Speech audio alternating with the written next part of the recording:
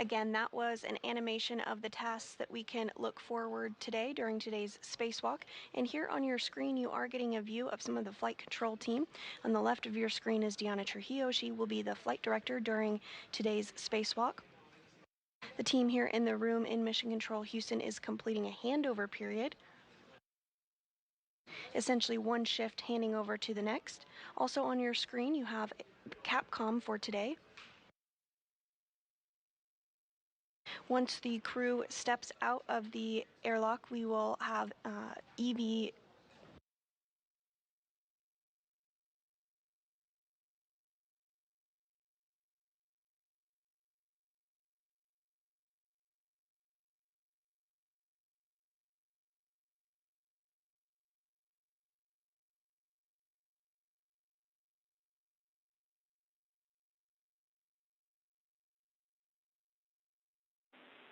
Three, two, one, end exercise.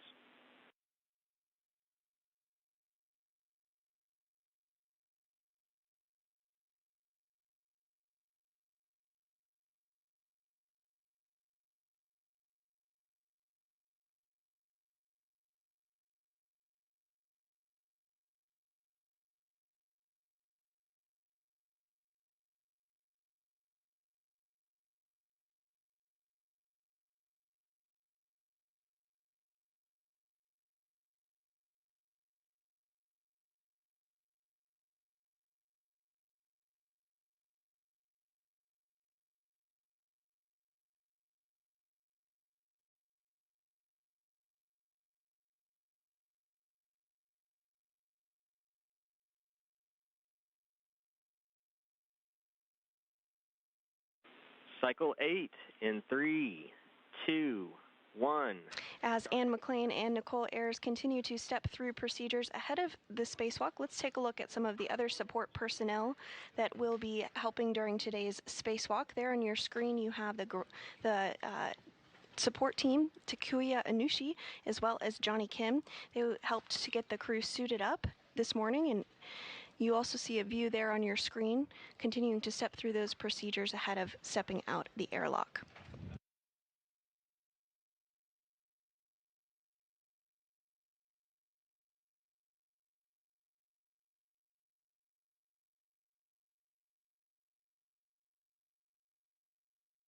Additionally, there is an entire support team here on the ground helping to ensure today's spacewalk goes smoothly. You see some of the team members there, Deanna Trujillo, who we discussed, the spacewalk flight director today, but we'll also be hearing from Marcos Barrios once we do get into today's spacewalk. He will be the individual that will be communicating with McClain and Nichole Ayers.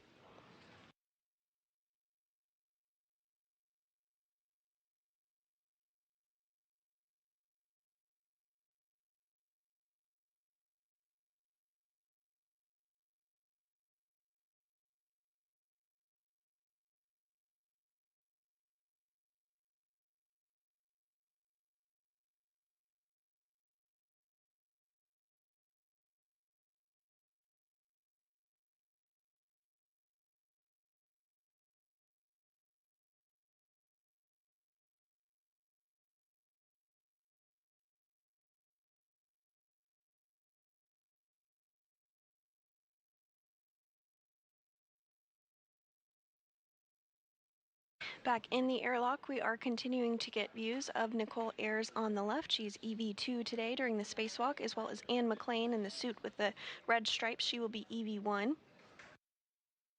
First spacewalk for Ayers and the third for McClain.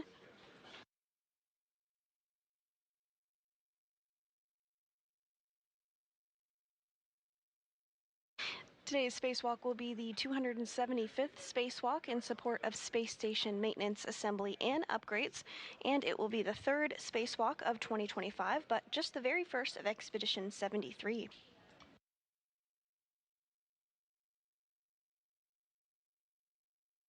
And pre-positioned in the airlock already, you see behind our spacewalkers today that long bag. That's the strut bag where some of the modification kit is housed. The crew will be utilizing that later in today's spacewalk to actually build the modification kit.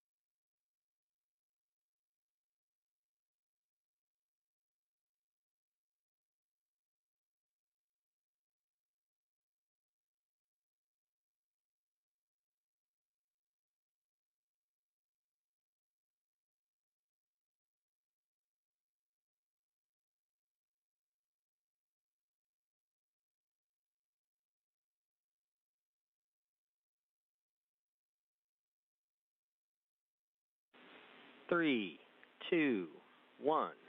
End exercise. Almost there.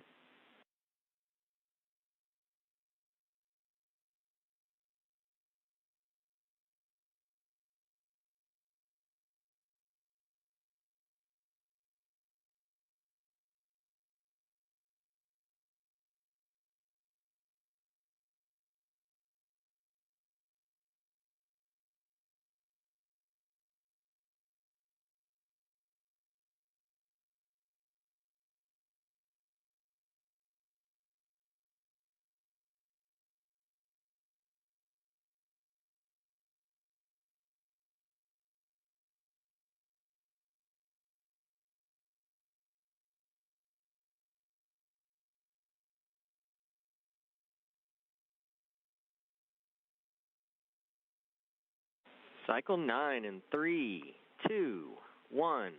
Start exercise.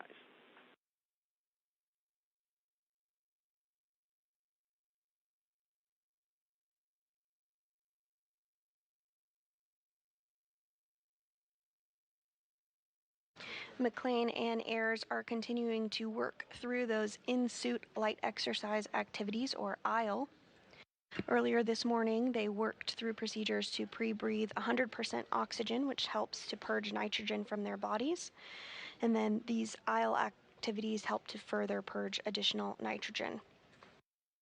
These movements help to acclimate their bodies to the lower pressure of the spacesuit and will purge that excess nitrogen to avoid getting the bends or decompression sickness, similar to what divers on Earth might experience.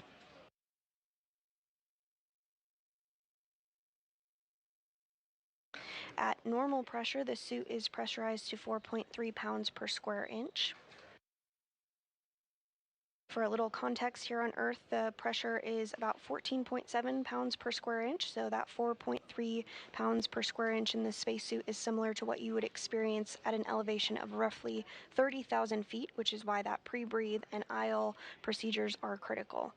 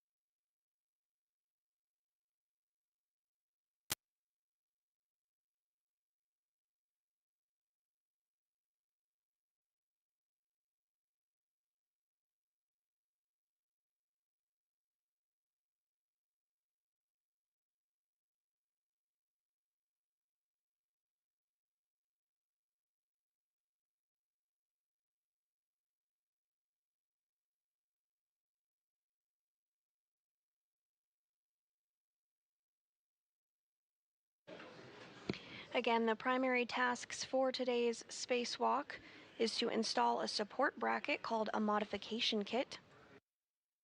This kit helps to prepare the site for future installation and deployment of the fourth of 6 new International Space Station rollout solar arrays, or IROSAs. Today's installation will take place on the 2A location of the International Space Station, and McClain and Ayers will install the modification kit to the mass canister at the base of the original solar arrays. Additionally, 3, 2, 1. End exercise. Additionally, the duo will relocate. Oh, so close now.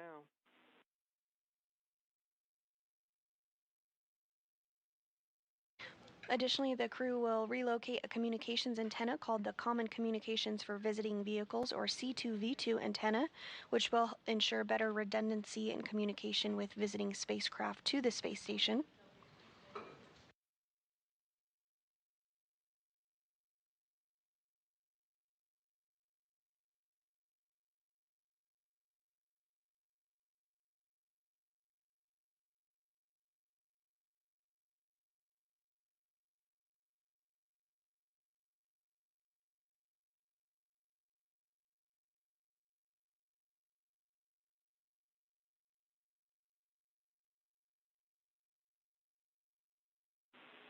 Last cycle in 3, 2, 1. Start exercise.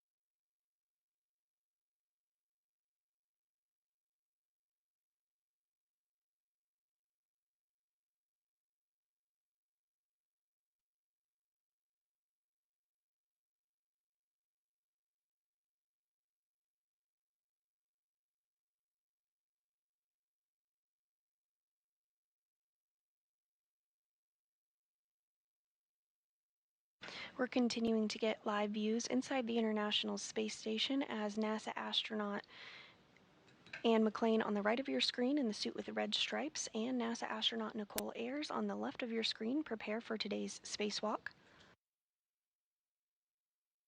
Their task today will be to install a support bracket called a modification kit ahead of upcoming solar array installation.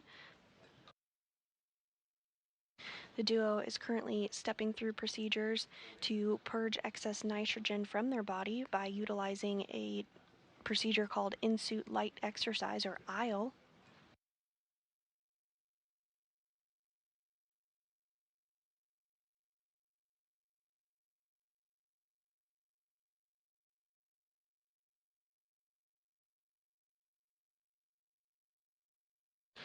Once the IL exercises are complete, the duo will be moved into the crew lock portion of the International Space Station, which is where that strut bag is located just directly behind them. At this point, the hatch will be closed and depressurization procedures will take place. But we'll continue to provide live coverage and step through all of those procedures alongside you.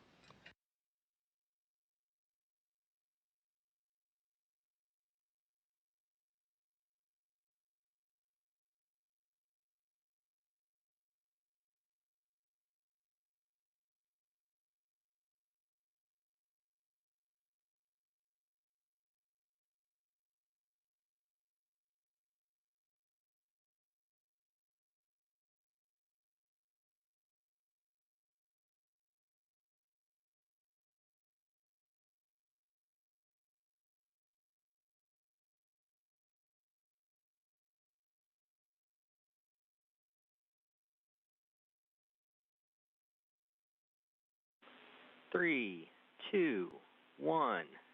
End exercise. You made it. I would say give yourself a pat on the back, but you know.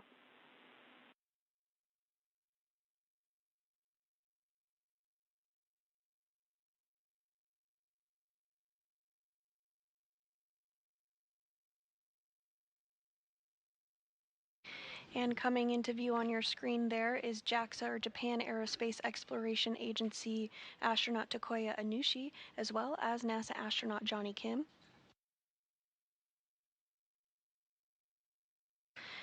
They will be assisting McClain and Ayers this morning.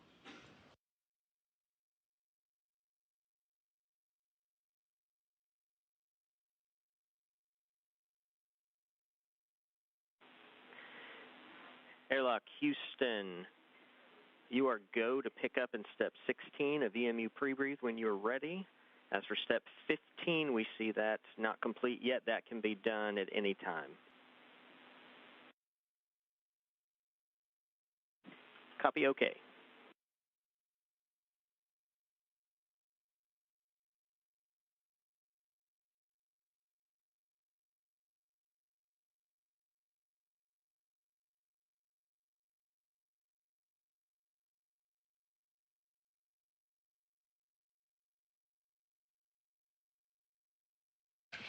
And coming into view now on your screen, you do see some of the tethers that will be utilized during today's spacewalk, as well as the pistol grip tool, or PGT.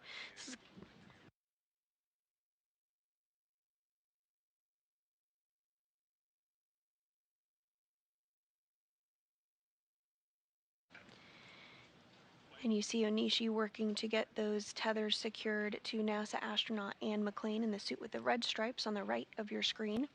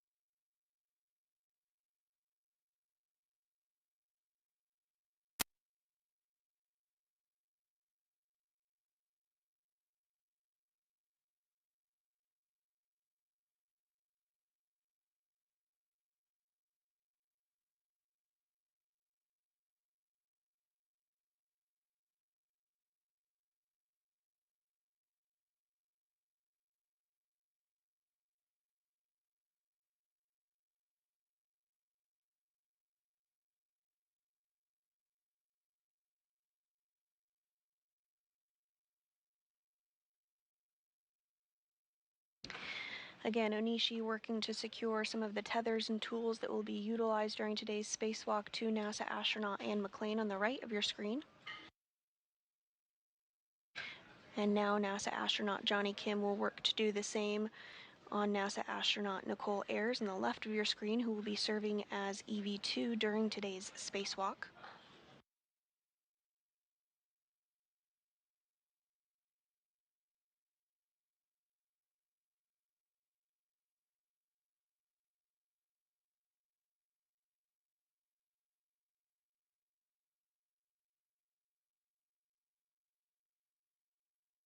Of note, on the lower left of your screen is the pistol grip tool, or PGT. It's essentially a space drill that will be utilized frequently during today's spacewalk to secure bolts ahead of the build of the modification kit.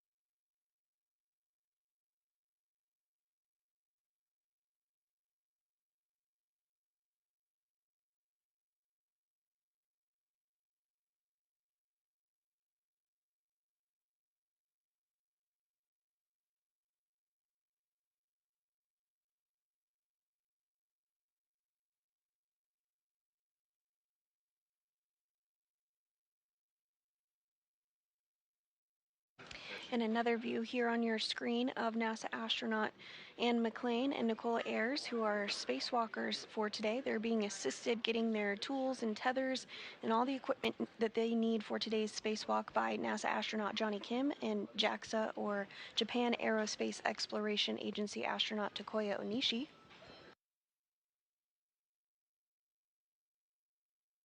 The primary tasks for McClain and Ayers today is to install a support bracket called a modification kit, which will prepare the site for future installation and deployment of the fourth of 6 new International Space Station Rollout Solar Arrays, or IROSAs.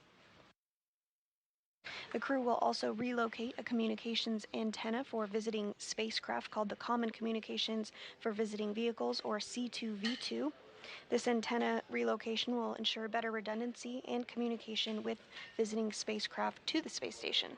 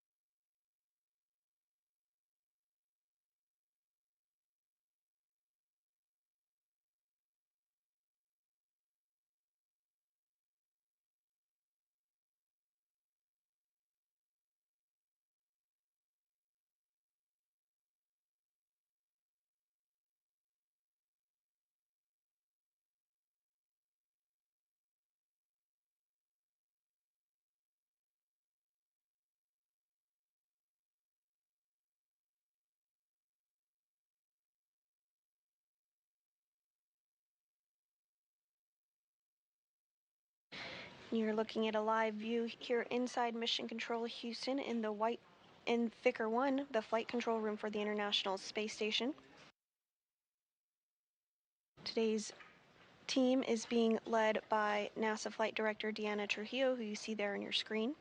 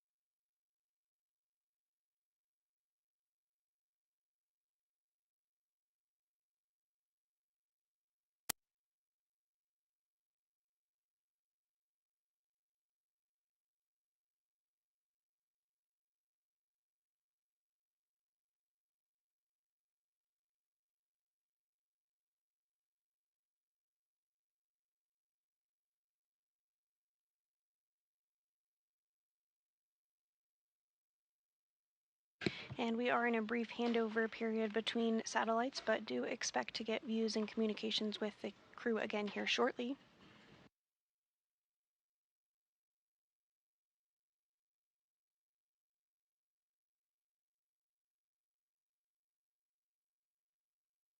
At this time, the International Space Station is flying 270 statute miles over the North Pacific Ocean, approaching the coast of Oregon. System Airlock on Station 1 for Step 1 of metal replacement. We have serial number 0009 for ED1, 0010 for ED2.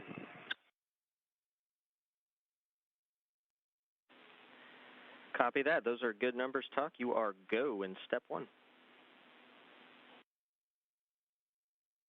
Go.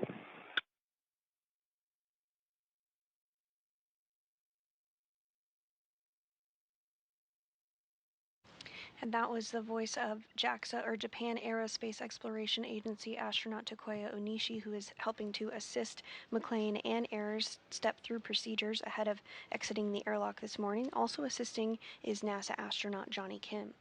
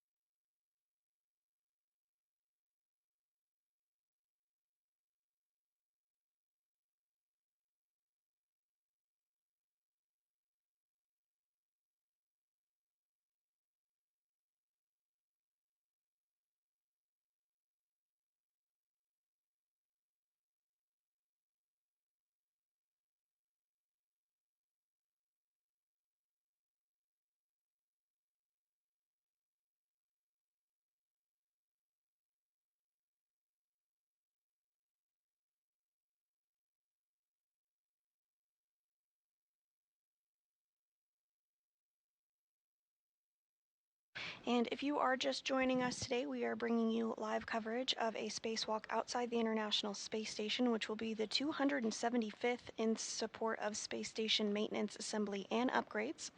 This will be Anne McClain's third spacewalk and Nichole Ayers' first spacewalk. It will be the third spacewalk of 2025 and the first for Expedition 73. The primary tasks for today's spacewalkers are to install a support bracket called a modification kit in preparation for future installation and deployment of the fourth of 6 new International Space Station rollout solar arrays, or IROSAs.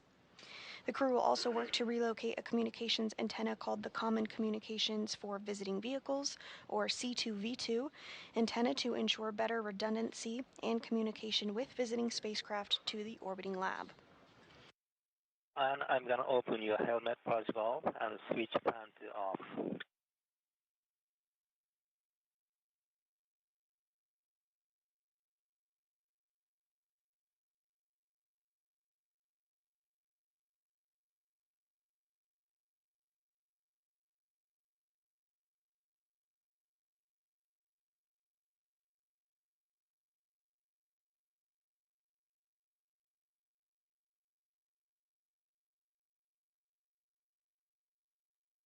And here on your screen, we are continuing to get views of NASA astronaut Anne McClain on the right hand of your screen and NASA astronaut Nichole Ayers, who will be our spacewalkers today.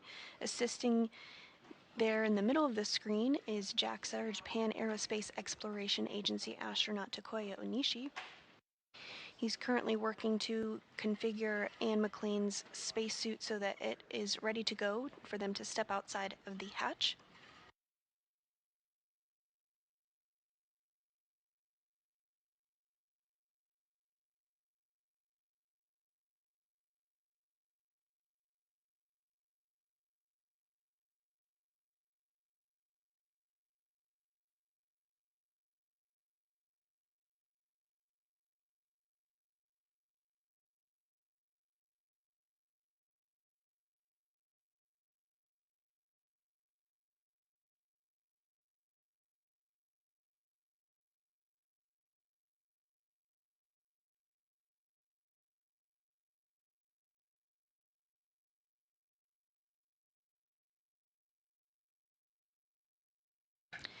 The spacewalkers today are wearing the Extravehicular Mobility Unit, or EMU, spacesuit, which is essentially an individual human-sized spacecraft containing its own portable life support system.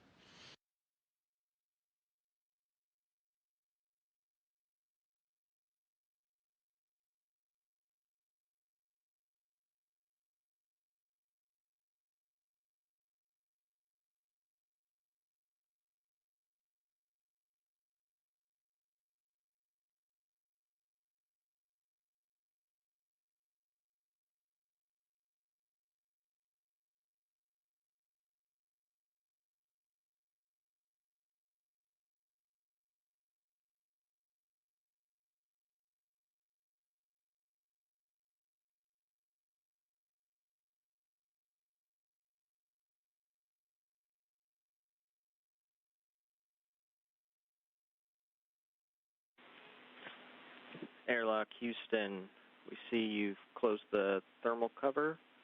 Before step 4, we were looking for a porous plate inspection. Could you get one of that? Could you get that for us, please?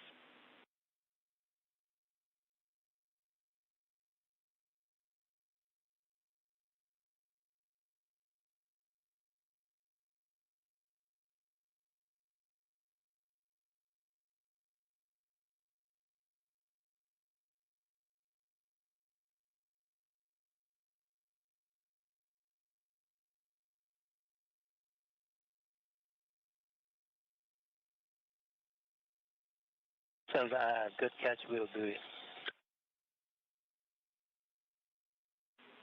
Copy, thanks.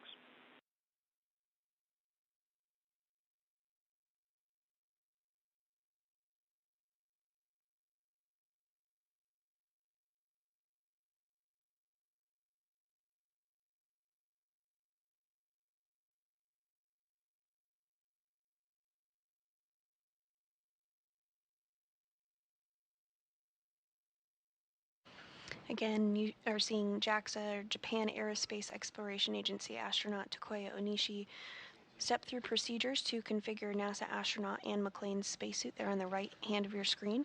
Assisting is NASA astronaut Johnny Kim.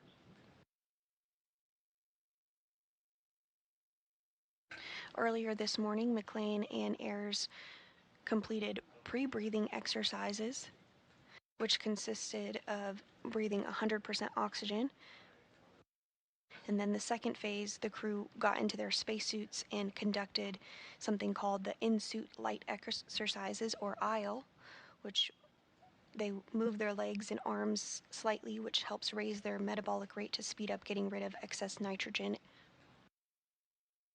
These are precautionary measures that are done before spacewalks to ensure that the spacewalkers do not suffer from decompression sickness.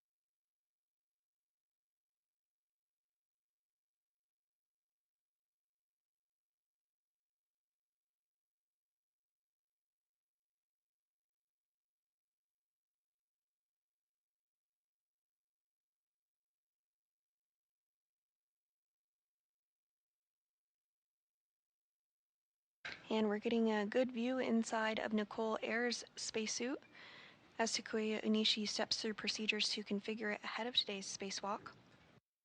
The spacewalk will officially begin when the crew switches their suits to internal battery power.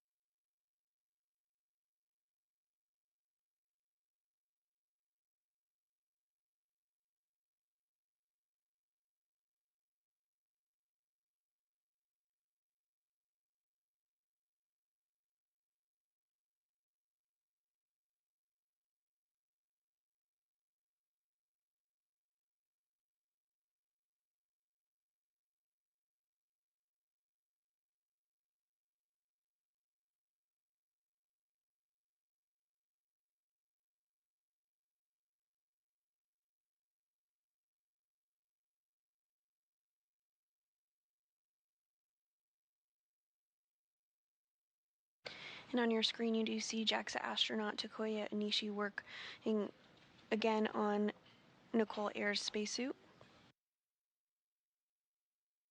He's installing Medox canisters onto her spacesuit because the crew will be in the vacuum of space. They rely on the spacesuit. It's their primary life support system, essentially a mini spacecraft that has everything that they need to keep them safe in the vacuum of space.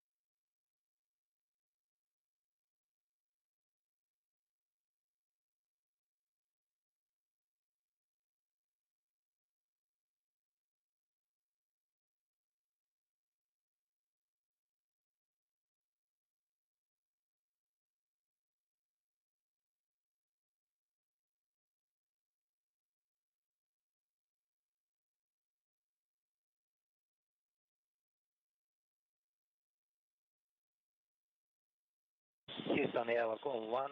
Both crew members, Taurus, plate looks good. Copy. Both places look good. Thanks, Tuck.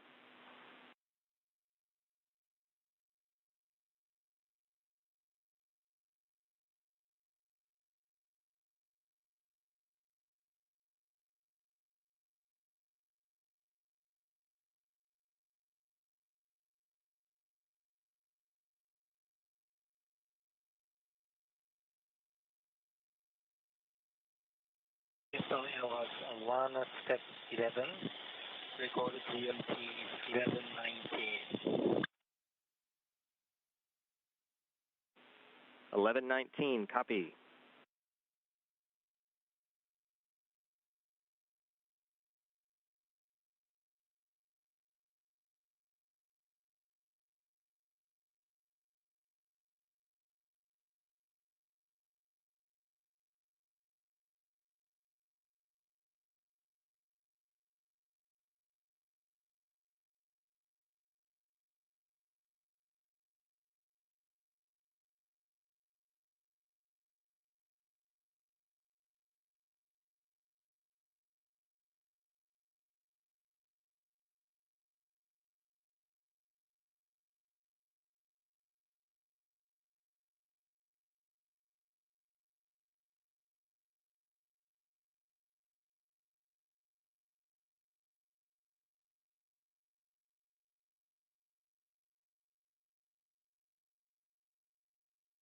Continuing to get views inside the International Space Station's airlock as NASA astronaut McClain on the right of your screen and Nichole Ayers on the left of your screen prepare for today's spacewalk. The primary tasks for the spacewalkers today is to install a support bracket called a modification kit, which will prepare the International Space Station for future installation and deployment of the fourth of 6 new International Space Station rollout solar arrays, or IROSAs. Today's location will be taking place at the 2A, where the bracket will be installed. And the astronauts will install the modification kit to the mass canister at the base of the original solar arrays. Additionally, the crew will also relocate a communications antenna called the Common Communications for Visiting Vehicle, or C2V2 antenna, to ensure better redundancy in communication with visiting spacecraft to the space station.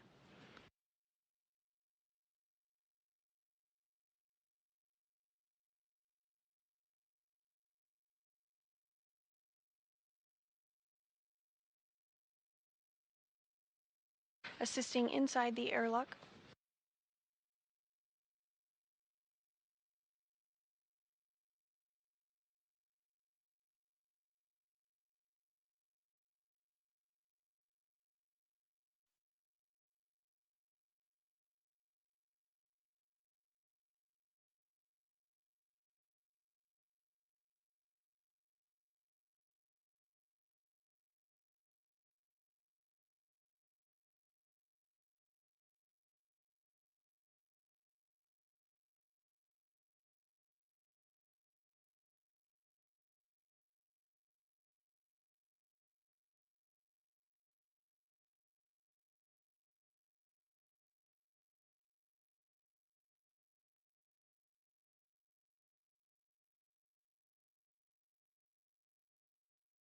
assisting inside the airlock today is NASA astronaut Johnny Kim, who you see there in the center of your screen, as well as JAXA astronaut Takuya Onishi. Next up, they're going to work together to get the safer or simplified aid for EVA rescue installed onto today's spacewalkers.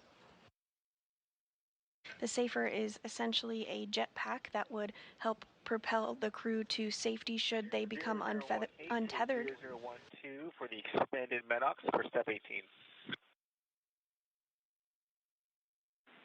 Good numbers. Thank you.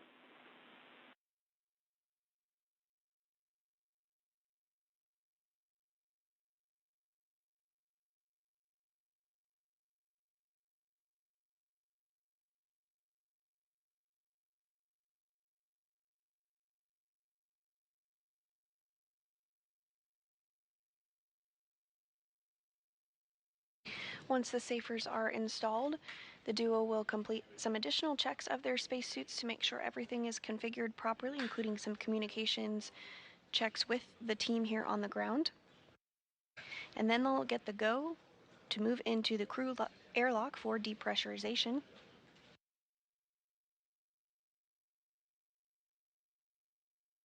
Once the crew airlock is at a pressure of 0 or equivalent to the vacuum of space. Moving into previous clock, 1124, 1124.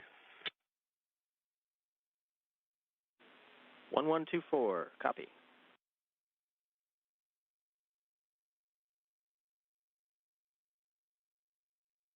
Again, once the crew airlock is depressurized down to vacuum, the crew will get the go to open up the hatch and step outside the International Space Station to begin work for today's spacewalk to install an additional set, to install a mounting bracket ahead of the installation of an additional set of International Space Station rollout arrays, as well as to relocate a communications antenna for visiting spacecraft to the International Space Station.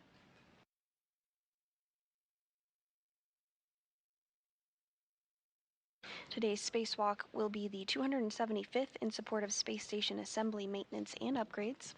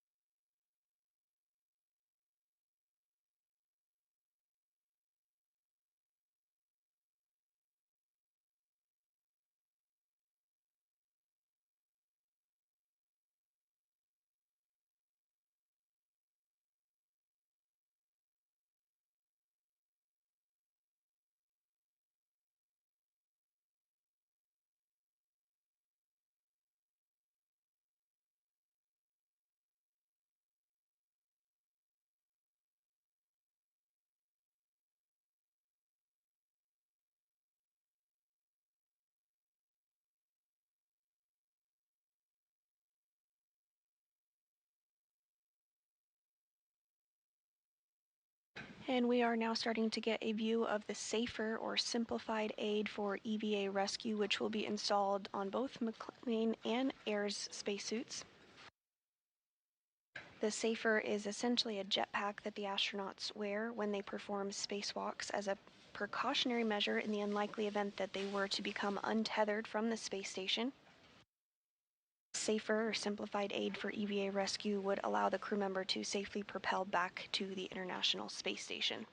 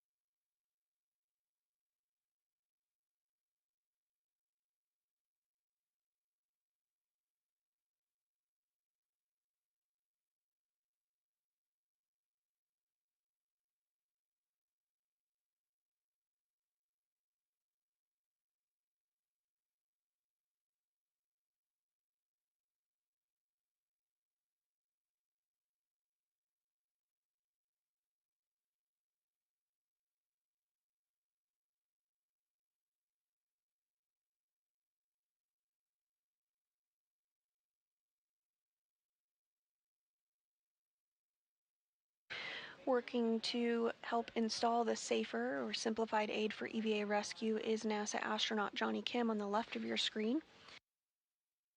Also assisting is JAXA or Japan Aerospace Exploration Agency astronaut Takuya Onishi. They'll work together to get that installed on NASA astronaut Anne McClain's spacesuit first. She will be serving as EV1 during today's spacewalk. She's wearing the spacesuit with the red stripes. Following this, they'll work together to get Nichole Ayers' space Safer installed on her spacesuit. She's wearing the spacesuit with the unmarked. She's wearing the spacesuit that is unmarked today and is serving as EV2.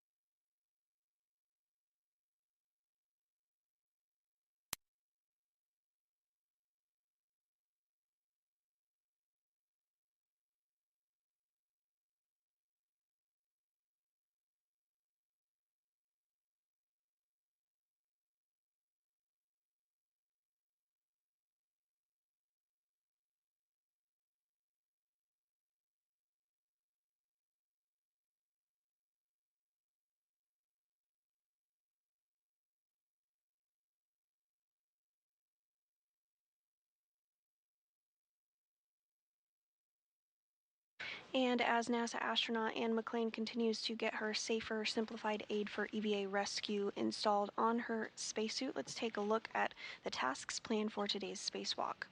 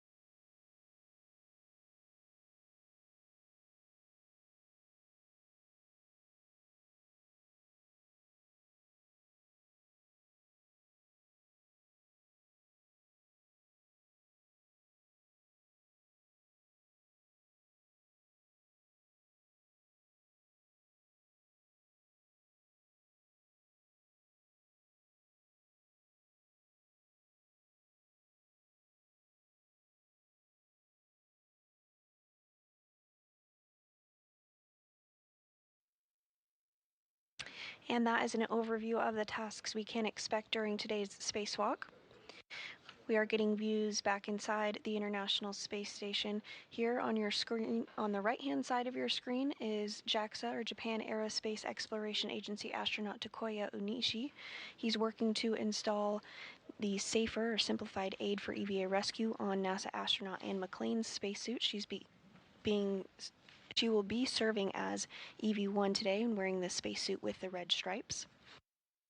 Also on the left of your screen is NASA astronaut Nichole Ayers preparing for her very first spacewalk. She's wearing the spacesuit that is unmarked.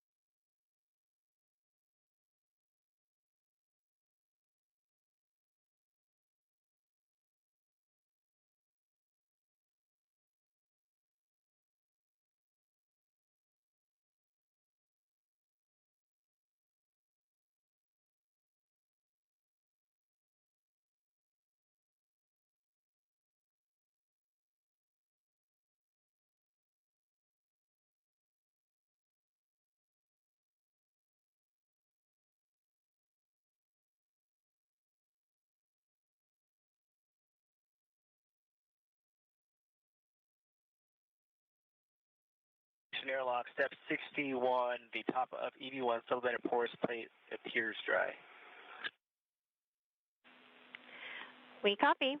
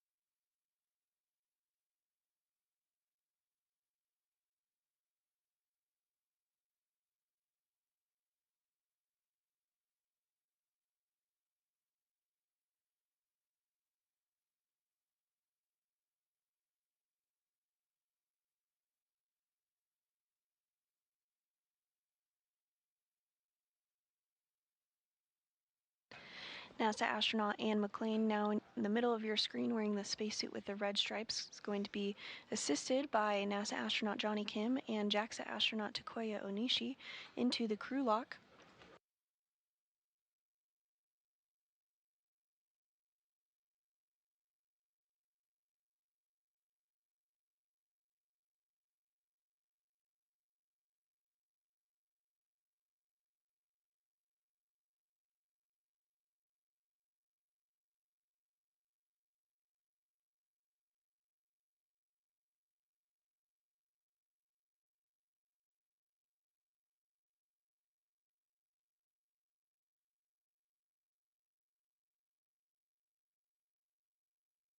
Once both McClain and Ayers are in the crew lock, the hatch will be closed, and some communications checks will take place ahead of depressurization.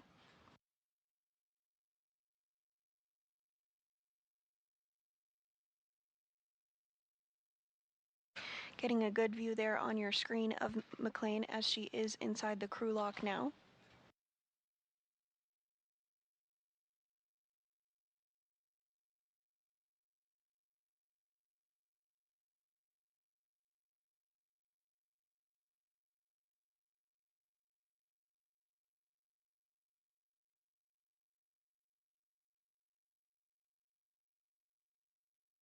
McClain in the spacesuit with the red stripes, now in the crew lock portion of the International Space Station. This will be her third spacewalk of her career. Next up to join her in the crew lock will be NASA astronaut Nichole Ayers, preparing for her very first spacewalk of her career. Today's spacewalk will be the 275th in support of space station maintenance, assembly, and upgrades.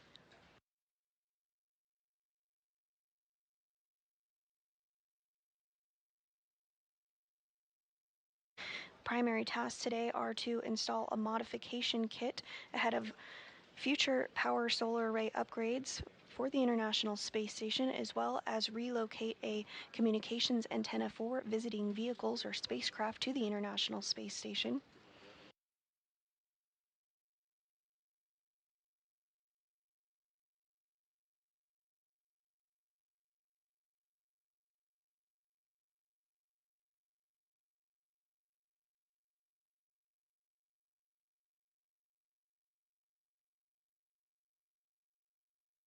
And now coming into your view, you see the SAFER again. That's that simplified aid for EVA rescue. NASA astronaut Johnny Kim and JAXA astronaut Takuya Onishi are going to work to install that on Nichole Ayers. That SAFER is worn as a precautionary measure in the unlikely event that a crew member should become untethered from the International Space Station. The SAFER is essentially a jetpack that would allow them to get back to the International Space Station to retether themselves.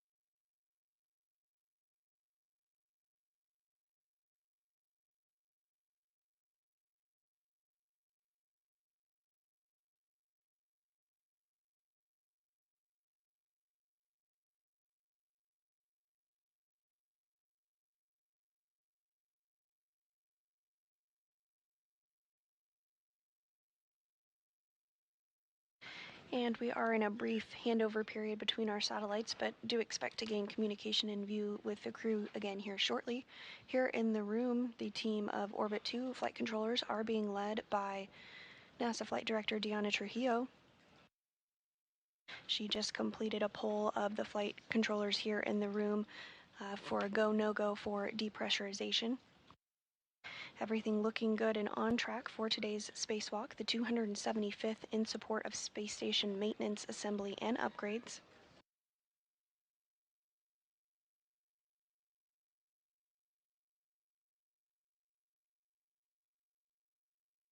The main tasks of today's spacewalk are to install a modification kit in preparation for ongoing solar array upgrades. Good, no changes. We copy all. Thank you. Additionally, today's spacewalkers will relocate a communications antenna for visiting spacecraft to the orbiting lab.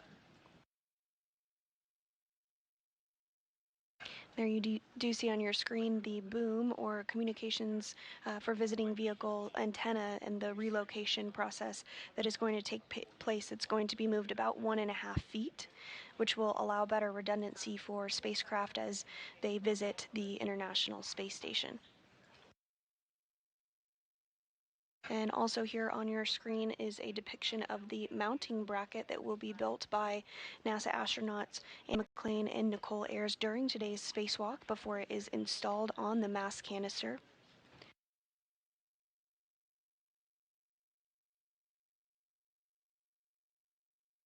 All of this work is done in anticipation of a future spacewalk to install an ISS rollout solar array, or IROSA, on the 2A power channel of the International Space Station there in yellow. Previously, we have completed solar array upgrades on 4 of the other power channels, so we just have 2 more remaining at this time.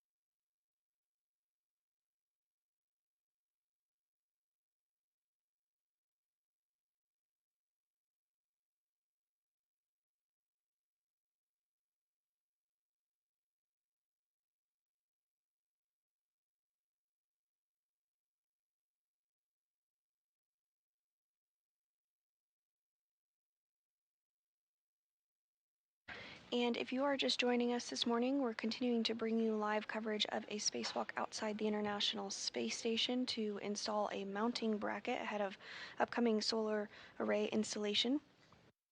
Today's spacewalkers are NASA astronaut Anne McClain, who will be wearing the spacesuit with the red stripes, as well as Nichole Ayers, who will be wearing the unmarked spacesuit. This will be the 3rd spacewalk for McClain and the very first for Ayers. Today's spacewalk will be the 275th in support of space station maintenance, assembly, and upgrades, and it will be the 3rd spacewalk of the year, but the very first for Expedition 73. Here on the ground, there is a team supporting our spacewalking duo being led by Flight Director Deanna Trujillo.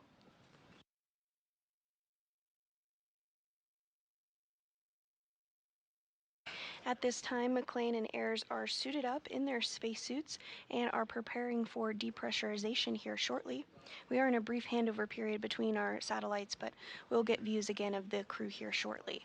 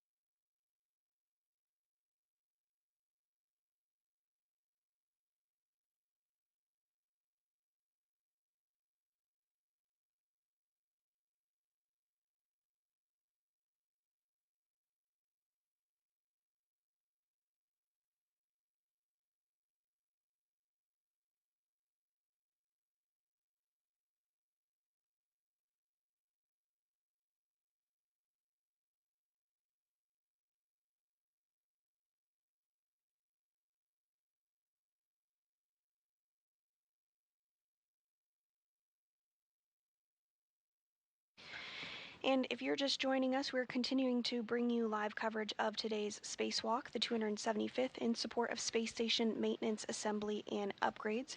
We are in a handover period between our satellites, but we do expect to gain communications with the crew here in a little less than 8 minutes. So let's take a look at some of the tasks for today's spacewalk.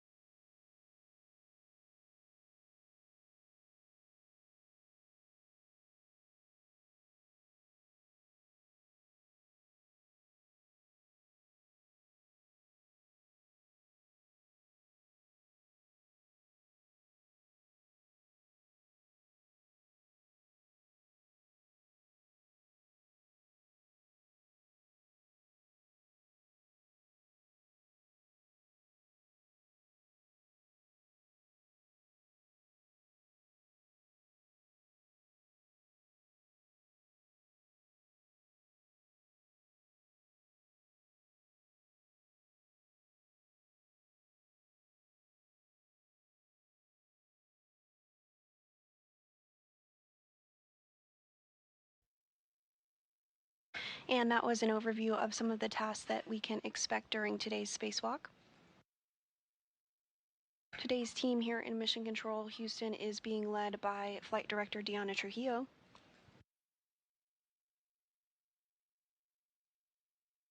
The International Space Station is currently flying 271 statute miles off the west coast of Africa.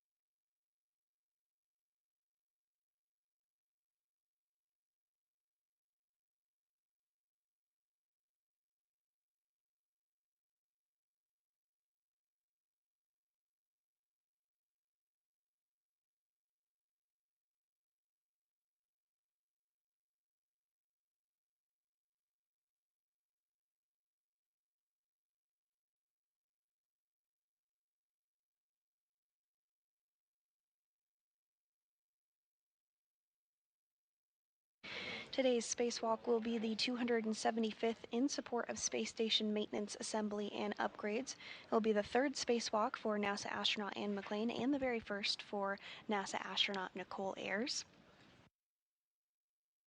McClain has previously conducted 2 spacewalks, totaling 13 hours and 8 minutes. Today's spacewalk will be the third of 2025 and the first spacewalk for Expedition 73.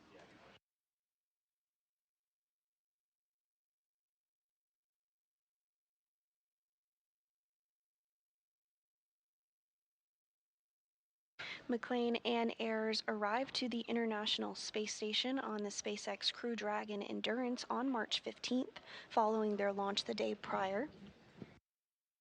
They are currently suited up and stepping through procedures ahead of exiting the airlock today. And there on your screen you do see a graphic of some of the spacecraft that are currently docked to the International Space Station.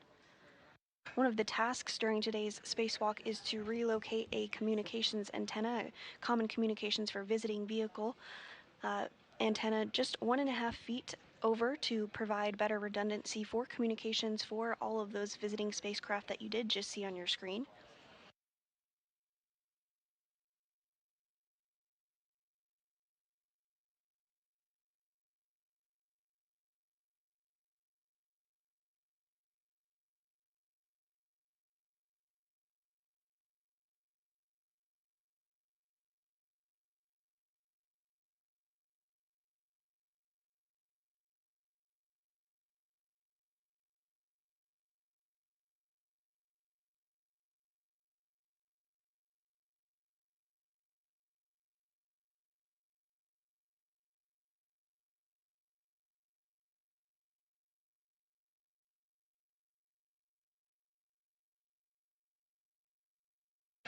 Again, we are in a handover period between our satellites, but we'll regain communication and views of the crew here shortly.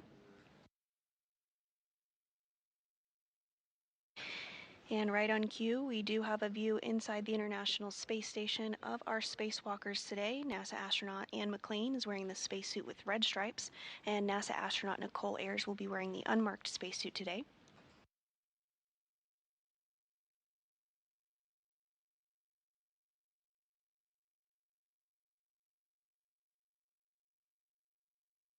Assisting on your screen is NASA astronaut Johnny Kim, as well as coming into view now JAXA, or Japan Aerospace Exploration Agency astronaut Takuya Onishi.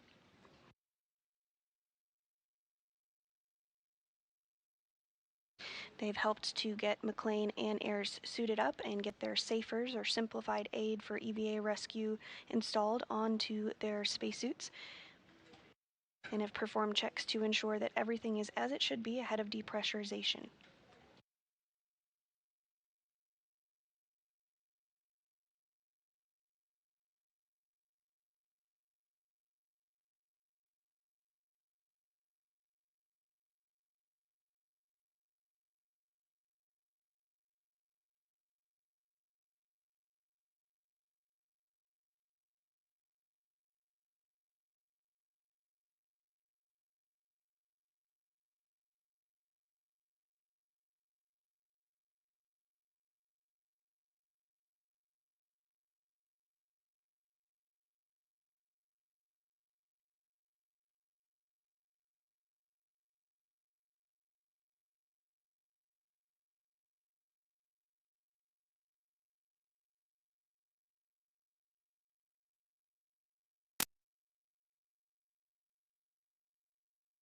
At this time, both McClain and Ayers are in the crew lock portion of the International Space Station.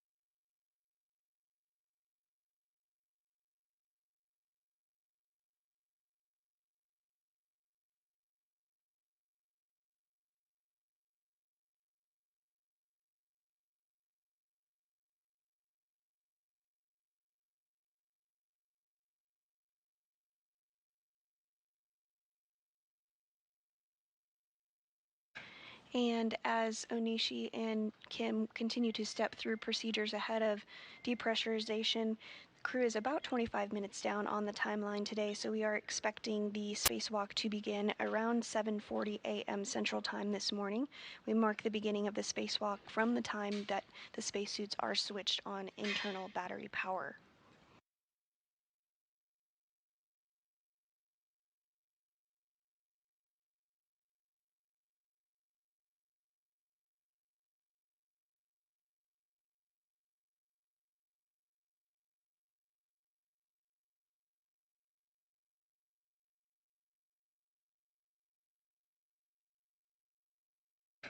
And we are seeing Onishi prepare to close the hatch. Some waves goodbye. See you soon, more like it.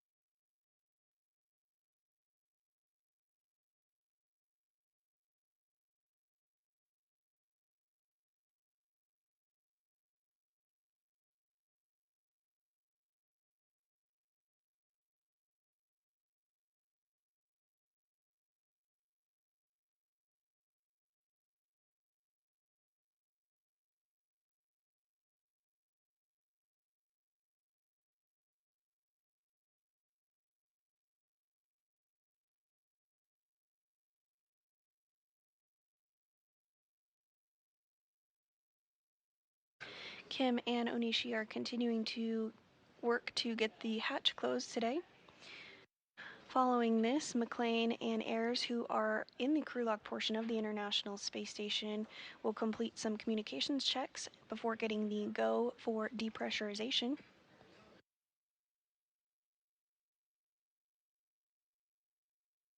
Inside the crew lock, the pressure is about 14.4 pounds per square inch. That eventually needs to get down to vacuum before the hatch outside the International Space Station can be opened and the crew can float out to begin their spacewalk.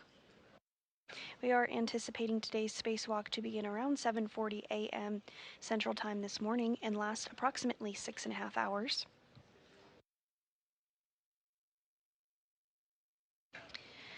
The main tasks for today's spacewalk are to install a modification kit in preparation for ongoing solar array upgrades to the space station, as well as relocate a communications antenna for visiting spacecraft to the orbiting lab.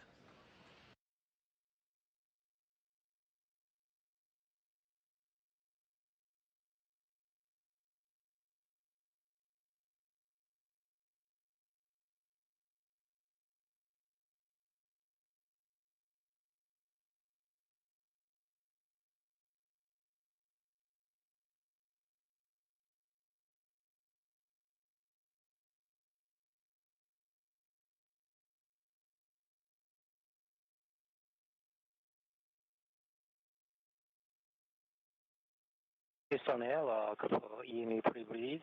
Step 76 and 77 are complete. We copy. We'll put 78 through 80 in work.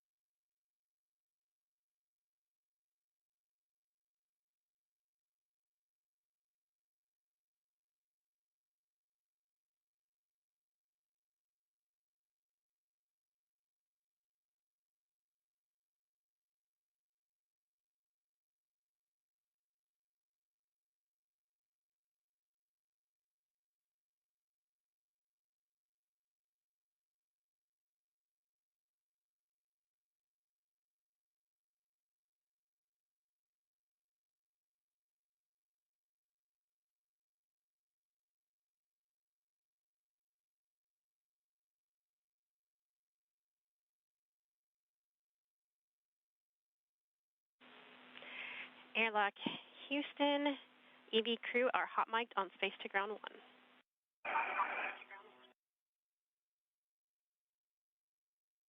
Hello, copies.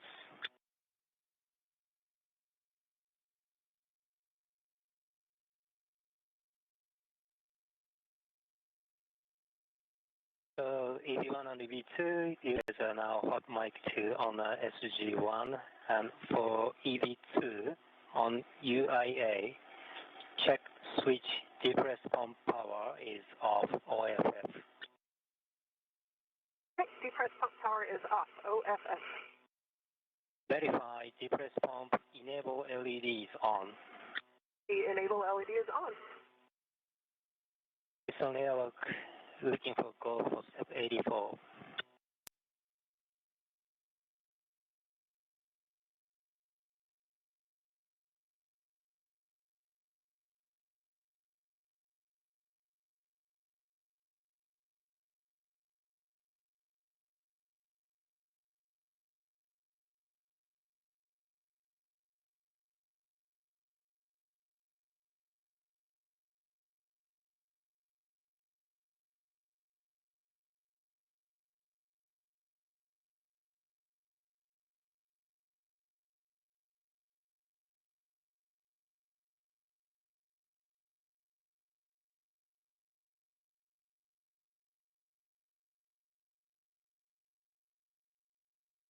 Houston Airlock on 1 com check. We have you loud and clear. How us talk? Okay, loud and clear. Looking for go for step 84. An excellent job this morning. You are go in step 84. Copy, go to transition to the crew lock depress Q card. Okay, for EV crew members, we are now in a depress Q card, crew lock depress. For EV2 on UIA, switch depress pump power to on and wait 10 seconds for complete startup. Depress pump power switch is on.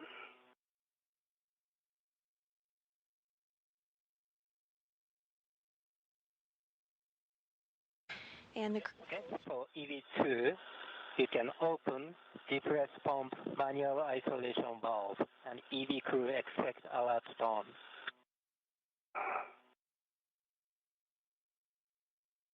Pump man ISO valve is open.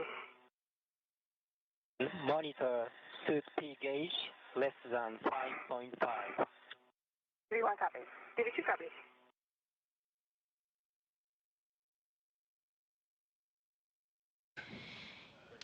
And McClain and Ayers did get the go for depressurization, so they're stepping through procedures with Onishi as well as the team here on the ground.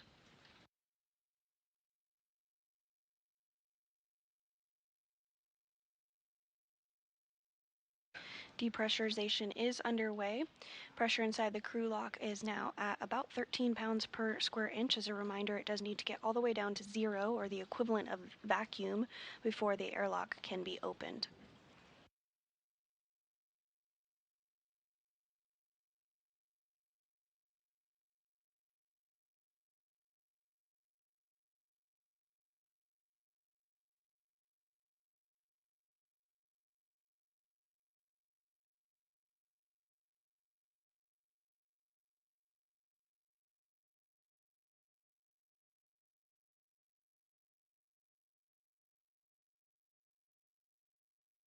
Depressurization does take place in a 2-stage fashion.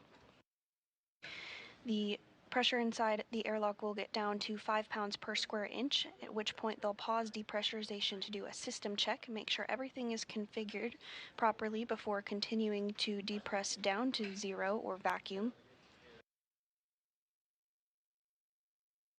Once it does get to vacuum, McClain and Ayers will conduct another suit and communication check with Mission Control Houston before they put their... Houston on 1, can we read the star block in step 2 of the Q card? Copy that. So for both EV crew, if 2P gauge is greater than 5.5, stop, depress, and check MCCH. EV1 copy, suit gauges 5 and steady. EV2 copy and same, 5 and steady.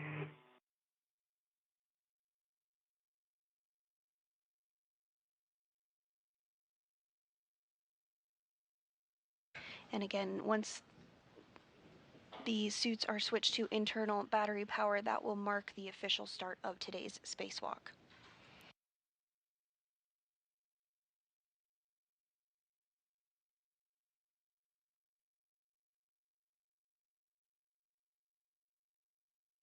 Depressurization is continuing as expected inside the airlock. The pressure is now approaching 10 pounds per square inch.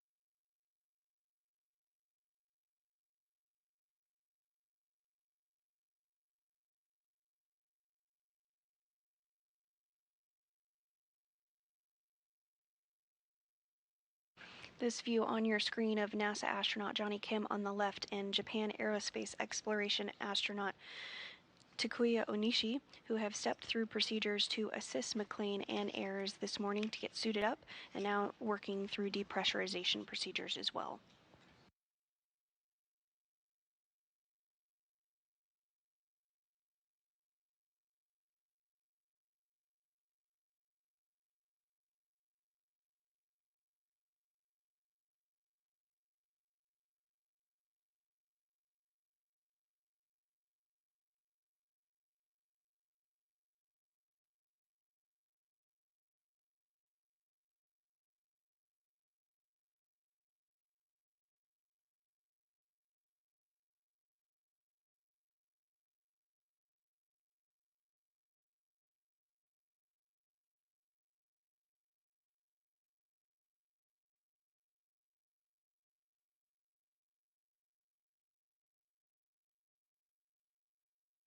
For both crew members, when crew lock at 6.0, EV crew expect alert tone. EV1 copy. EV2 copy.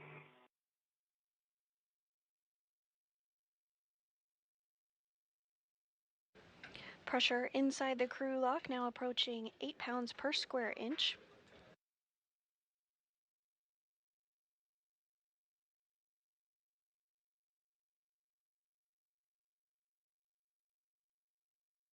As a reminder, once pressure reaches 5 pounds per square inch, depressurization will pause for some communications and systems checks.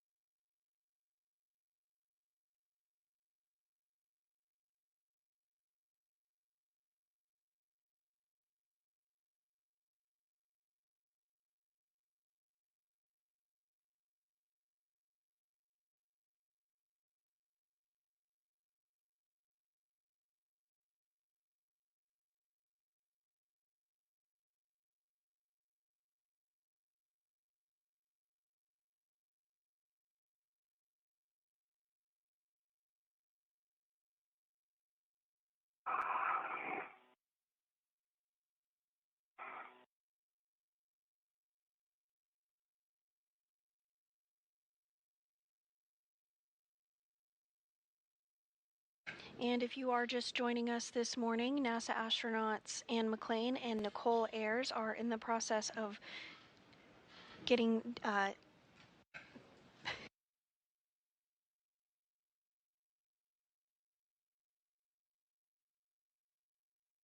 Again, if you're just joining us this morning, NASA astronauts Anne McClain and Nichole Ayers are stepping through procedures to get the crew lock down to vacuum. The pressure inside is about 6.0 7 pounds per square inch. Today's spacewalk is the 275th in support of space station maintenance, assembly, and upgrades, and the main tasks will be to install a mounting bracket ahead of the installation of an additional set of International Space Station Rollout Solar Arrays, or IROSAs, as well as relocate a communications for visiting vehicle antenna called C2V2.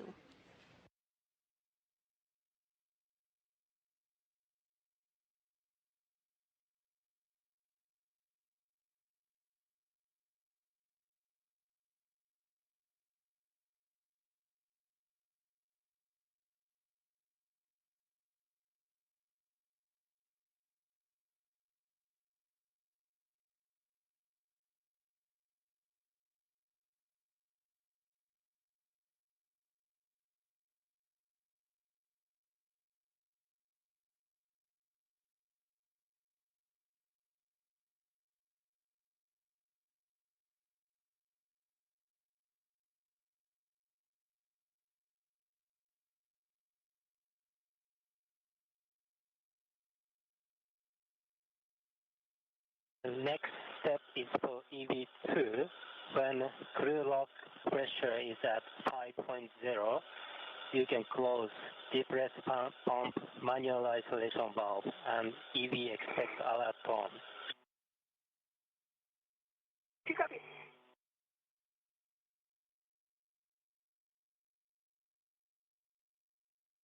Pressure inside the crew lock now approaching 5 pounds per square inch.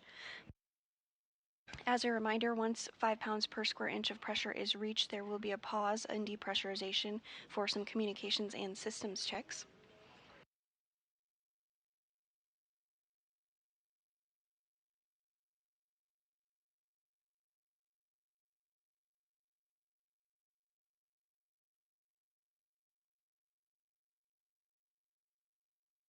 For EV2, I'm not seeing the airlock key on my DCS anymore, so can you let me know when it's at 5?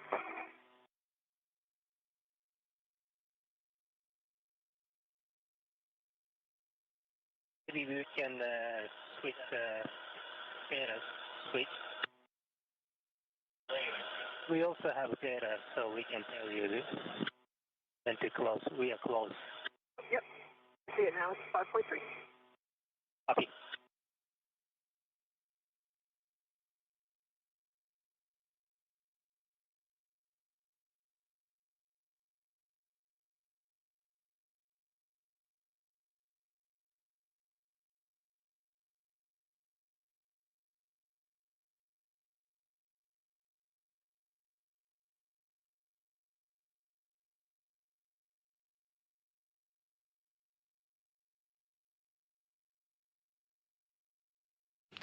And we are seeing that the crew lock is now at 5 psi. And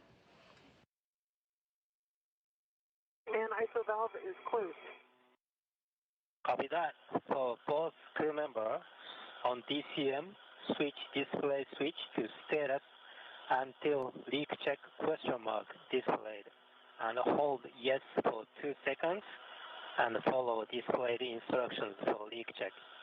Okay, EV1 is starting leak check. And leak check wait.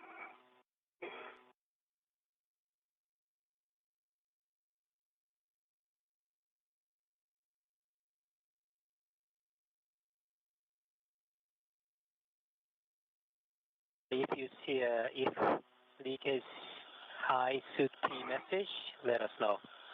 Okay, copy.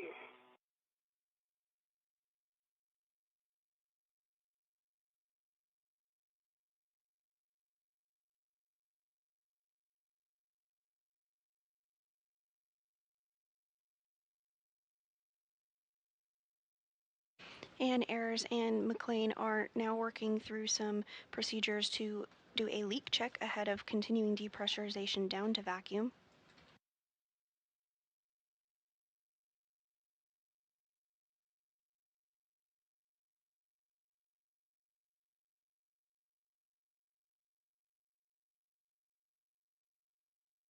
EV1 is going to go tracks ready to EPA. 2, save. Good call. So for both crew members, set O2 actuator to EVA.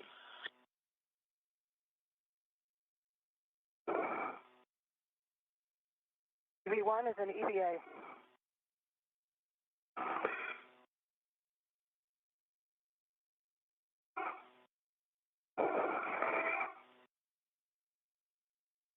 Yes, so just double check EV2, your auto actuator is also in EVA, right? By one, we're in work.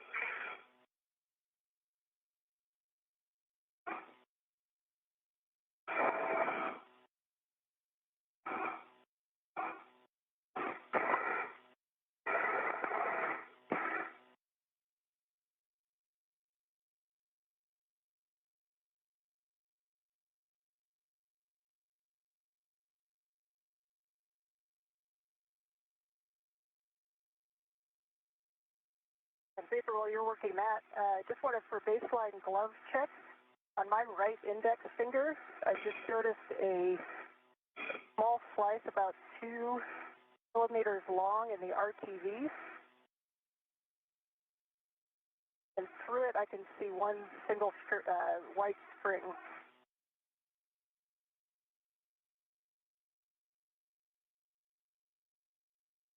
Houston Airlock, did you copy that initial baseline glove report from EV1? And we copy talk right index finger on EV1, 2 to 4 millimeters long on the RTV, one small white string. Is there a length on that string? No, it's kind of inside, so if I kind of open up, it's directly a straight slit. And if I open it up, I can kind of see a few strands. They're not sticking out. I can just see them kind of separated within the slice or within the cut. Houston copies.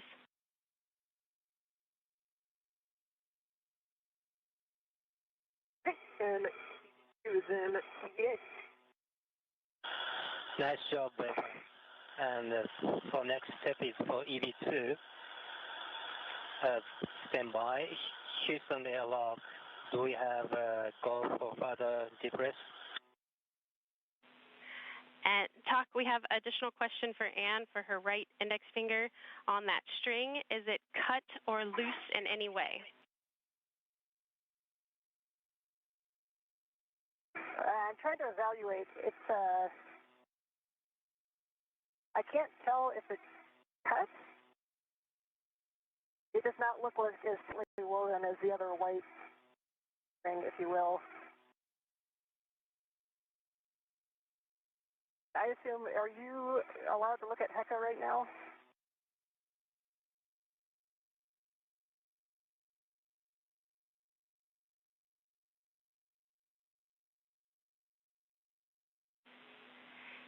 And Anne, we copy. We are go for you to turn on your HECA. We would like to take a look at that. I thought so. My HECA is on. I have a green light. Let me know when you're seeing it, and I'll try to give you a good view. And we copy. We're putting that streaming in work now. Copy.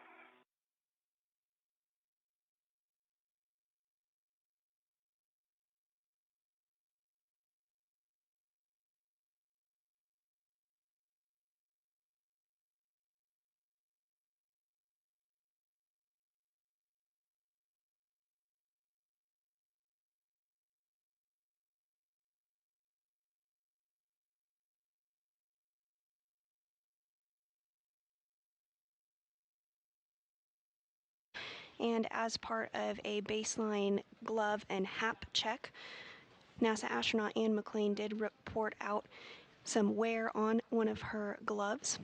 The team on the ground has asked Anne McClain to turn on her helmet camera and are going to take a look at that to get some more information.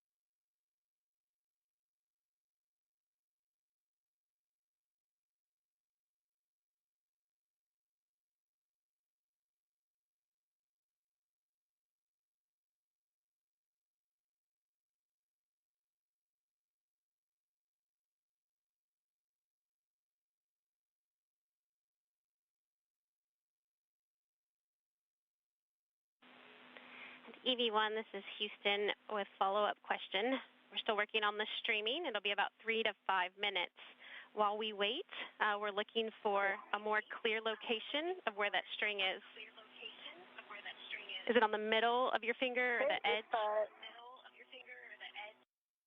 Okay, if I'm looking at the side of my right index finger, is where the white back of the glove goes to the RTV. It is about half a centimeter below that. If the white is on top and the RTV is on the bottom, it's about half a centimeter below that. And it is not in the very first gap in the RTV toward the fingertip. It's in the next one down. Right on the, kind of on the edge of where the finger bends. We copy, Ann. Thank you.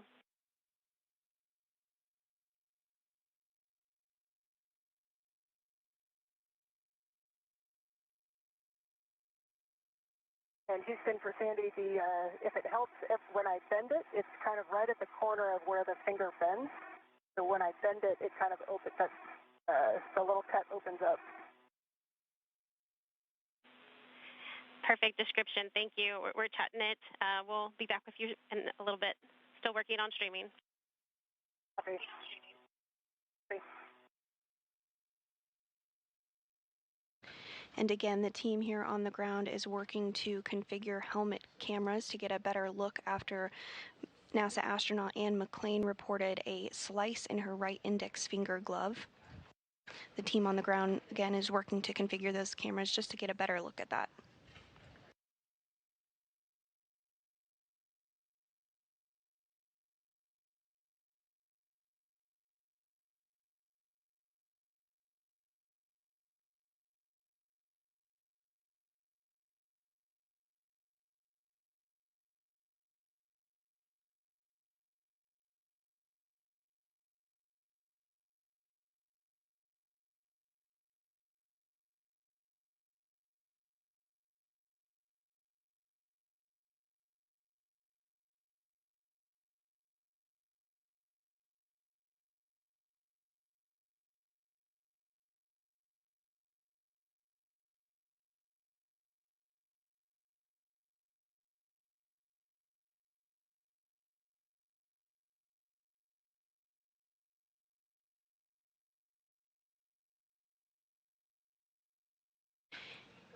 And we are getting views now of NASA astronaut Ann McClain's glove. We are holding pressure at 5 pounds per square inch so the team on the ground can get a better look at that reported slice on her right index finger glove.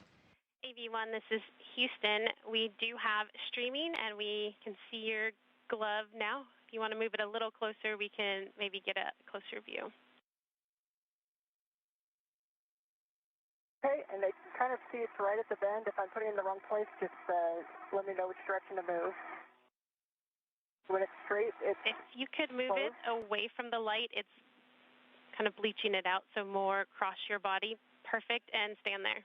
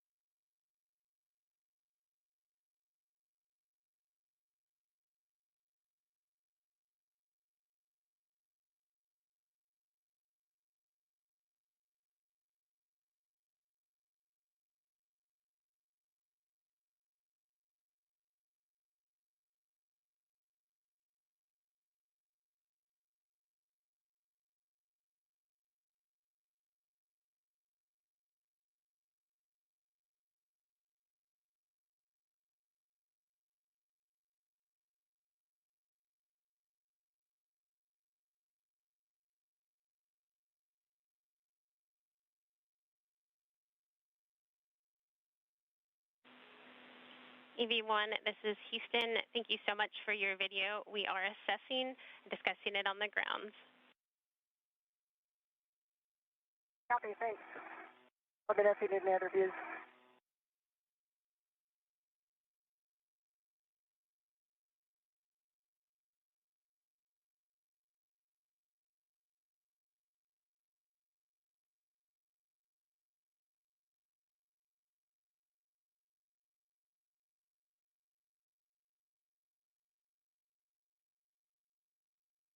And if you are just joining us this morning, we are holding at 5 pounds per square inch of pressure as the team here on the ground has turned on the helmet camera of NASA astronaut Anne McClain as she reported out a slice on her right index finger glove. The team is continuing to assess on the ground and get some more visual inspection of the glove.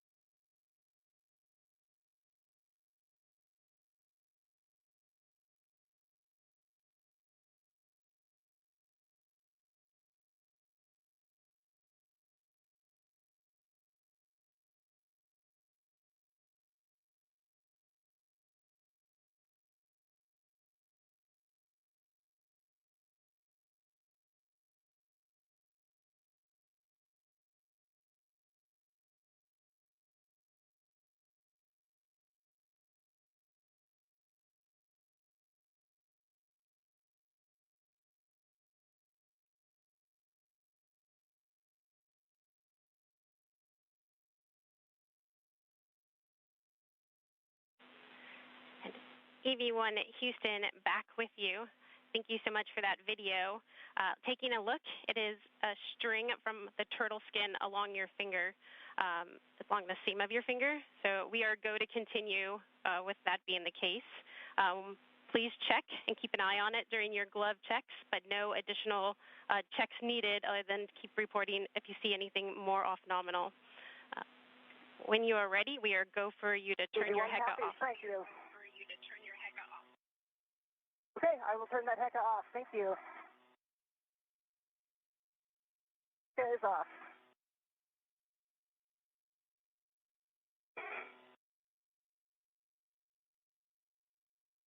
Houston Airlock on 1, we copy that we are still close for picking up.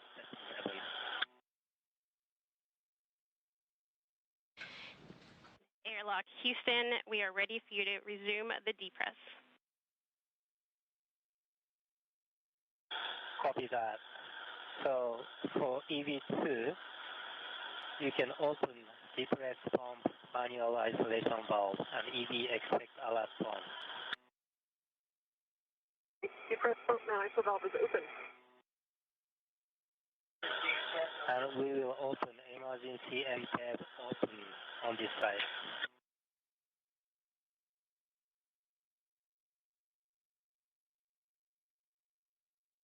For post crew members, monitor 50 gauge less than 5.5. If gauge shows greater than 5.5, stop, depress, and check Houston. Line copy. ABC copy.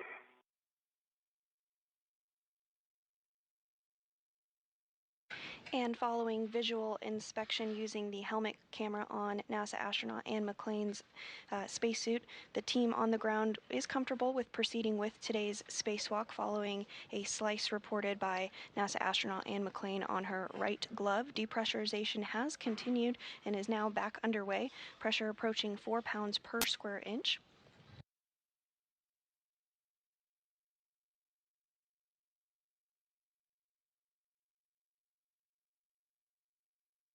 The team on the ground did discuss having some additional checkouts of the glove throughout the spacesuit. That is part of the normal procedure.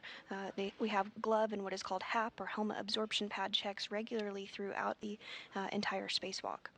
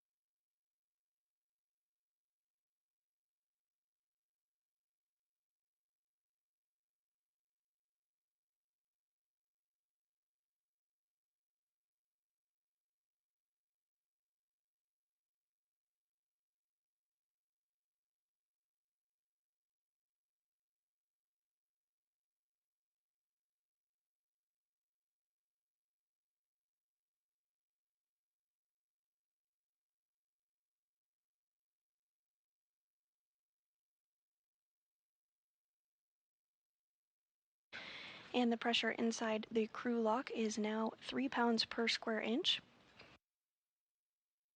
Once we do reach vacuum, or 0 pounds per square inch. Step is for EV2. When crew lock at 2.0 psi, you can close depress pump manual isolation valve.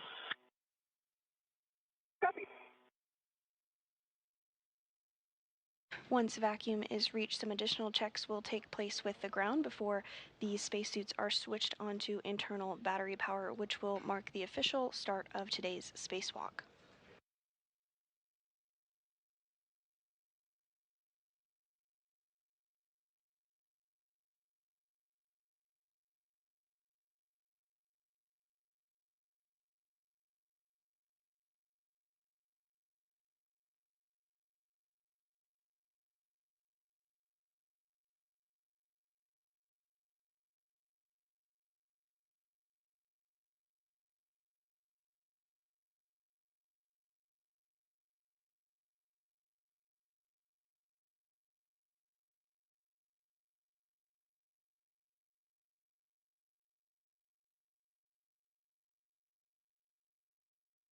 NASA astronaut Johnny Kim and JAXA astronaut Kuya Anushi are continuing to step through procedures ahead of depressurization.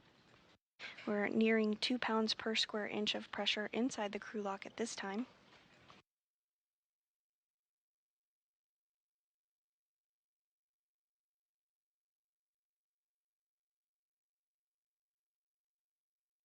Man, isolation valve is closed.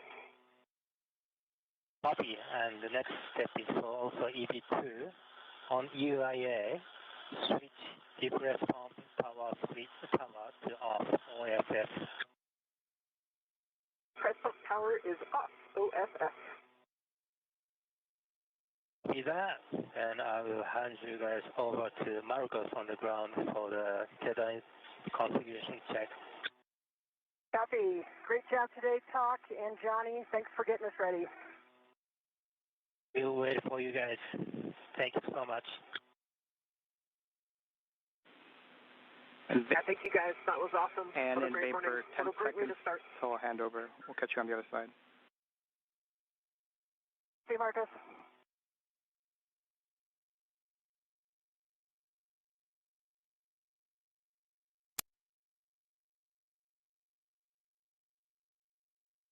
And as pressure in the crew lock approaches 1 pound per square inch, we did have a handover to our ground IV, who is NASA astronaut Marcos Barrios, who is going to be communicating with NASA astronauts Anne McClain and Nichole Ayers during today's spacewalk.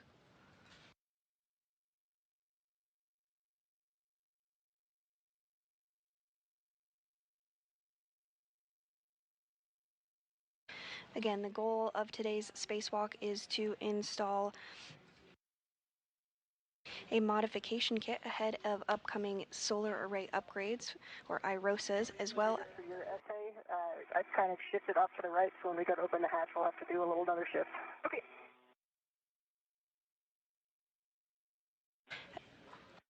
Good morning, Anne and Vapor. The sun is shining outside the airlock right now, and we're ready to continue. So with that, we'll have you report our initial tether configuration. Okay, and good morning, Marcos. This is EV1 Anne. I will start off and then hand off to Vapor. I'll start with my right D-ring extender. I have a waist tether, locked, gate closed slider lock, black on black. That right waist tether is connected to the EV2 safety tether. I see my right waist tether, gate closed slider lock, black on black. That is hooked to EV2 safety tether anchor hook, gate closed slider lock, black on black.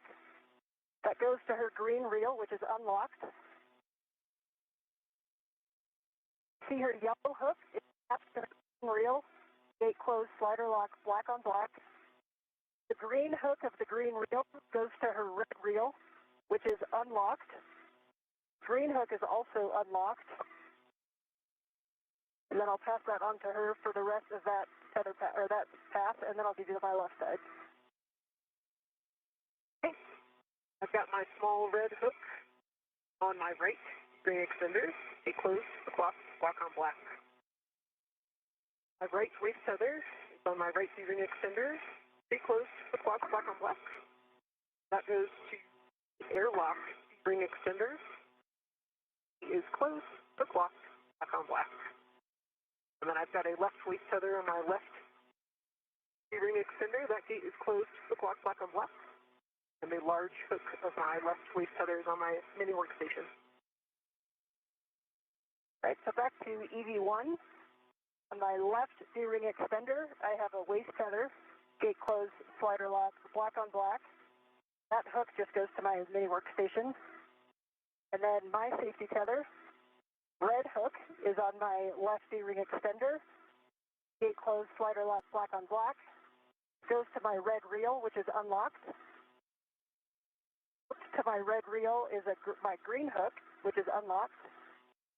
From my red reel, my yellow hook is gate closed, slider lock, black on black, attached to my green reel, which is unlocked, and the anchor is on my workstation.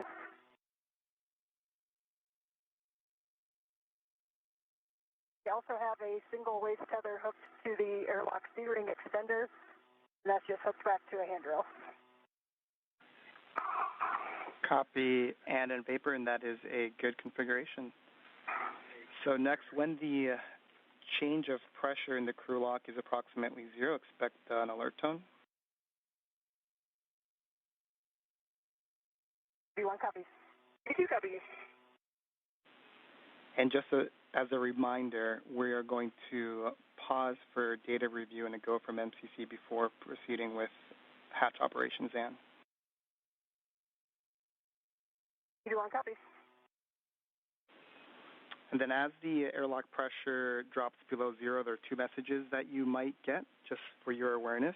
The first one is suit P high. If either of your met rates are very low, that is expected, no action. And the other is H2O is off.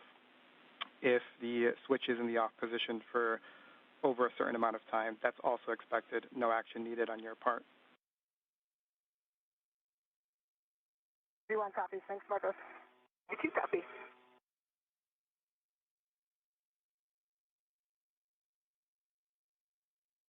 Pressure inside the crew lock now approaching 1 pound per square inch as McClain and Ayers completed some checks here on the ground to make sure that their tethers were all configured properly.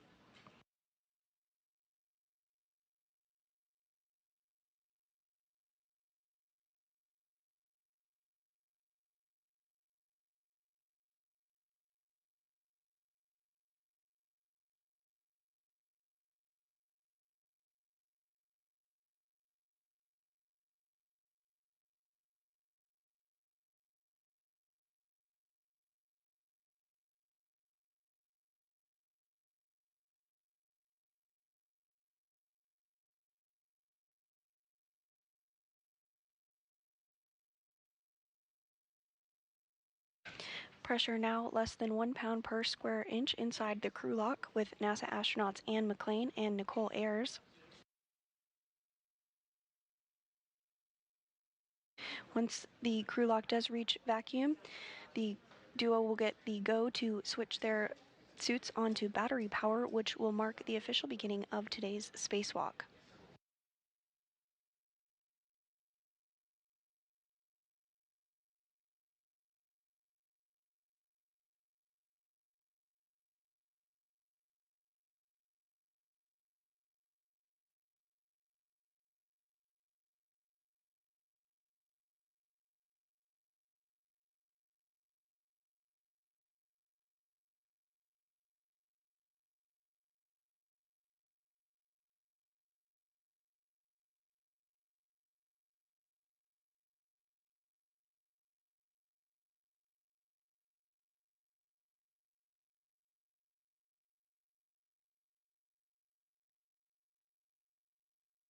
In this view back inside the International Space Station of JAXA astronaut Takuya Onishi, who has been working with McClain and Ayers this morning to get them suited up, ready to go, and inside the crew lock, which is now at 0.86 pounds per square inch of pressure.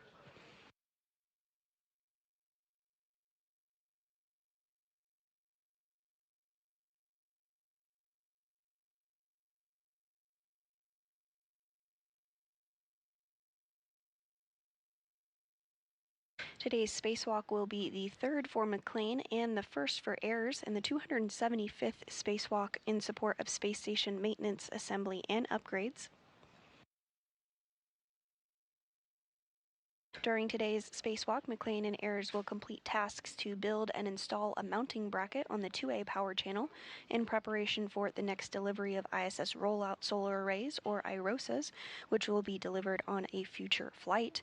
Additionally, they will relocate a communications antenna for visiting spacecraft to the International Space Station.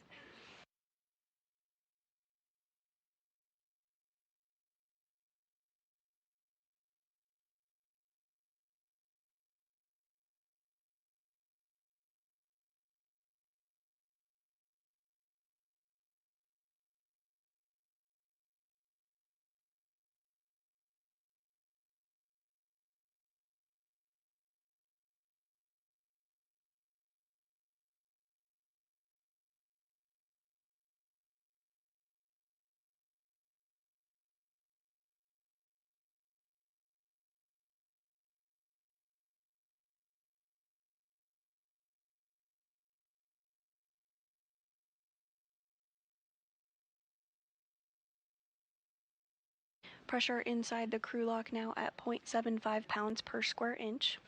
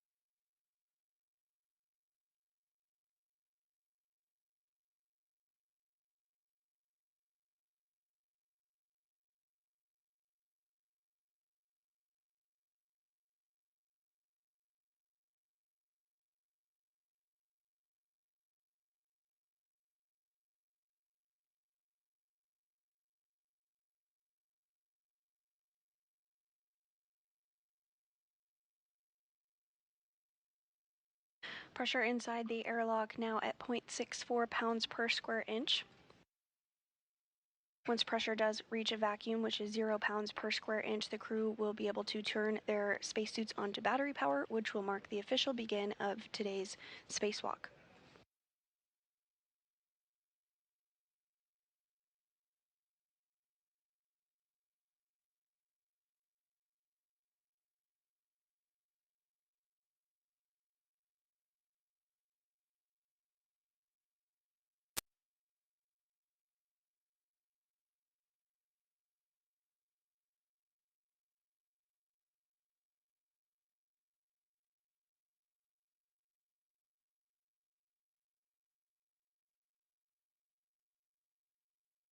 And this view on your screen of NASA astronaut Marcos Berrios, who is the ground IV and will be interfacing with Ayers and McClain this morning. And Vapor, I know you both heard this earlier today, but we just wanted to repeat it for your situational awareness.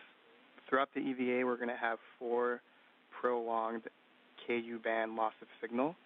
And so the impact there is that we will not have Eureka or station camera views. We will have S-band during that time, so we will be able to talk to you.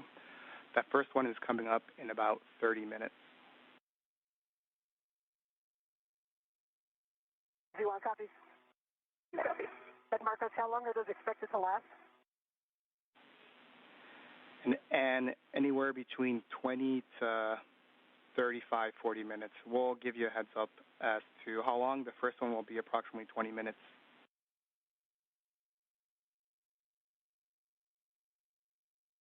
Thanks.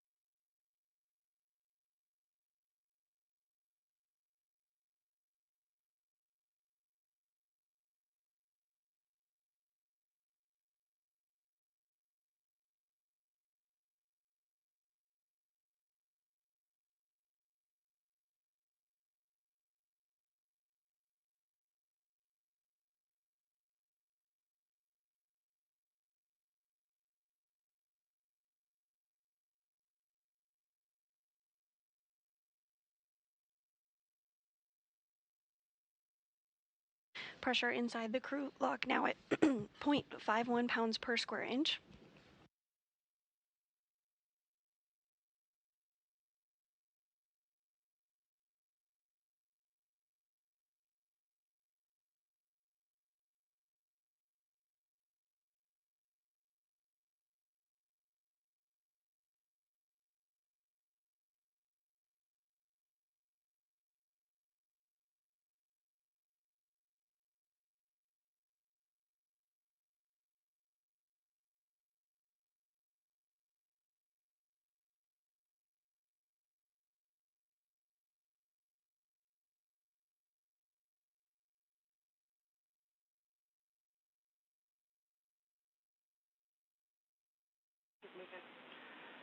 And in Vapor, we're showing the crew lock pressure less than 0.5, and we have a go from MCC to proceed with hatch operations.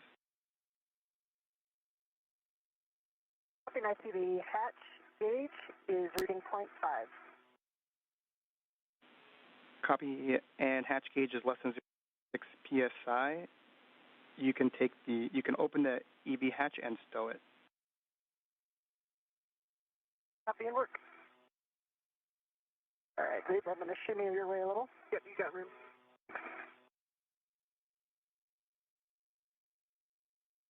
And with that, McClain and Ayers did get the go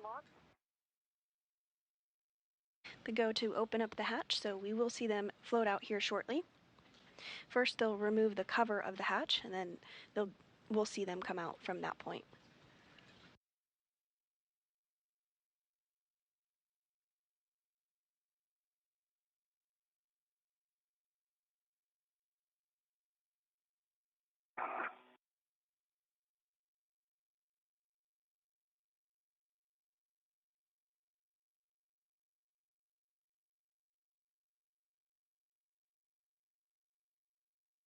start coming down your way a little more. Okay.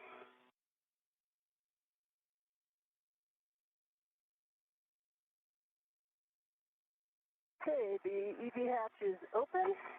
Hatch is in the hatch key. Copy, and TOC, you can close the emergency MPEV.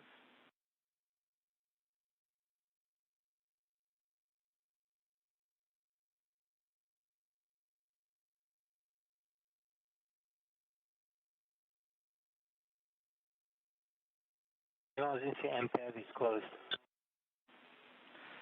Copy, TOC, and then and Vapor, we're going to pause again here for another data review before continuing with the post-depress procedures.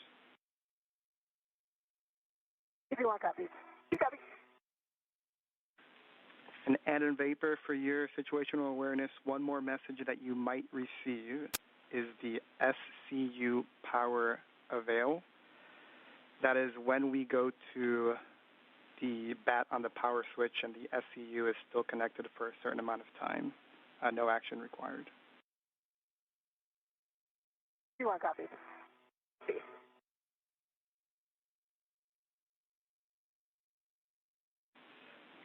And Vapor data review is complete. We have to go to continue.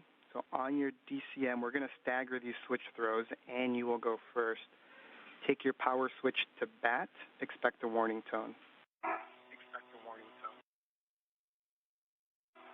Power switch to bat. And I got the warning tone.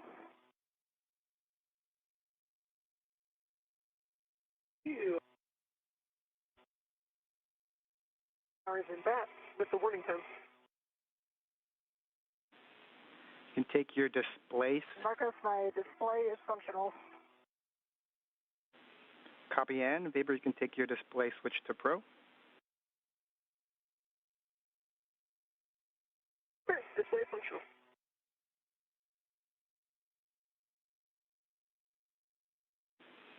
A copy Vapor on the UIA power EV 1 and 2 switch to off OFF, and you will check that the 1 and 2 LEDs are off as well.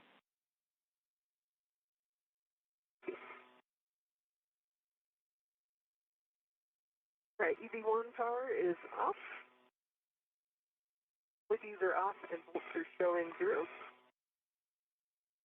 Good, the H2O is off message for EV1, that's expected. And the power for EV2 is off, LEDs are off, and volts are showing 0. I also got the H2Os off and the 2P high. Copy those messages. All right, for the both of you, you can disconnect your SCU from the DCM. You'll install the cover, and you'll stow the SCU in the pouch.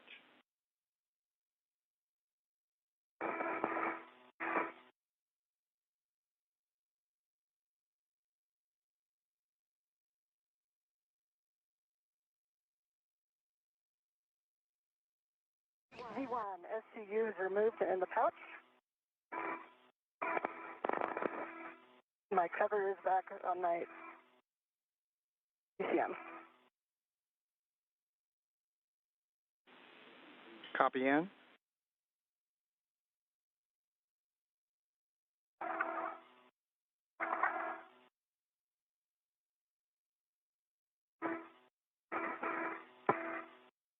And we are awaiting hatch opening here this morning.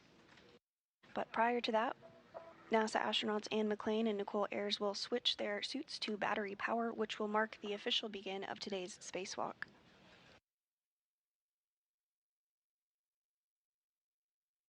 Right, EVT SC is removed from the DCM in the pouch and cover is on. Copy, you both. Vapor, you can take the depress pump man ISO valve to close. That would be a check, Vapor. And Marcos for EV. Yeah, the depress pump and ISO valve is closed. And for EV1, I have a TCV 6. TCV 6 for you, and copy. Both of you on your DCM, you can take your temperature control valve to max hot.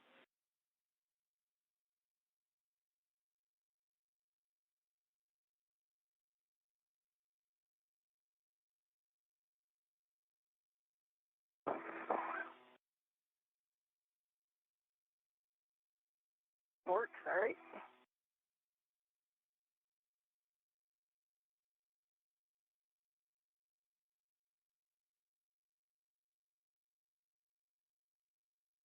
All right, EV1 has temperature control valve and max hot. EV2 safe. Take your water switch to on. EV1, water is on. Water on. Lights off.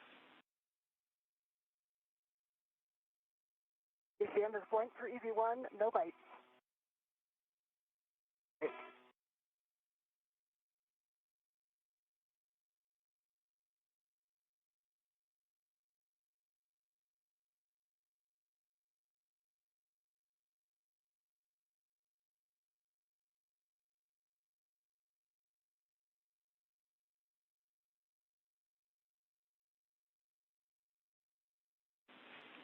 And Vapor, apologies, I may have missed it if you called us with your DCM.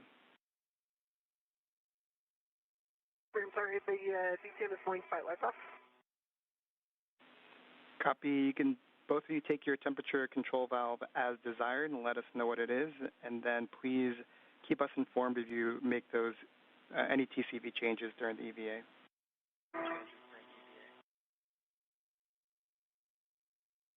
Copy, and EV1 is at TCV 6.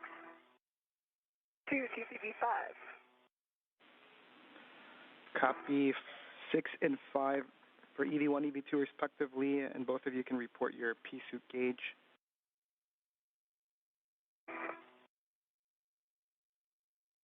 EV1, CP gauge 4.2. Here's gauge 4.2. Copy 4.2 for the both of you. Visors as required. The sun is out for the next 28 minutes.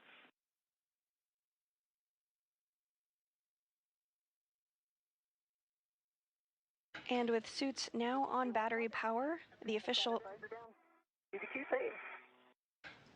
start time of today's spacewalk is 8:05 a.m. Central Time this morning. He's ready.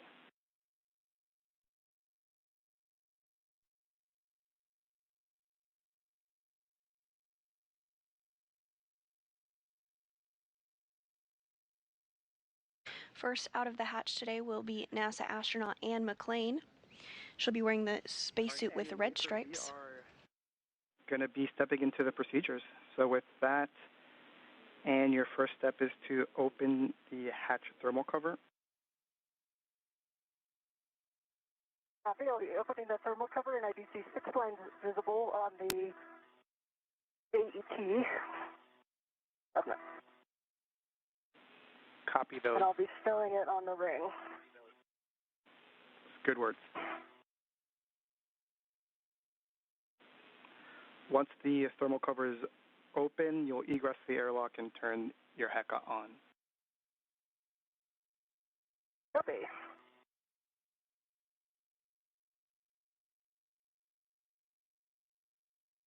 Right, it is stowed back onto the ring, and I still see 1, 2, 3, 4, 5, 6. We copy? And the thermal cover is now open.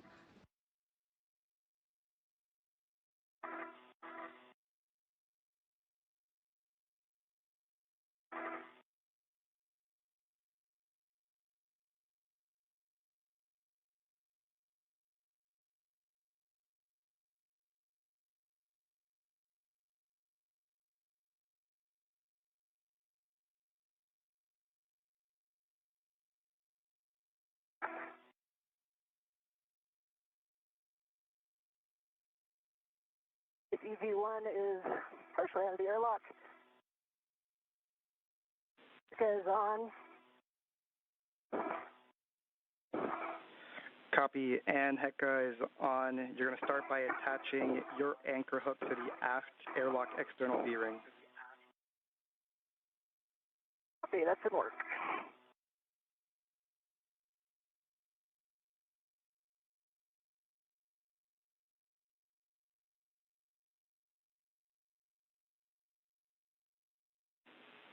And vapor for you as you wait. Vapor. Yep.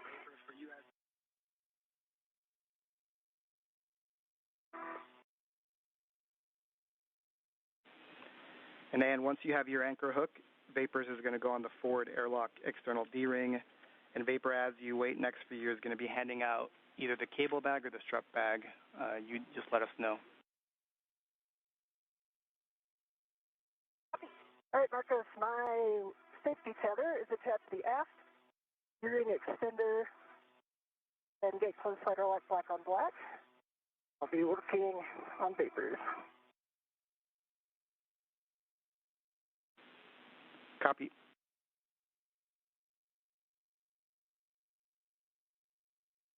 And first out of the airlock is NASA astronaut Anne McClain. This is the third spacewalk of her career. She's again wearing the spacesuit with the red stripes.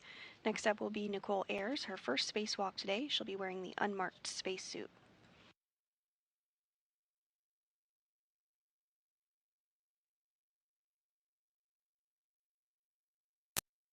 First order of business for our spacewalkers today will be to... All right, UD2, safety tether anchor is on the forward airlock D-ring. Gate closed, slider locked, black on black.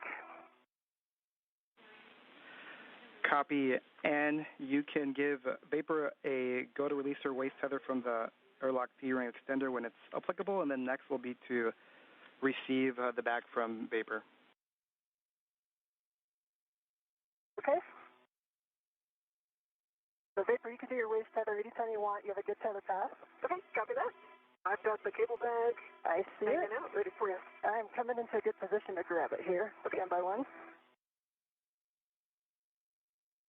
First order of business for McClain and Ayers will be to get the 8-foot-long strut bag out of the airlock, as well as the tool bag that will be utilized during today's spacewalk. They'll then translate to the port side of the International Space Station, heading to the Worksite of the modification kit structure, or mod kit. Okay, so we're going to cable back first. Copy.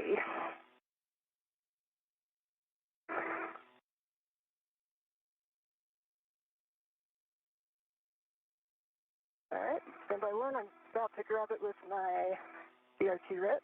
Copy.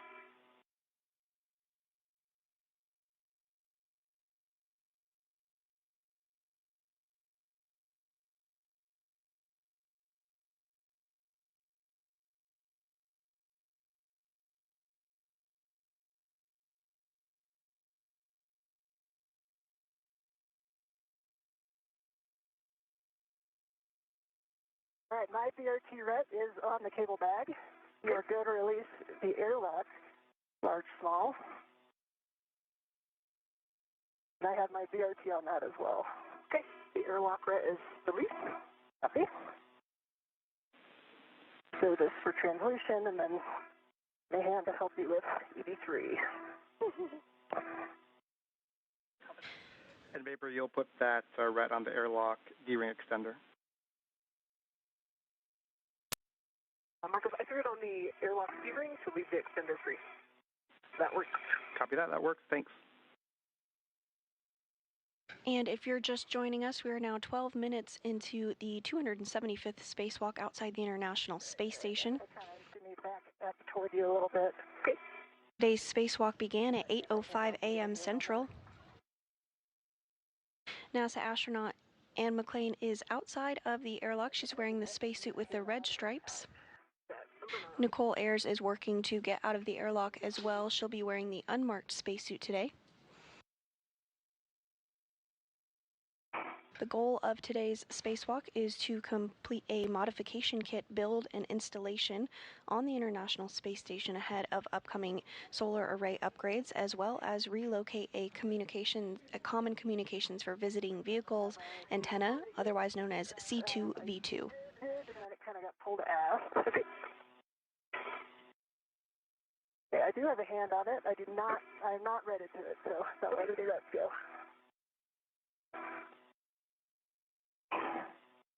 And to help it, hold on it here. At this time, McClain and Ayers are working to remove the strut bag from the crew lock, as well as the tool bag that will be utilized during today's spacewalk. So if you just stabilize visualize it, I can get my ret on it. Okay.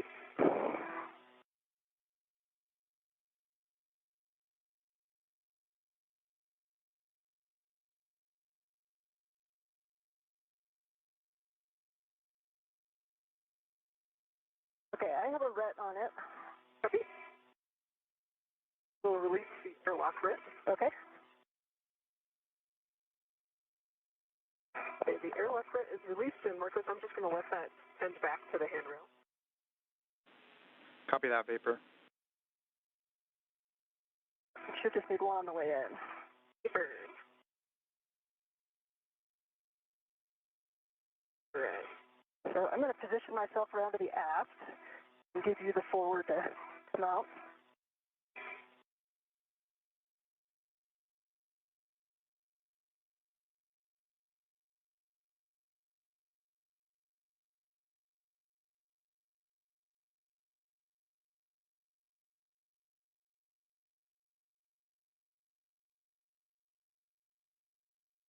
The strut bag that McClain and Ayers are working to get out of the airlock is about 8 feet long, Okay.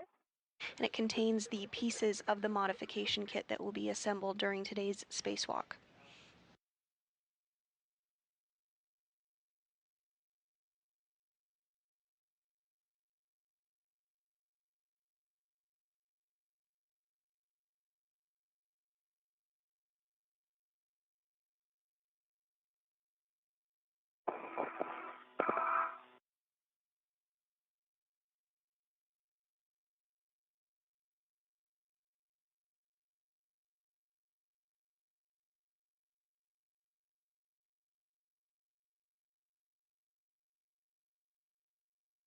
CSC is back in the pouch.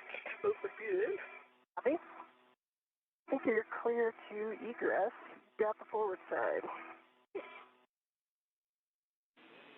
And those are good words.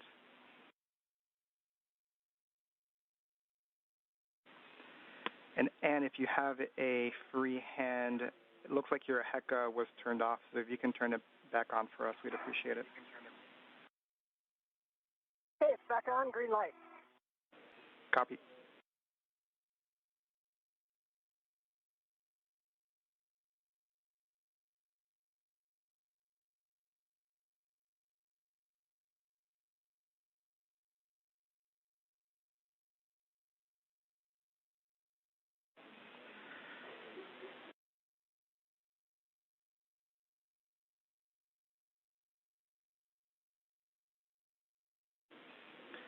And after you've egress Vapor, next will be to put that strut bag on your BRT, and I'll have more words for you.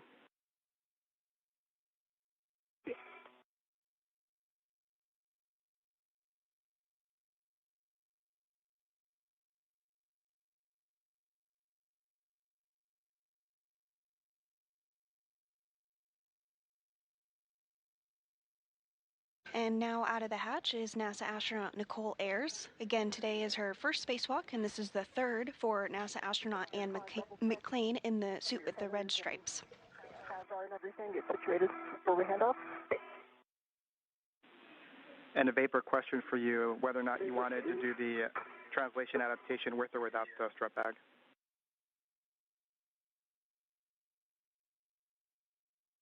I feel like I did a lot of translation adaptation in the airlock, but Yeah, whatever you feel comfortable is for you. Copy. Everybody's okay with that, yeah. Copy that. Then you can continue with the strut bag. Tape towards your head. All right, you can kind of GCA me because I can't totally see the handrail. Okay, so the is towards my head. Tape it a little bit. We'll get your ret to the non-taped end of the handrail stanchion, Vapor. Copy.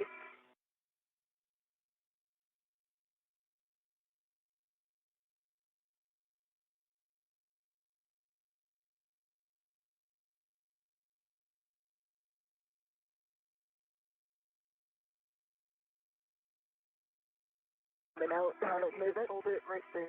Okay, we're good. Yep.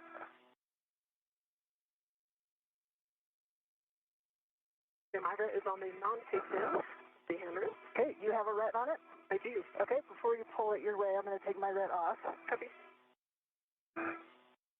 Okay, my ret's off.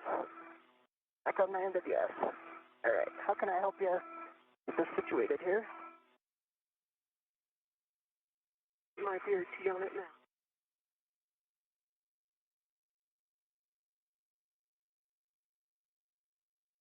T is on it. Basically, the end that's by my feet is up towards. I get mine back where it was.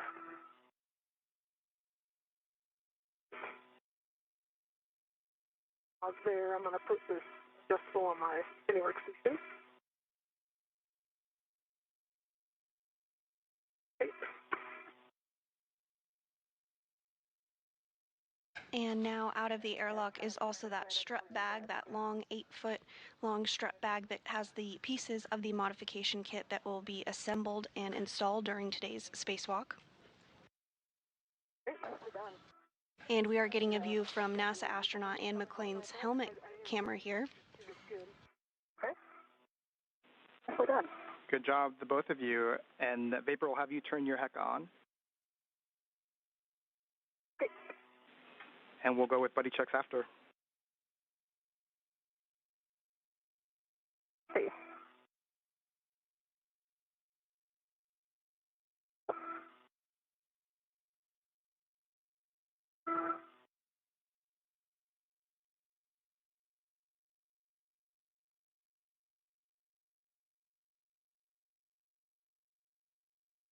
With the strut bag and the tool bag out of the airlock, McClain and Ayers will now work to translate to the port side of the space station.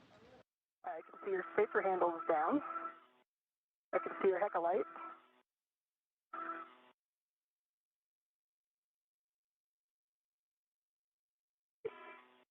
I've got your HEC light, and I've got 3 tabs up. So your left safer handle is down. Now, to your left just a bit, right safer handle is down, so both safer handles are down. And your tools and tethers look clean to me. Let me have your camera real quick. Have a tether that. And can you confirm that both of Vapor's safer handles are down? Yes, her safer handles are down. Copy that. We'll get a baseline HAP check from the both of you. And my HAP for EV1 is dry.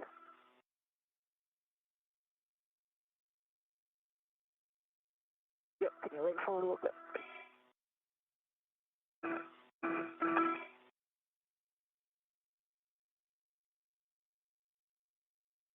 My HAP is dry as well for EV2. All right, back on. Nicely done. Copy that. Nicely done. We can close the thermal cover now, and as that's being closed, I'll read 2 cautions before you start translating. Vapor, for you with a strut bag on, we're going to limit your translation speed, so think very slow, 0.7 feet per second. And then just as a reminder, you've got the tusk cables on phase 1, and nadir and zenith where the CETA rails are. Copy. It's 2 minutes until TDRS handover and also KU handover, so we'll lose video for 16 minutes. 1 copy.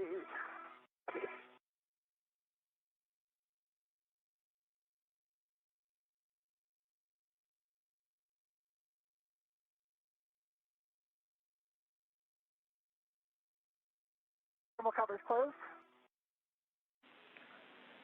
Copy, thermal covers closed. We can start translating port for the both of you. Vapor, you are going to lead. First step is going to be green hook drop-off.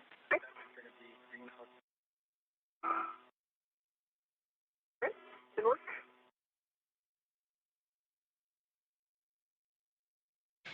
And with the thermal cover now closed, both McClain and Ayers will work to translate to the port side of the International Space Station, which is the work site of the modification kit structure for today. You also heard the duo perform what is called buddy checks. This is essentially a check to make sure everything on their spacesuit is working and looking as expected. These will take place throughout the spacewalk and include looking at gloves, looking at the helmet absorption pad, as well as making sure that their safer is in the proper configuration. Copy.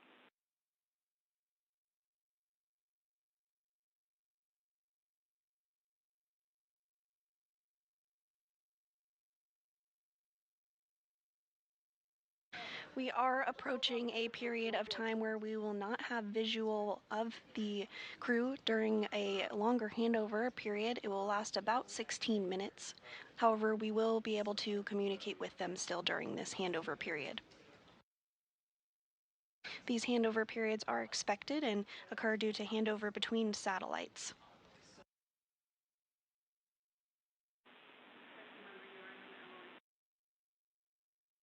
I'm on the speed of right.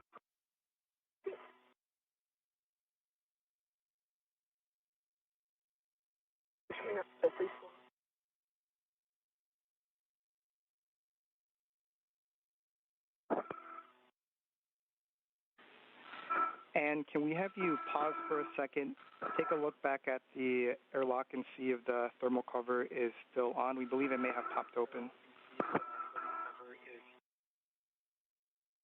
It's top open.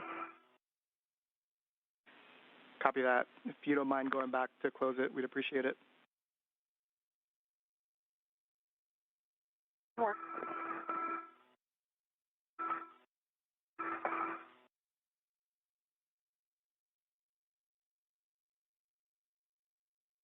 Down on the feed rail, transiting port.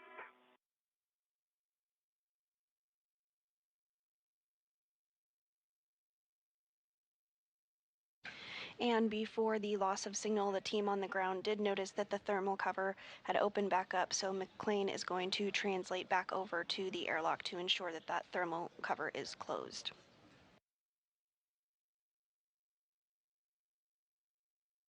Thermal cover is back closed. Copy, yeah, appreciate it.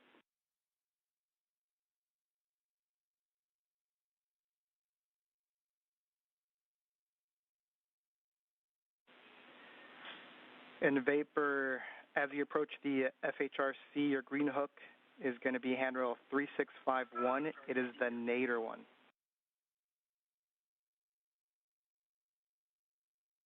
Nadir handrail at the FHRC.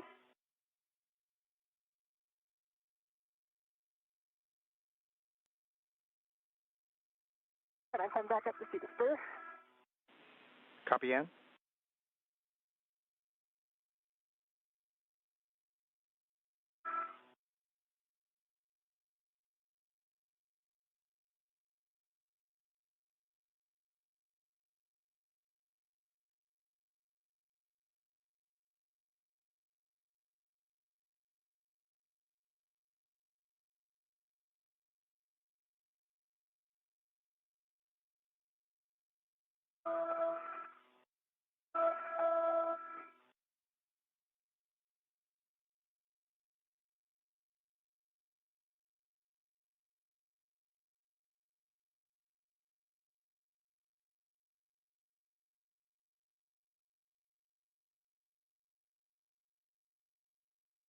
EV1's on phase 1. Copy, Ann. You'll continue port to your green hook location. It'll be the Zenith handrail 3652. Copy.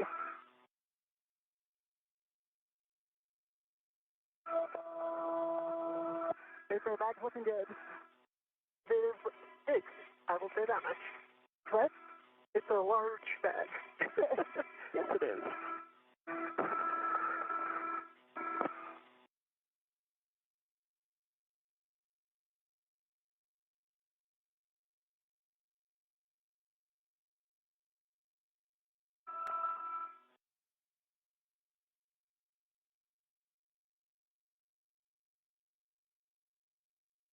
And if you're just joining us today, we are in the midst of a spacewalk. We are now 28 minutes into today's spacewalk to complete a modification kit installation on the 2A location of the International Space Station shown there on your screen. Previously, we have installed other International Space Station rollout solar arrays, or IROSAs, on the other locations that you see. At this time, NASA astronauts Anne McClain and Nichole Ayers, who are doing their third and first spacewalk respectively, are translating to the 2A location, where they will begin to build the modification kit and attach it to that location that you see on your screen.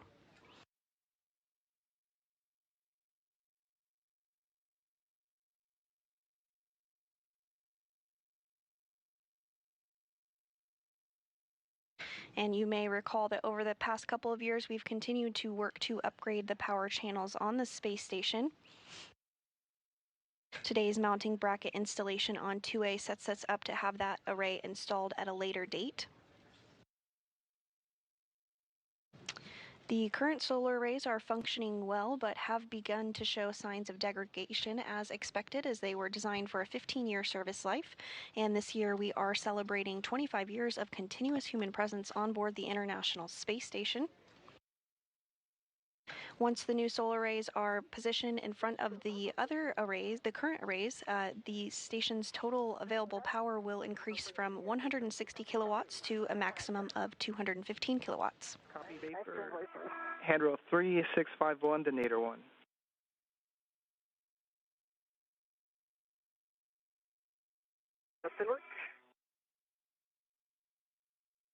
Additionally, during today's spacewalk, McClain and Ayers will work to relocate a common communications for visiting vehicle antenna, or C2V2, 1.5 feet over, to provide better redundancy for visiting spacecraft at the International Space Station.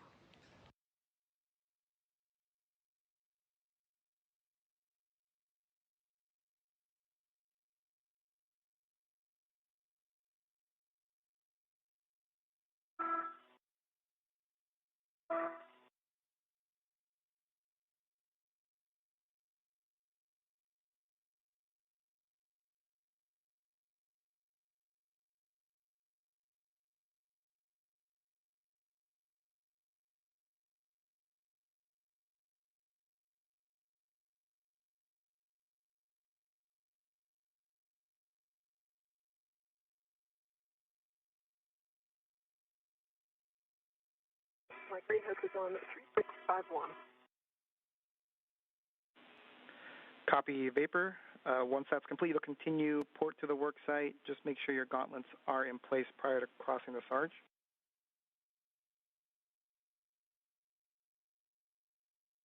Gauntlets are in place. Copy vapor, and then 2 cautions at the work site. Do not touch the radiator or the flex hoses, and do not translate on that PVR base handrail.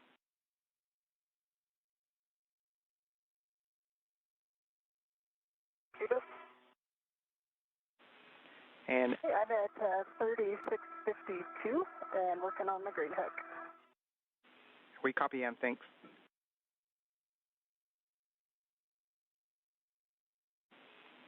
And the vapor, you're going to be going nadir at the Sarge to your work site, and you will be fair leading along the inboard non-radiator corner of the IEA before dropping the strut bag.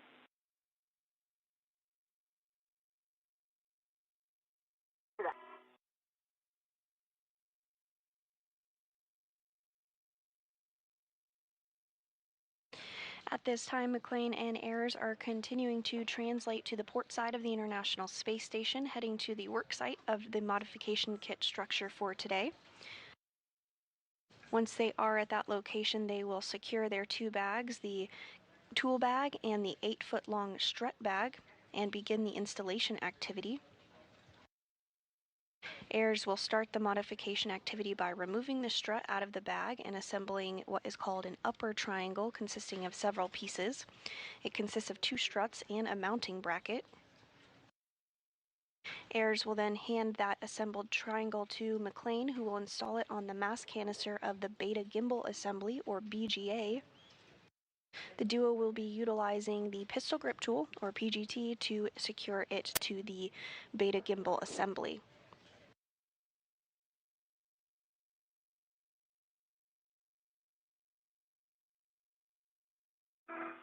The method charge Scotland is still down. Say again for ground IV. ECU's SSR Scotland is still down. And G1's got green hook on 3652. Copy, and just ensure that your gauntlets are down and do not touch the radiator flick hoses or the base handrail.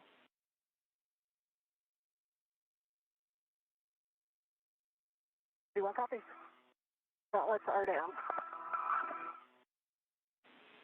Copy gauntlets. Next for you then, Ann, is continue to translate port to the worksite. You're going to be stowing the cable bag and putting the IROSA cables just external to the bag. No fair lead required.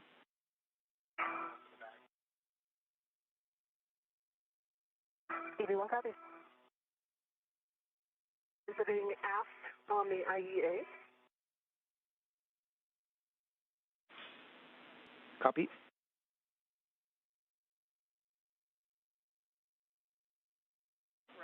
And as a reminder, you'll fair lead there at that inboard corner vapor, and then you'll proceed with the strap bag drop-off.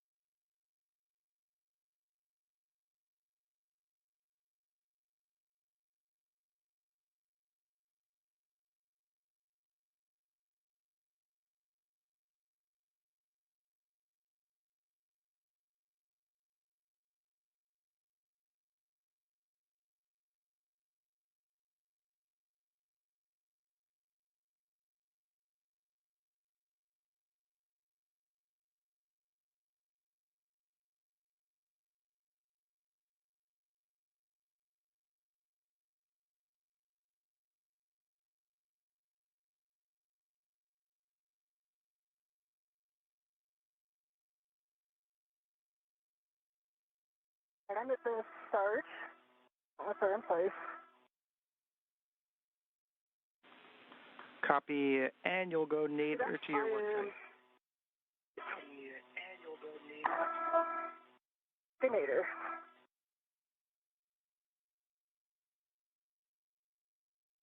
I'm looking at handrail 5136. I tried to put a and you'll have to take a look at it when you get there. Make sure it's not in your way. Okay. Sounds good.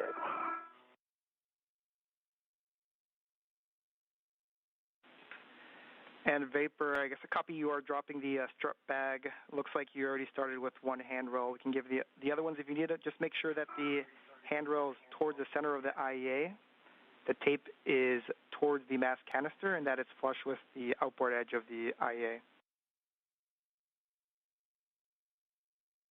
Okay, copy that. If I did view on your safety tether vapor, that's a good spot. I'll make sure I don't tag it down with a bag. Okay. And Ann, so next for you is stowing the cable bag. I've got handrails if you need them, and then tending the IROSA cables external to the bag.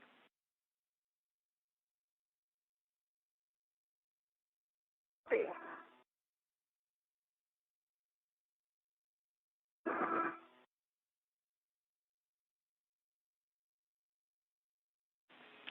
And the vapor, once you're complete, you'll open the strap bag, secure the straps, and let us know we can get started. See that?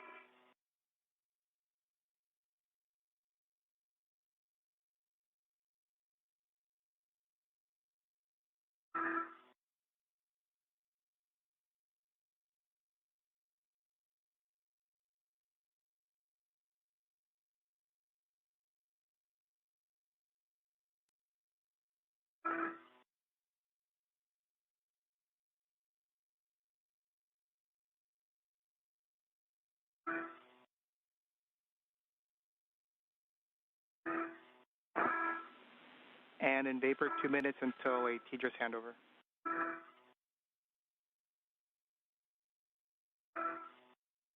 V1 copy. Copy. I've got the bag tied down at 5126 and 5136 on the last one. Copy that, vapor.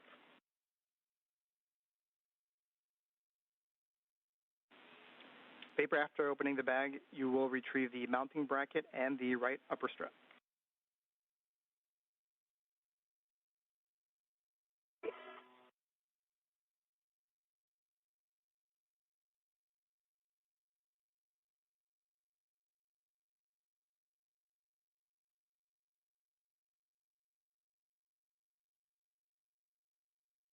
All right, I have one corner of the cable bag on 5117. Copy.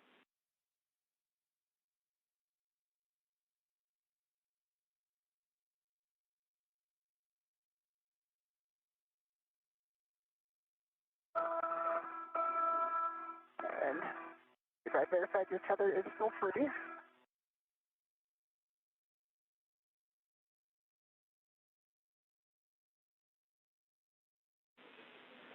40 seconds until TDRS handover, and once you're complete putting the ROSA cables outside of the bag, you're translating starboard to the feeder cart.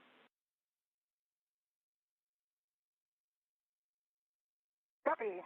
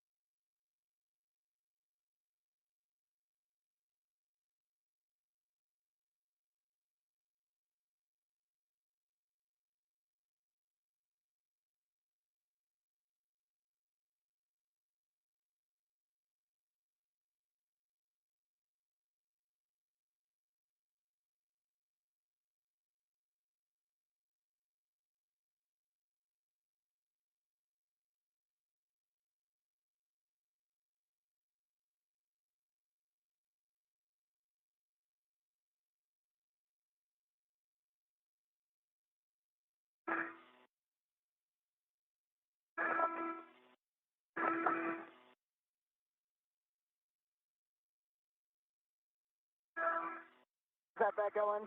Okay, I just cinched down the tie downs just to hold it a little bit better. Okay.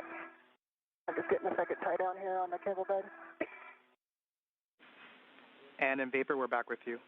And we have your heck of views. Awesome.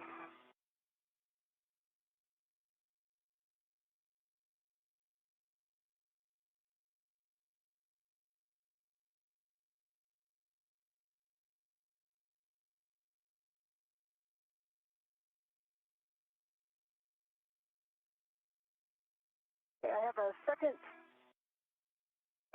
corner of the cable bag on 5109. Get the cables out here. And again, vapor your tether is free. Okay. The bag open, I'm going for the upper strap. Copy, and after the cables are outside the bag, you'll translate starboard to pick up your green hook prior to going to the starboard feeder cart. Copy.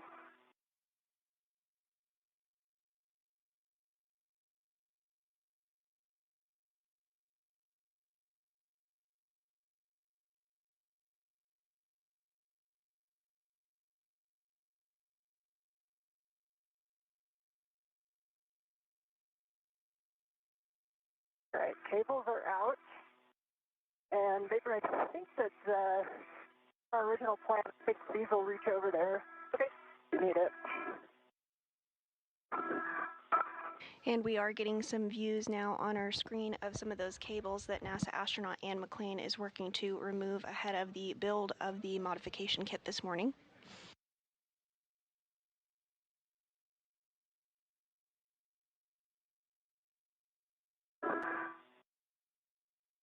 We are 43 minutes into today's spacewalk, which began officially at 8:05 a.m. Central Time. Today is the 275th spacewalk in support of space station maintenance, assembly, and upgrades.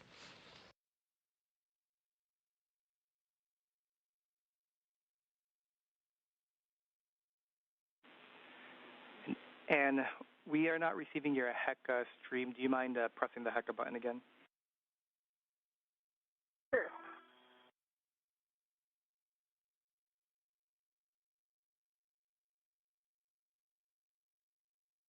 Hey, let me know if you see it. Copy.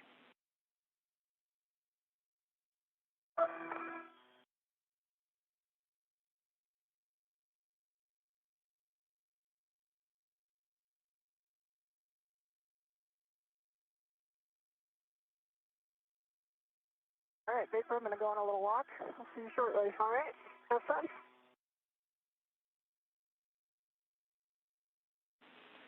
And we copy, and you'll translate starboard, pick up green hook.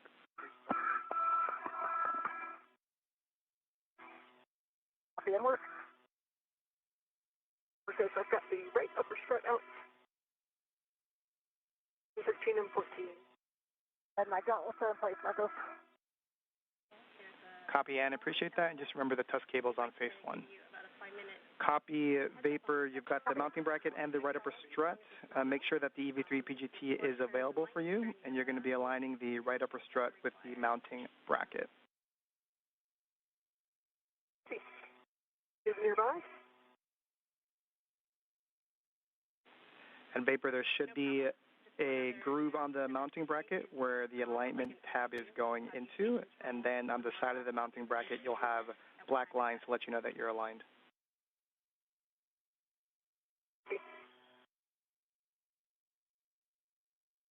And this view of NASA astronaut Nichole Ayers' helmet cam as she works to prepare and assemble the strut to the mass canister.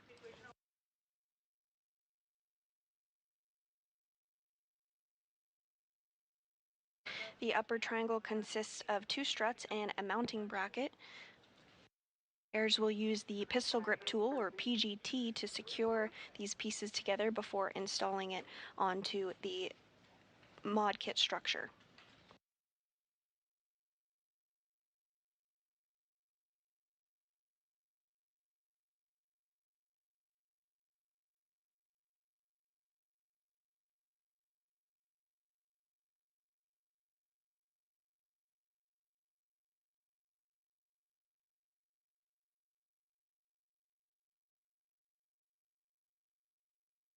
EV1 is at the green hook, and I'll work on second lineup.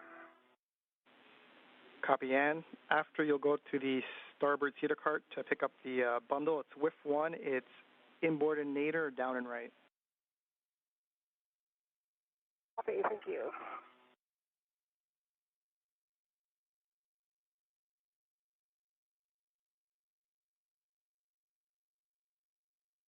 Marcus, I have, for EV2, got 4 turns on M13 and M14.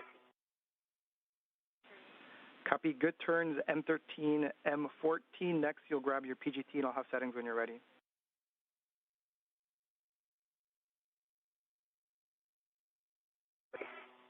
The next bolt is 17.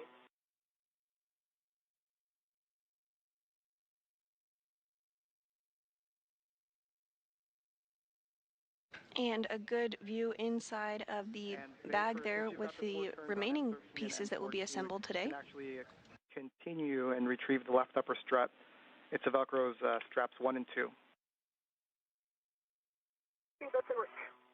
All right, EV1 has my green hook, and I'm going to continue translation. All right, we copy, and starboard cedar cart, WIF 1.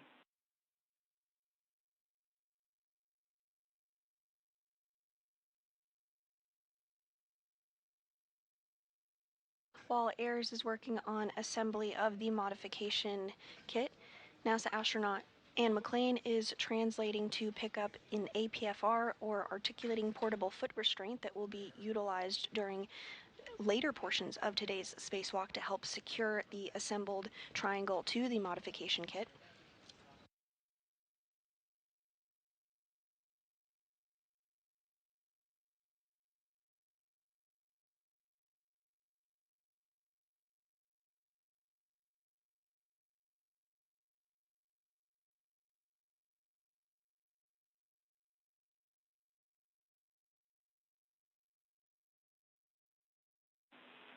And Vapor, with that left upper strut, you are going to align it with the center pad. And you'll check that the pit pin lanyard is free of the clevis before we do PGT ops. The pit pin lanyard is clear of the clevis.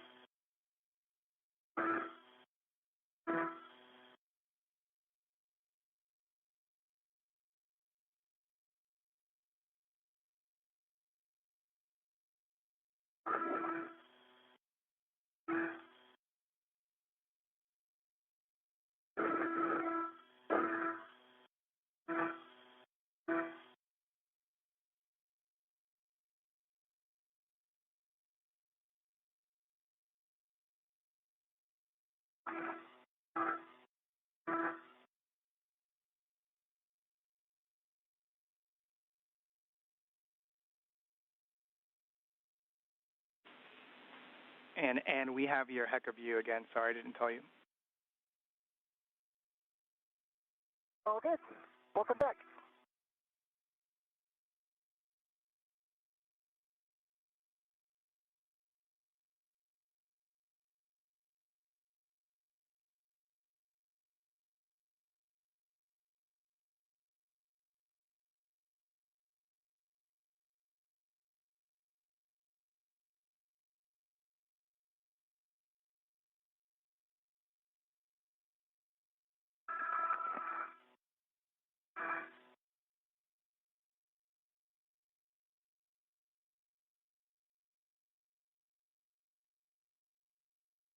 Just passing the seat of spur.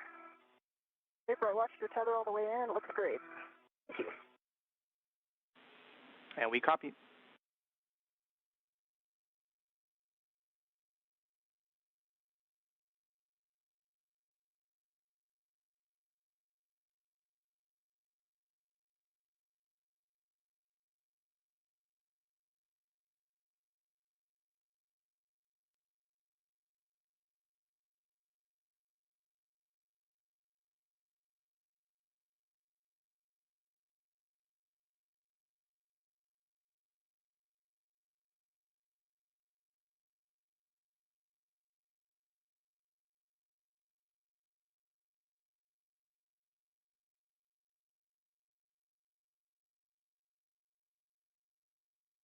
Passing the port seat cart. And if you're just joining us this morning, we are approaching the 1 hour mark of today's spacewalk with NASA astronauts Anne McClain, who is serving as EV1 wearing a spacesuit with red stripes, as well as NASA astronaut Nichole Ayers, who you see a helmet view on your screen there as she works to use the pistol grip tool to assemble the upper triangle. And looking for whiff 1, bottom right, inboardinator. Today's spacewalk is the third for McClain and the first for Ayers. The hamster on my levis, Tina's giving me a little time on the Worksite. The goal of today's spacewalk is to install a modification kit in preparation for ongoing solar array upgrades to the International Space Station and relocate a communications antenna for visiting spacecraft to the orbiting lab.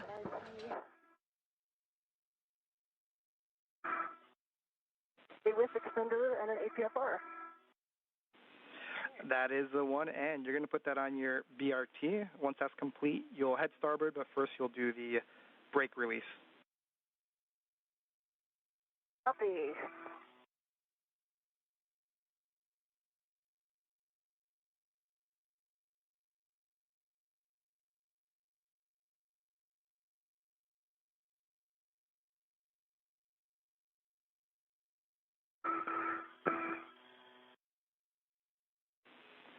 And Vapor, from your heck of view, it looks like there may be a ret that is situated in a way that it's making it difficult to hold the upper triangle in place. So a recommendation is for you to lock the ret if you think it's necessary. And on the screen here now, we see views of both NASA astronaut Anne McClain and Nichole Ayers' helmet cameras. Ayers is continuing to, on the right of your screen, is continuing to assemble the upper triangle portion of the modification kit. Meanwhile, NASA astronaut Ann McClain on the left of your screen is working to translate to a CETA cart where she will install the articulating portable foot restraint that she picked up previously. Copy that, Ann.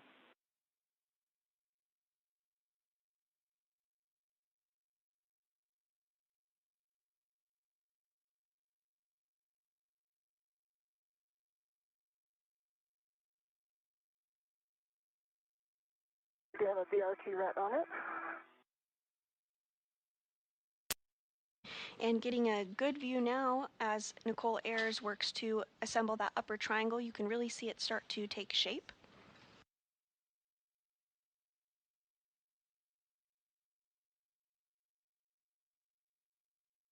The upper triangle does consist of 2 struts and a mounting bracket.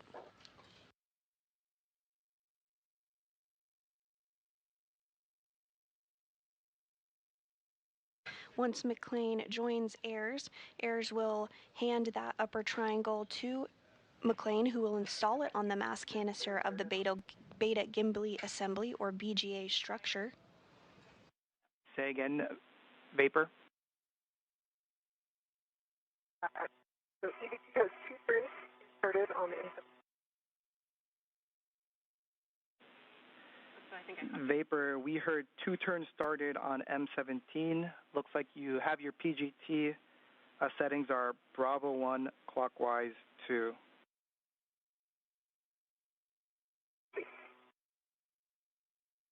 And Marcos has set Golf on the pitch on the WIFX. Copy Golf on the WIFX. Appreciate that. Copy Golf on the WIFX. Appreciate that.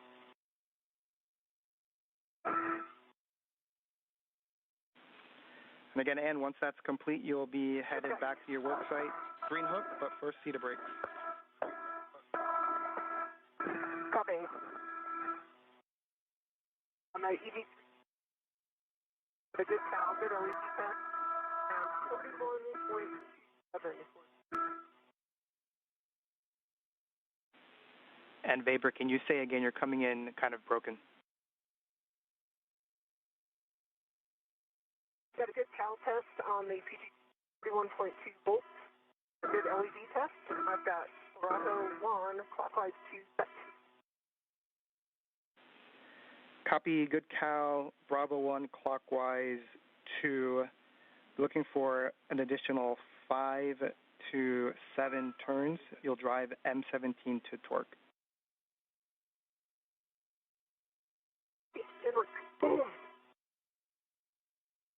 Marcos, I have 2 good pumps on the port CETA cart. Direction starboard. Copy that, and next will be the port CETA cart. And Ayers is using the pistol grip tool, or PGT, essentially a space drill, to help assemble that upper triangle we discussed. Marcos for EVT, that was 6 turns. Got a green light. 11.9 on this. Under the MT. Copy Vapor, if you can confirm that the black line is flush. Black line is flush.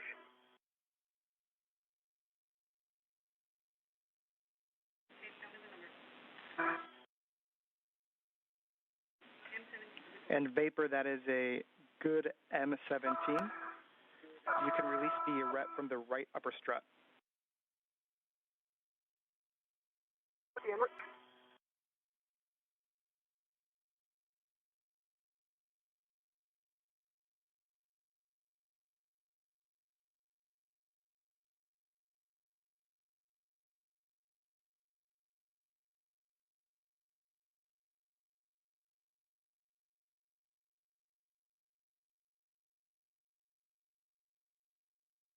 Because I have 2 good full pumps on the port CETA cart, because you know what they say, pumps a day keeps the murr away. Oh, we agree with that statement. Good job, And next will be to continue translating port to your green hook location, just nadir of the FHRC. Same place as previous. Okay, copy. I'm going to pause here and get this APFR in a little bit of a different config. Just wanting to jump around a little more than I expected. And we copy. And this is a view of NASA astronaut Anne McClain. She is serving as EV1 during her third spacewalk today, as you can tell by the spacesuit she's wearing with the red stripes. She is working to readjust the APFR, or articulating portable foot restraint. And Vapor, just catching up with come you. Back out your way, Vapor.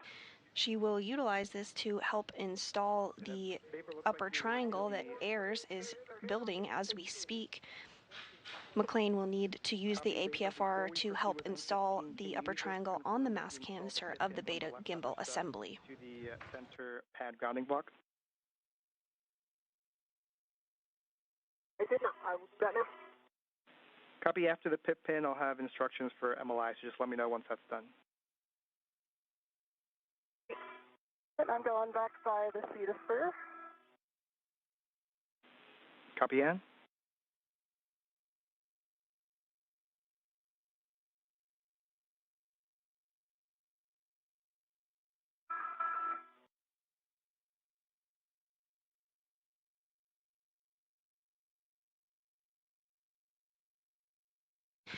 And as we get this pan of the International Space Station truss structure, you're getting a good view of the handrails, which is what the crew utilizes when they translate or move from one location of the International Space Station to the other.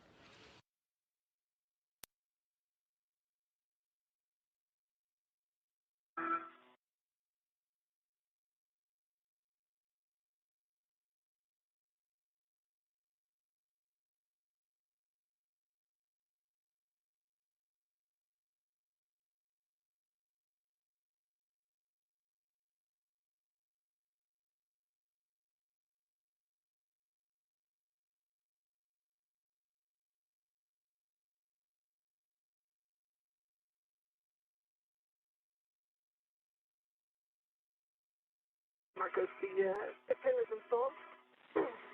Copy, Vapor. Can you verify that the pip pin for the right upper strut is still installed? Yes.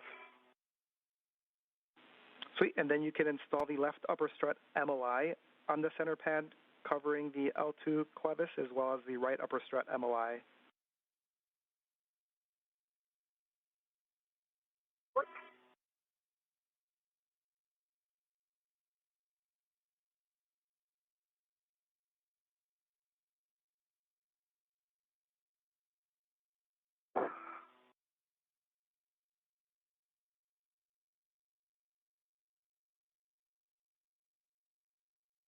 All right, Marcus, I am back at 3652.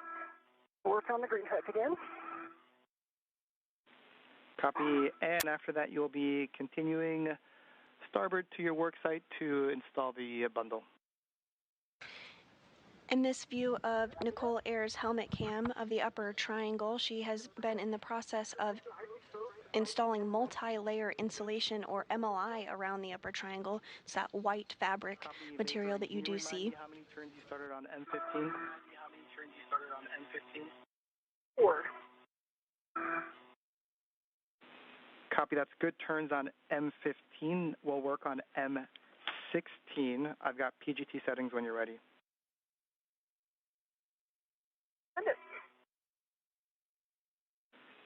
Bravo 3 clockwise 2 on EV3 PGT. Yeah,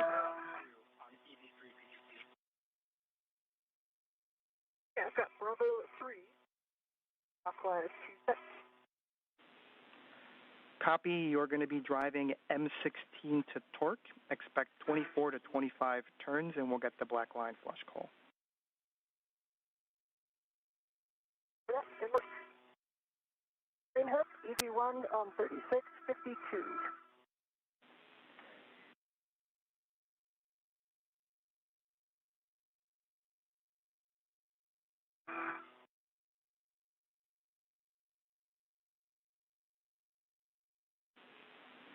And I copied your last, and just ensure that your gauntlets are down prior to crossing the Sarge.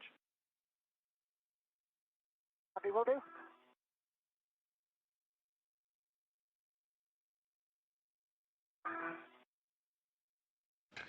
McClain is continuing her translation or movement over to where NASA astronaut Nichole Ayers is. Once there, she will assist her in finishing up the build of the upper triangle portion before they work together to install it on the mass canister.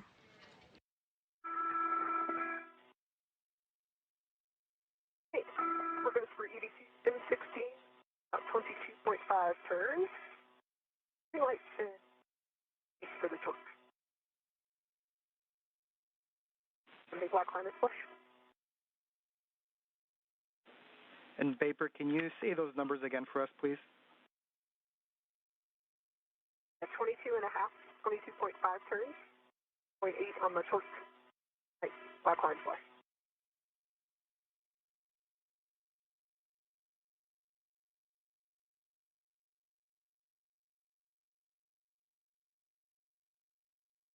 For EV1, my gauntlets are in place. I'm switching to Sarge. And Vapor, we're talking here on the ground real quick, and copy your gauntlets are down. You're proceeding to the worksite. Just note you've got the radiator and the PVR handrail. Do not touch, and you'll be dropping off the bundle on with 25. 20, actually.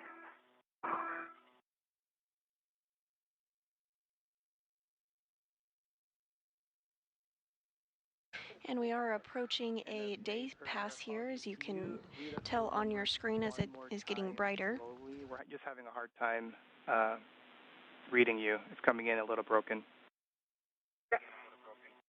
The International Space Station is currently flying 262 statute miles over the North Pacific Ocean off the coast of Alaska. Green light, black line, big flush.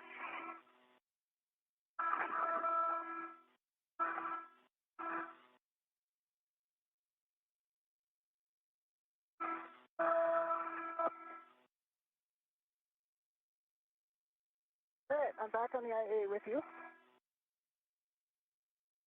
With you.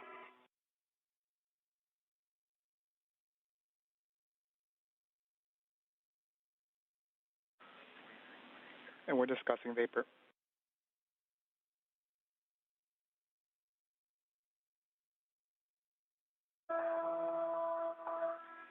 And Vapor, we're expecting 24 turns. We got about 22 and a half. So we'd like you to hit M16 one more time to torque. Okay. And a really great view here of NASA astronaut Ann McClain as well as NASA astronaut Nichole Ayers. Ayers is on the left and building that triangle. McClain is on the right in the spacesuit with the red stripes, and you can see the articulating portable foot restraint that she brought over to assist in the build.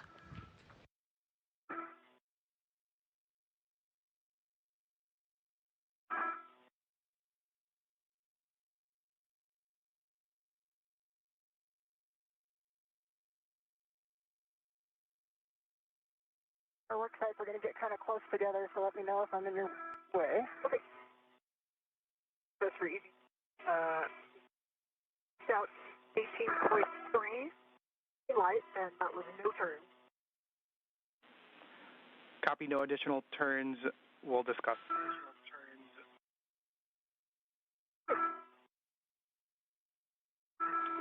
And for you, look like it's in work with 25. The clocking is 6. You already have the pitch at Gulf, so expect the handrail to be facing towards the IEA. Copy.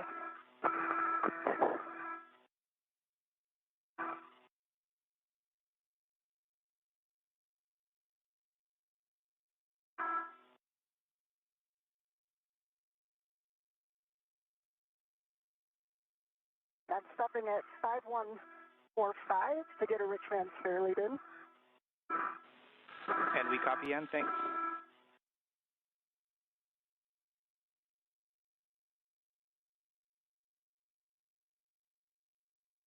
So CD2 for your essay, the PD during count is 22.98. That's my basic.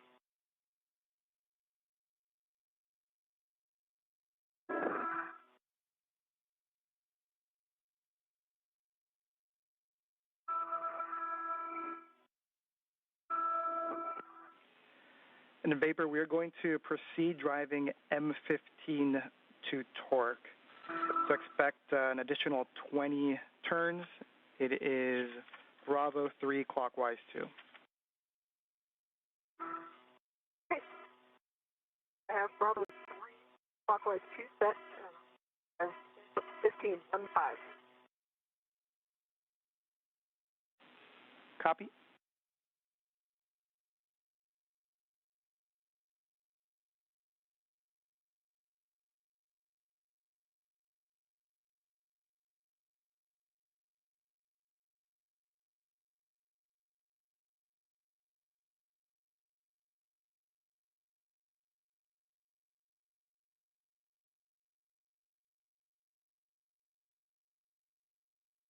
If you're just joining us this morning, you're looking at a live view of two NASA astronauts outside the International Space Station performing a spacewalk. On your left of your screen is NASA astronaut Nichole Ayers completing her very first spacewalk today.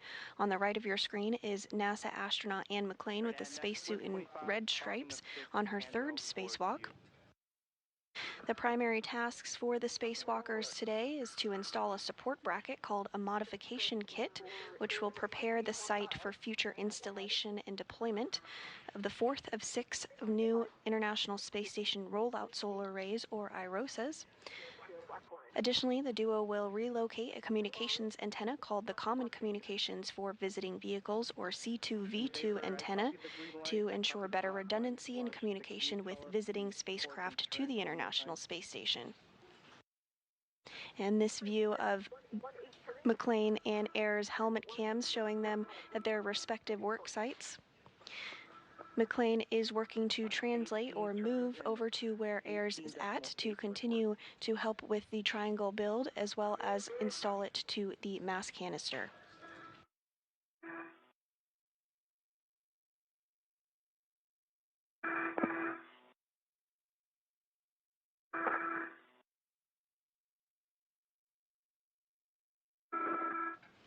And through McClain's helmet camera on the left of your screen, you do see the Earth as the International Space Station flies 262 statute miles overhead. To torque. Same settings, Bravo 3 clockwise 2. Bravo 3 clockwise 2, looking M15 on 5 again.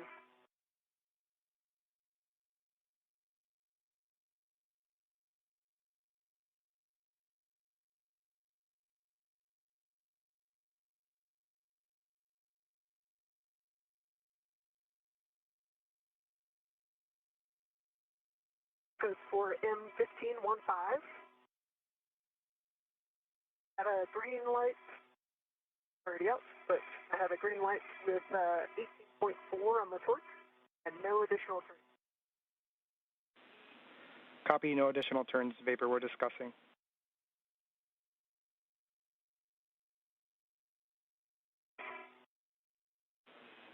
And Vapor, just give us a minute, we're checking.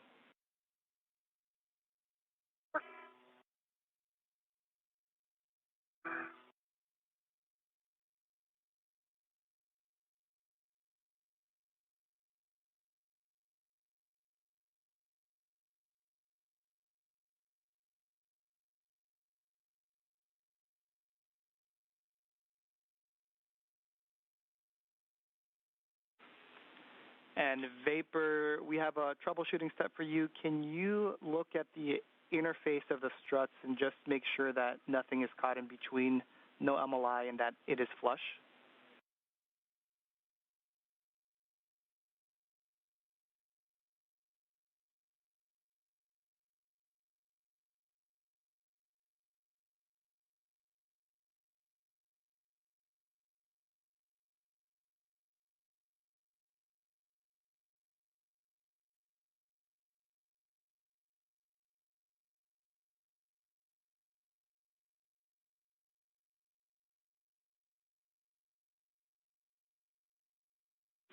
Marcus, the MOI is not in between mountain record and the upper strut.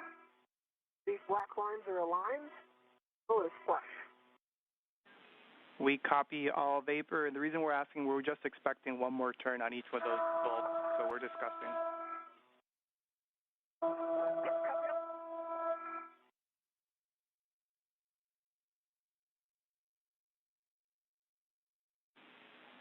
And looks like it's in work. The extension will be 5.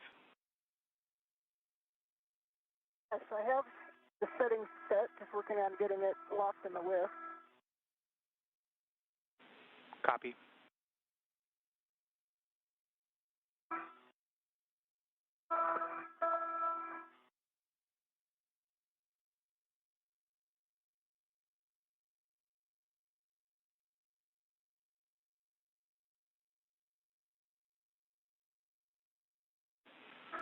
And the vapor, good news, we are calling both of those bolts, M15 and M16, good. We will proceed. We'll have you release the ret from the left upper strut. Okay. See, good bolts and work. All right, Marcos, I have 6 set on the whiff extender, good pull and twist test. Got a golf on the pitch and a 5 on the extension. And I've got 12 Tango Tango Fox 12 on the APFR. We copy, and I may have missed it, but can you confirm that the pitch knob of the APFR can be depressed? Yes, I will go do that now. And this view from Ayers' helmet camera as she works to continue the build of the upper triangle.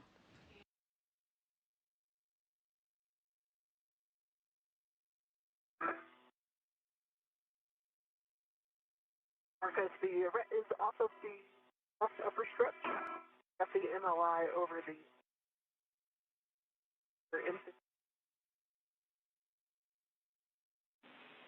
And vapor, I think I heard you say that you released the ret from the left upper strut.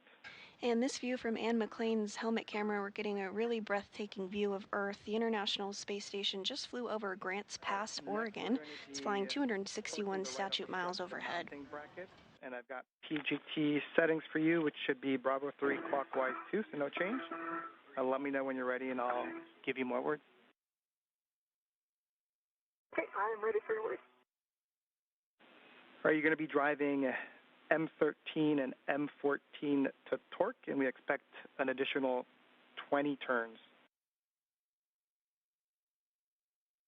The M13 and M14 to torque. And for both Ann and vapor, yes, the pitch knob can be depressed.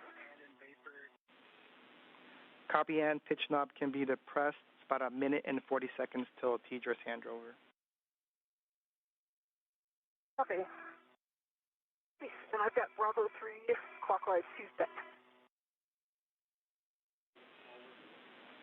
Copy Bravo 3 clockwise 2, drive M13 and M14 to torque. Inward.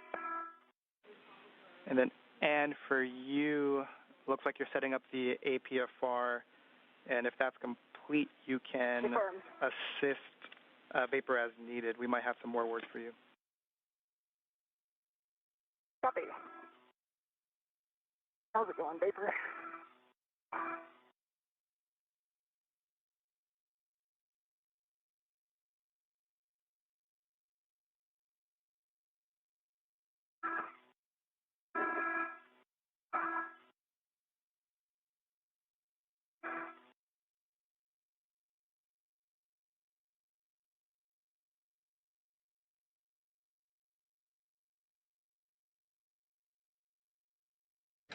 And we are seeing that upper triangle that NASA astronaut Nichole Ayers has been working to build. She's wrapping up that task as we speak.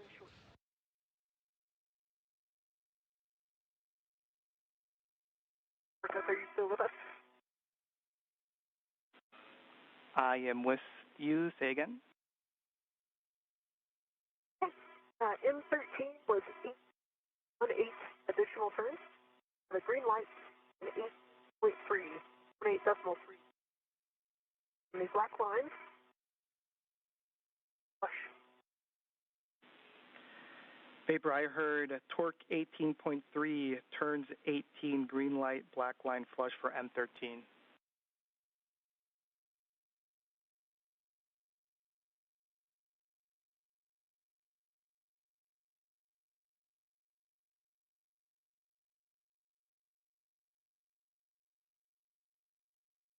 And we are in a brief handover period between our satellites, but we'll regain views here shortly.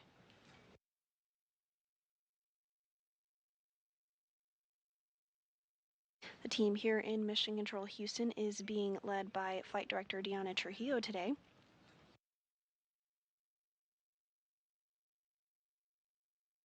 You see a view of her there on your screen, as well as the ground IV, NASA astronaut Marcos Berrios.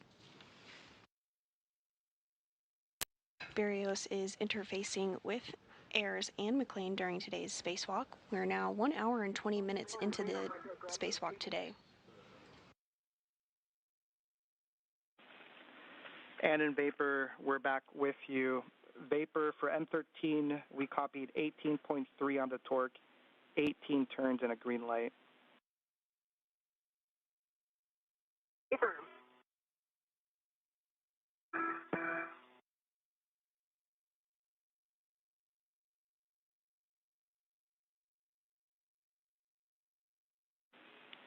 And Vapor, that's a turn short, but we're going to press to M14. So you can drive M14. It should be an additional 20 turns. Okay, copy that. I've got Bravo 3, probably 2 set for M14. Copy. And once we pick back up with you, I think I heard you say you're going to be working the ROSA cable? Negative. Vapor went to grab those. I can assist where you need it, Vapor. And we copy. Thanks. Stand by 1 second.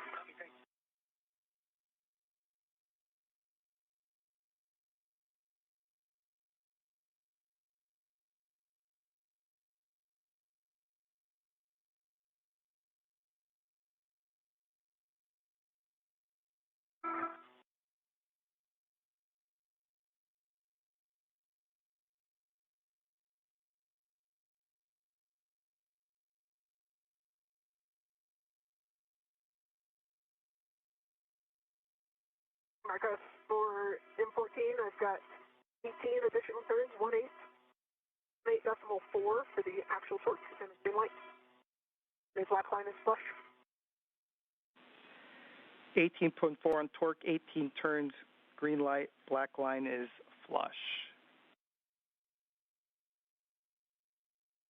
I've rebased this off the WIFIC center. Sure. Yeah, I've got the other end of the AET right here. I can take it. I've already read it to it. Okay.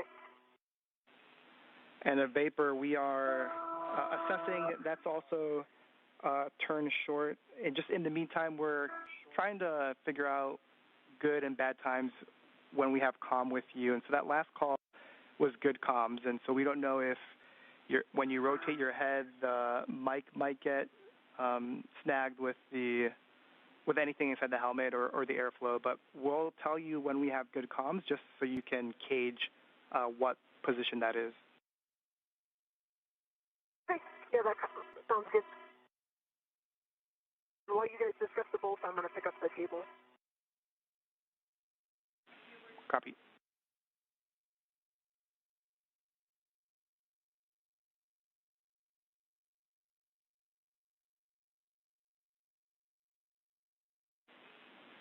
And Vapor, those are good bolts for M13 and M14. So next for you is to just tend the EV3 PGT back to the strut bag unless you are moving it to the WIFX.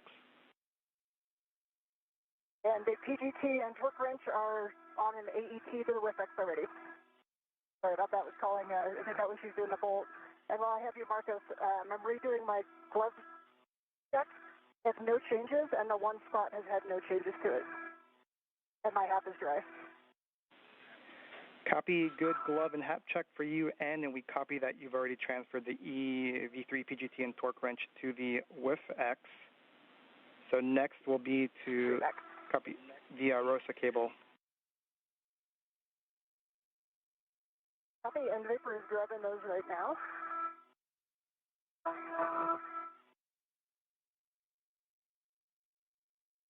After the completion of the upper triangle build by Ayers, she's now working to remove some of the cables that will be installed. You see her on the left of your screen there, gathering those cables. Okay, come this triangle back to this.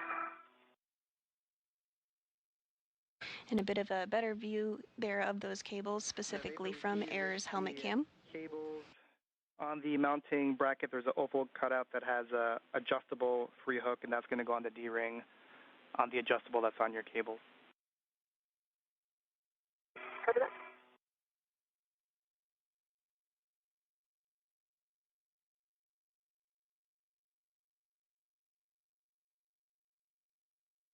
These cables will be routed on the rollout, so will be routed for future installation for the rollout solar array.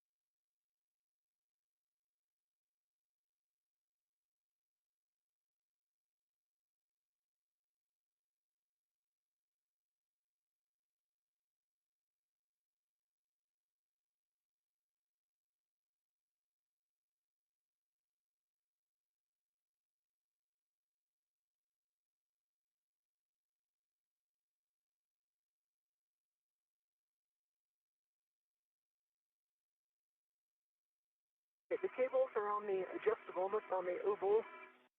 Okay. Copy, Vapor, and if you can, you can get...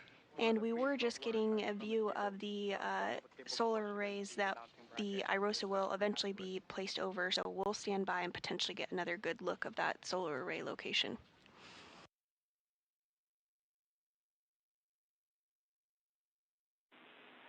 And Vapor, there should be one pre-installed wire tie per bundle that you can attach to the mounting bracket. Yeah, that's in order.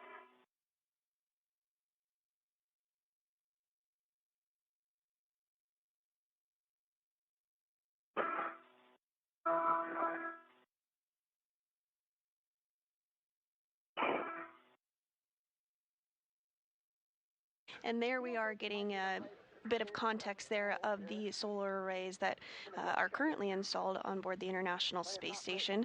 The ISS rollout solar arrays are quite a bit smaller, but will actually provide more power for the orbiting laboratory once fully installed.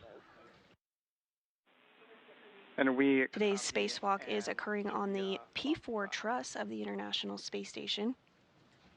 Yeah, I just moved. I'm going to put my safety tether, or waist tether rather, somewhere else so it doesn't do that again. Once the modification kit is wrapped up and installed, the duo will translate to the P3 truss to complete the relocation of the Common Communication for Visiting Vehicles antenna, or C2V2 antenna, to ensure better redundancy for visiting spacecraft to the International Space Station.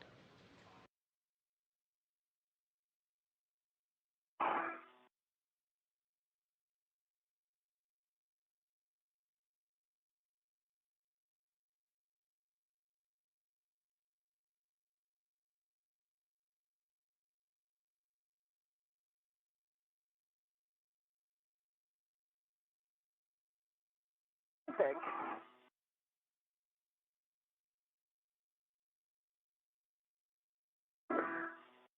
And you do see there in the center of your screen NASA astronaut Anne McClain. She is at the location where the triangle and mounting bracket that has been built will be installed. That's the mass canister of the Beta Gimbal Assembly, or BGA structure.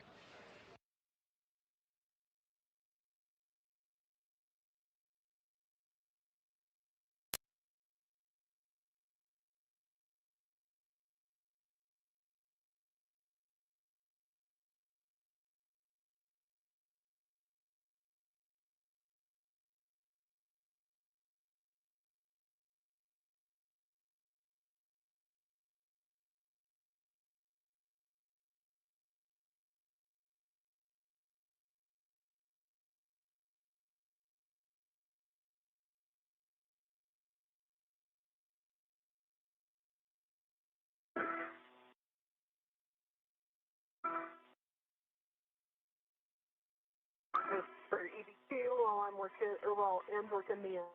And a bit of a better view there of NASA astronaut Anne McClain in the spacesuit with the red stripes working to get into the articulating portable foot restraint, or APFR. That will help her as she works with Ayers to install the triangle on the mass canister of that beta gimbal assembly. Hand the upper triangle to Anne, and we'll have more words for you with cautions before we proceed. Yep, and before you just verify my feet, please. Yep, let me get into a better spot here where I can see.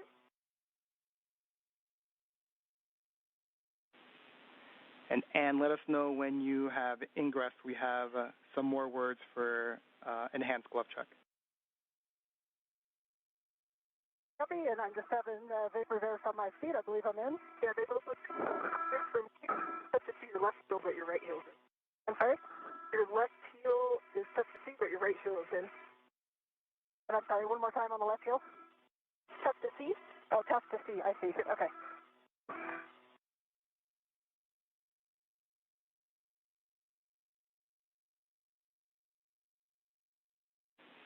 All right, and good job ingressing the APFR. Just make sure that the Ingress 8 is tucked in towards you so it doesn't get in the way with the upper triangle. And once that's complete, let me know and I'll have words. Yes, definitely. It's tucked right now, but don't hesitate to remind me over and over again. That thing has a way of moving around. Copy, will do. So, Anne, for you, so right now what we would like you to do on your gloves, we'd like you to take your right glove palm up. We want you to flex your right index finger away, so overextend it, and provide that view to us via the HECA camera. Okay, let me know, is that a good view in the HECA? That is a good view at the HECA.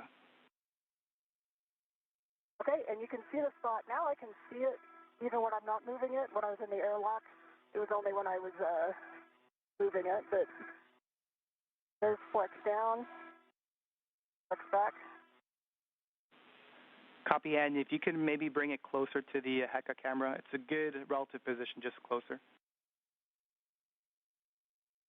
How's that? That's a good view.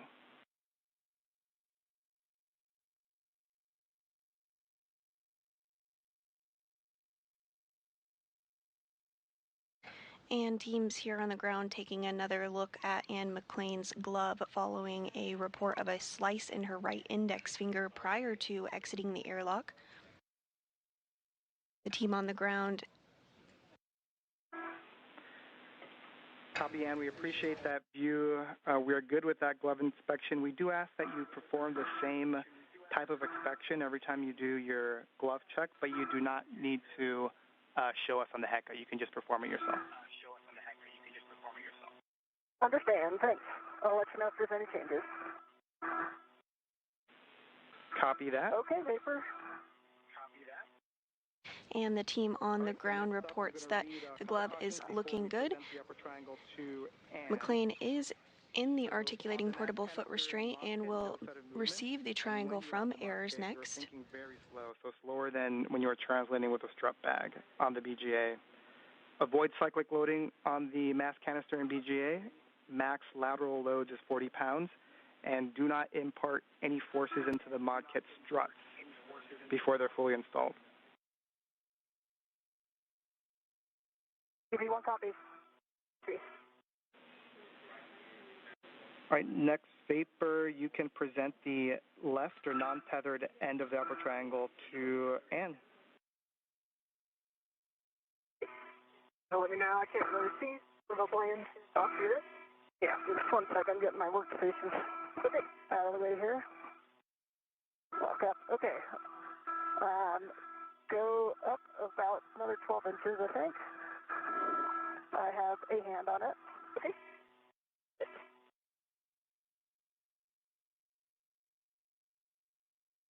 All right, this isn't small, is it?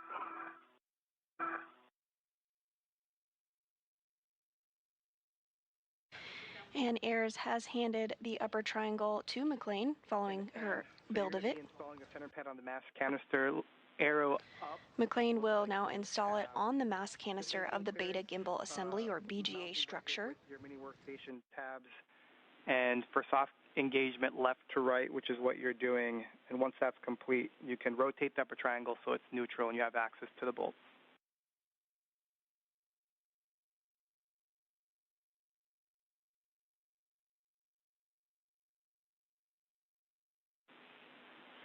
And vapor, since the EV3 PGT and torque wrench is already on the AET, we can have you go to the right saw bracket and get a visual alignment of the bearing. And just as an FYI, we've got that RET series from the bag to the mounting bracket that we want to keep eyes on as you go away and to the strut bag. Center pad is soft dock. I'm going for my PGT, I believe 2 turns on each. It'll be alpha 2 clockwise 2 and is exactly 2 And this view of Ann McClain's helmet camera as she positions the upper triangle on the beta gimbal assembly. All right, for the Fairchild fasteners. If you're just tuning in with us this morning, we are 1 hour and 35 minutes into the 275th spacewalk in support of space station maintenance, assembly, and upgrades. This morning, the spacewalking duo, which consists of NASA astronaut Ann McClain and Nichole Ayers, worked to build the upper triangle portion that you do see on your screen there that is going to be installed on the mass canister of the beta gimbal assembly.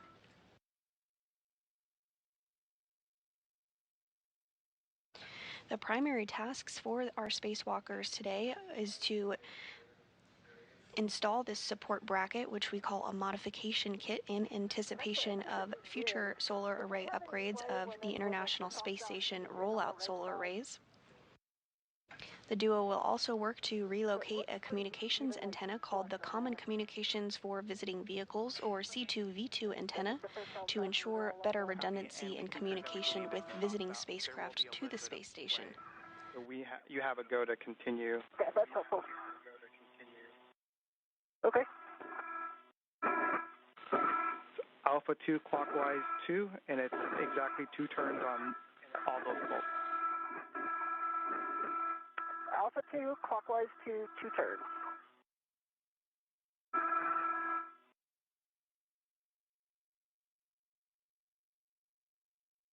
Because for EV2, the right stop bearing looks pretty thin. So it's at and parallel with. And we copy vapor, and just for your essay, that last column is in and out.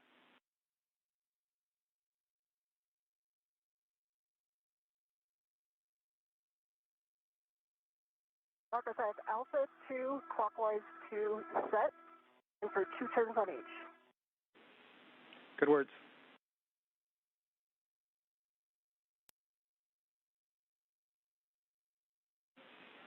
And that vapor, we are now waiting for the center pad install before proceeding. Copy that. I have 2 turns on M6 and M5, and for 2 turns on M8. Copy, good turns on 5 and 6.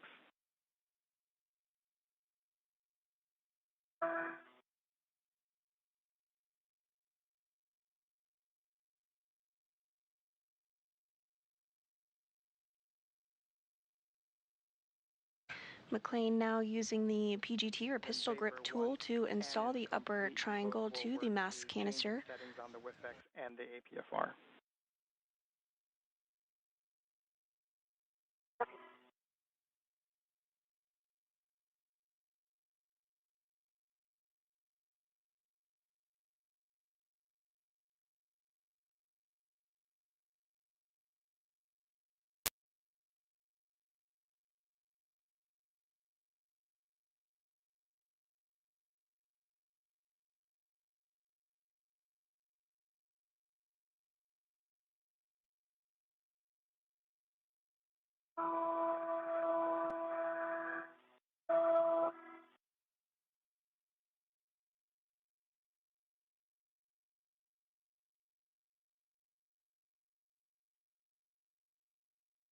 I have 2 turns on 6 or 8 and 5.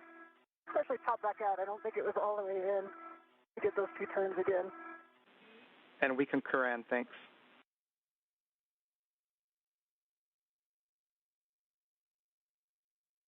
Okay, I believe 6 now has 2 turns.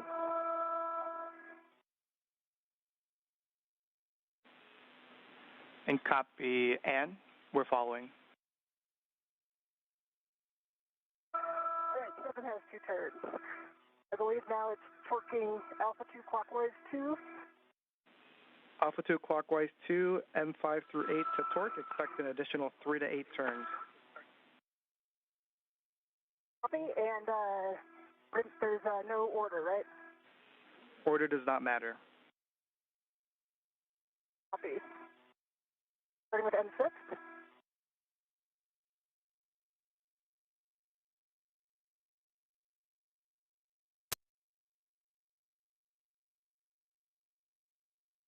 Okay, M6 got 5 turns, 3.6 torque green light.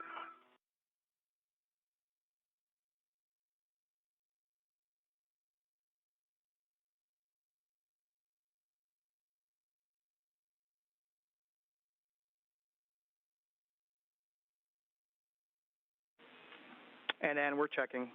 Give us 20 seconds. Okay. That's a good M6. You can proceed, Ann. Copy, good M6.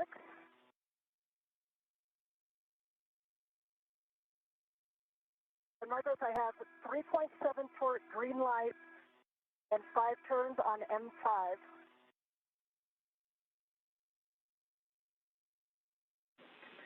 That is a good M5.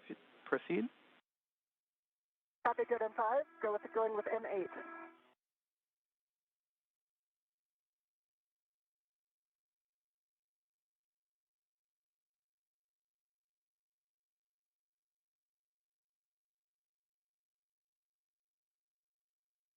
There's 4.5 turns on M8. Green light, 3.6 torque.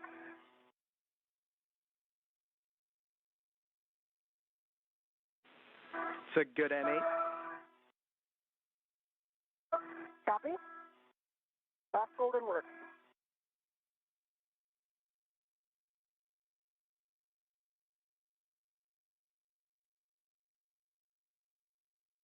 Okay, got exactly 4 turns on M7. 3.8 torque, green light.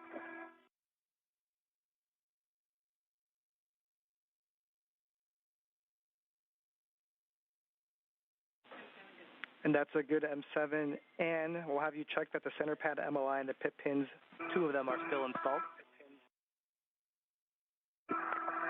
Copy, in work. All right, I see 2 pit pins in.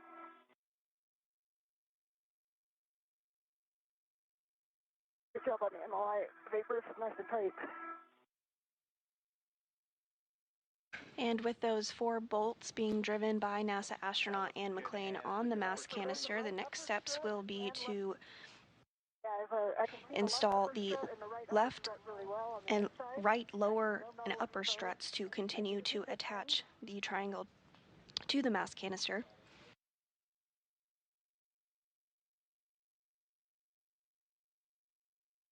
And if you agree, I think it's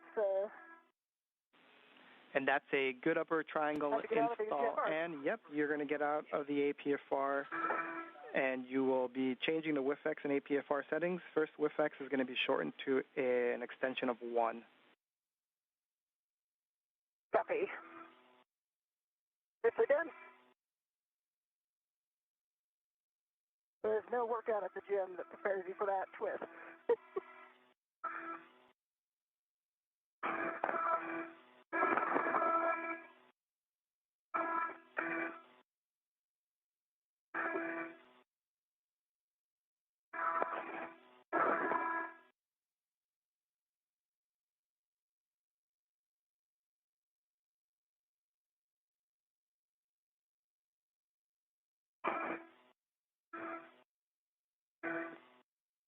We are now 1 hour and 44 minutes into today's spacewalk. The crew is about 10 minutes ahead of the timeline. The upper triangle has successfully been installed to the beta gimbal assemble. Here we go, I'm free. And for the both of you, just be aware that you still have that ret going from the bag to the mounting bracket. The crew will now proceed with the installation of the right lower strut and right mid strut on the right side of the mass canister before doing the same on the left side.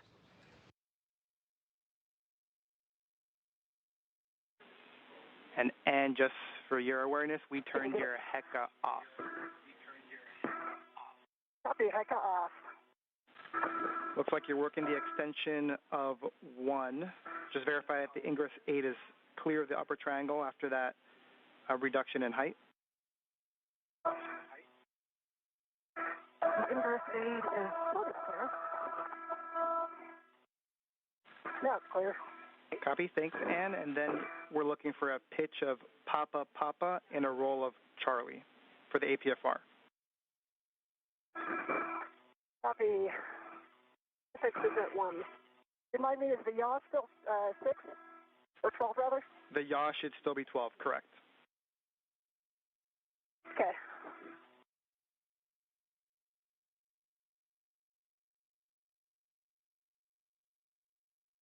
All right, so 12 Papa Papa, Charlie 12. Good words.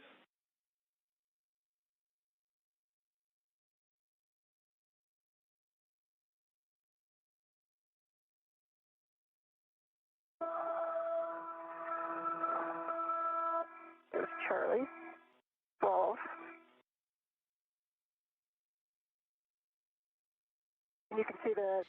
And this view from Nichole Ayers' helmet camera as she works to get the right lower strut out of the bag. Papa Papa.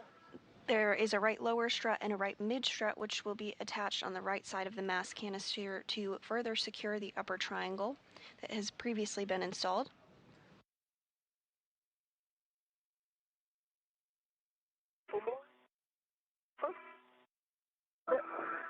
Yes, yes. That was blind.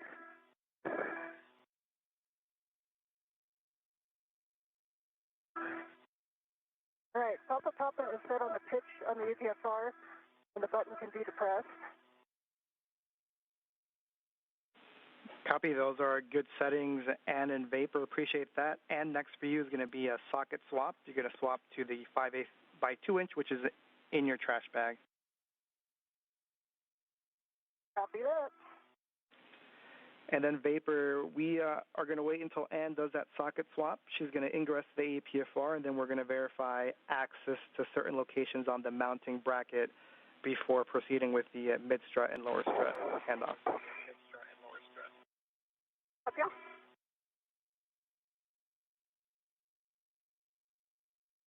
And Marcos, if it's okay, I'm going to get in the APFR and then do the socket swap while I have 2 hands. Sounds like a great plan, Ann. And just another reminder on the Ingress 8 and the upper triangle. Copy that.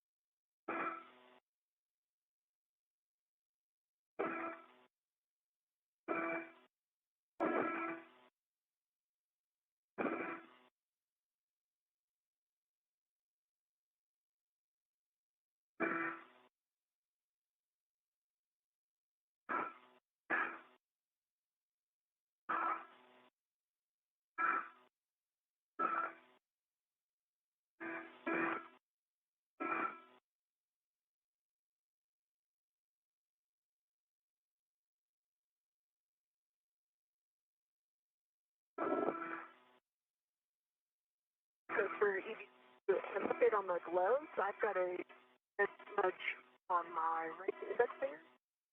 It looks like the shirt marks at the bag. And I've got several other black smudges on the tips of several things. And Vapor, I think I heard you have several smudges, black smudges, on your gloves that you think came from the strap bag. Is that accurate? Paper, mostly black and one red. One black and one red. All right, we'll discuss you on the ground. Marcus, it's several black smudges, not just one. Copy. Several black smudges, and if you don't mind, if you can, one hand at a time, just put it over your heka.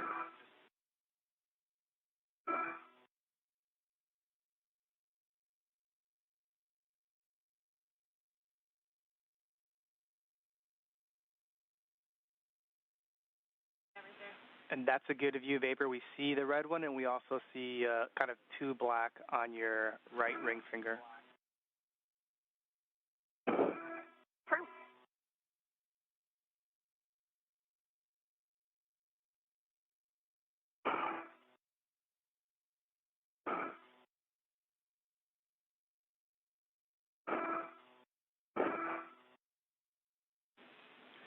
And Vapor, appreciate those views. We are good to press it. We're being told that it's not uncommon to get smudges at the IEA. We'll keep you updated. After that, thank you.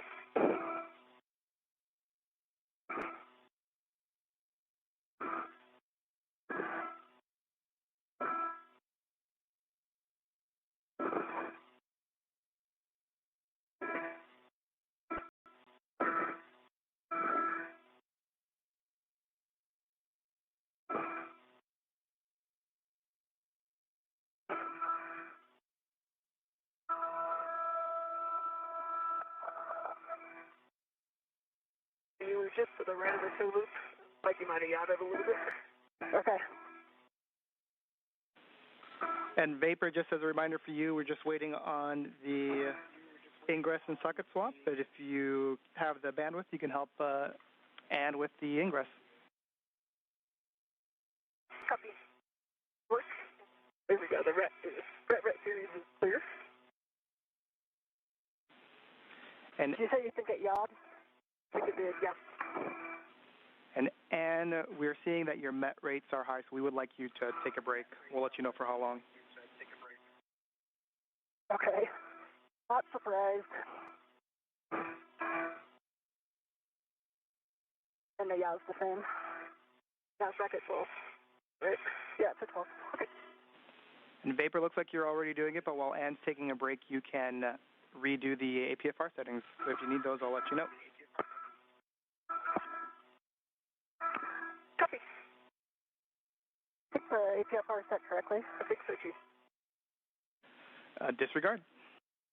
Now approaching the 2-hour mark of today's spacewalk. NASA astronauts Nichole, Ayers, and Ann McClain are working to install the right lower strut and right mid strut on the right side of the mass canister. Ayers has completed the build of the upper triangle, and McClain installed it following her build.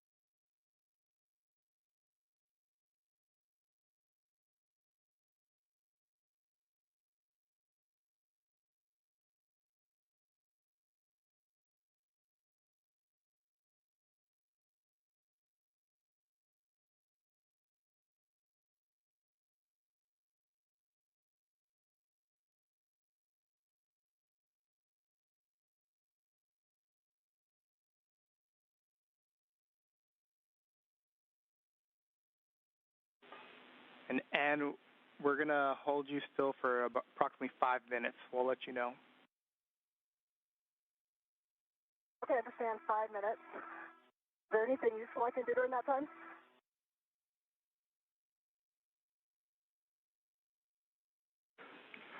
I think that's vapor. Pictures, whatever minimizes your movement. Choppy and smile, yeah. Laugh. So take in the views.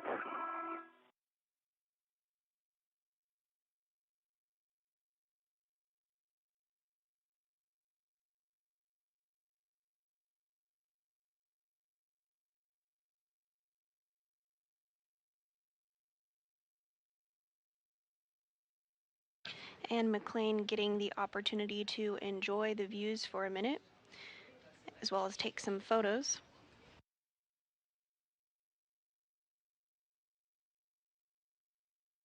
The International Space Station is currently flying 272 statute miles off the southern tip of Africa.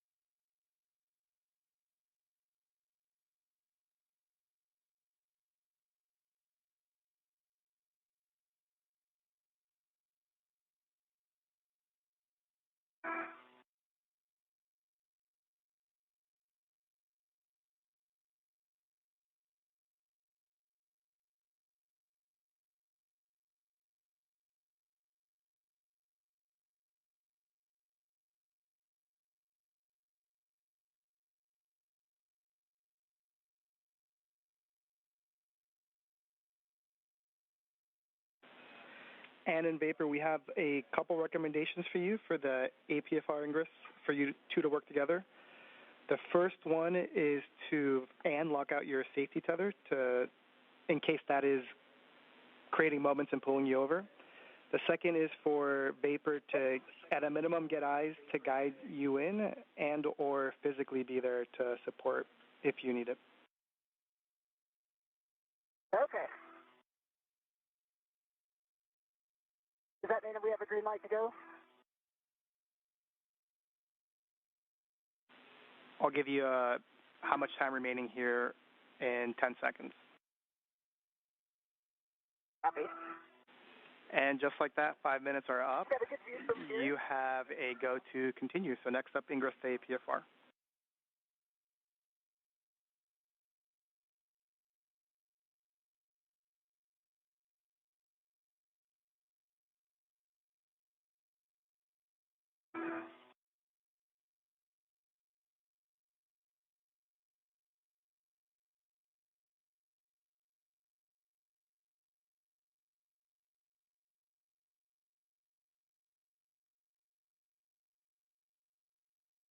NASA astronaut Anne McClain now going to work to get back into the APFR, or articulating portable foot restraint, there in the center of your screen. 2 minutes until TDRS handover.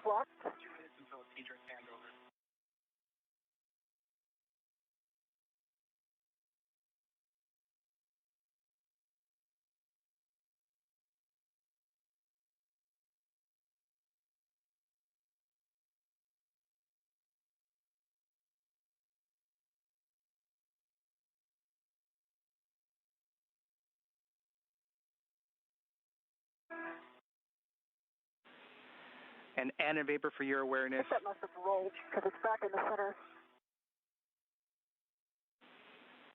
Anne and Vapor, it's a minute and 20 seconds until TDRS handover, but we'll also have a KU handover, so we're going to lose all video for approximately 30 minutes. Copy.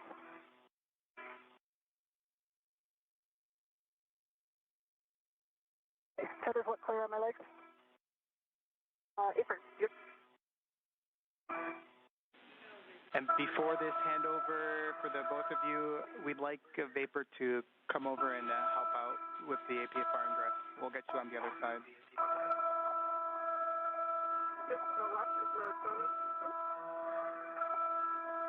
Your left foot to the right a little bit. Your right foot is in the middle.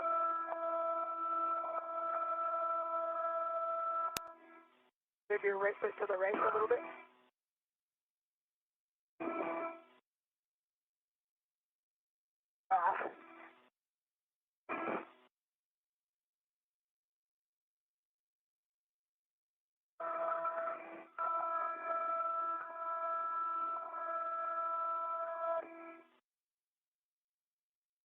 Are you able to hear me fairly clearly?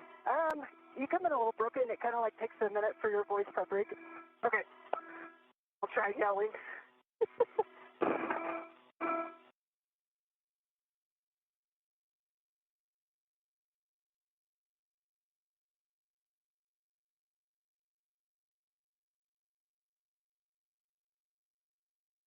And we are in a handover period between our satellites.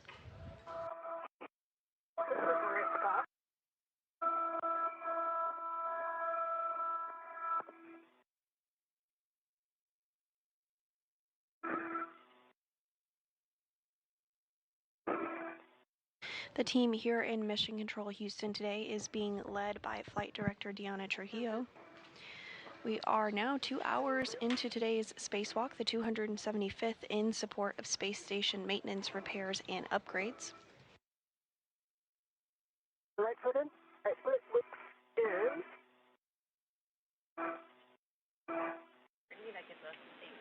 And in Vapor, we're back with you with left comms. Foot still out, or your right foot in? The left is not in? Copy. The left heel is on top of the hook. There it is. Left heel's in, both are in. Awesome. Very nice. Thank you. All right, I'm going to release this upper triangle right to you. Actually, before doing that, and we'd like to do access checks. Okay. All right, and so... I can access L6. Sorry, go ahead.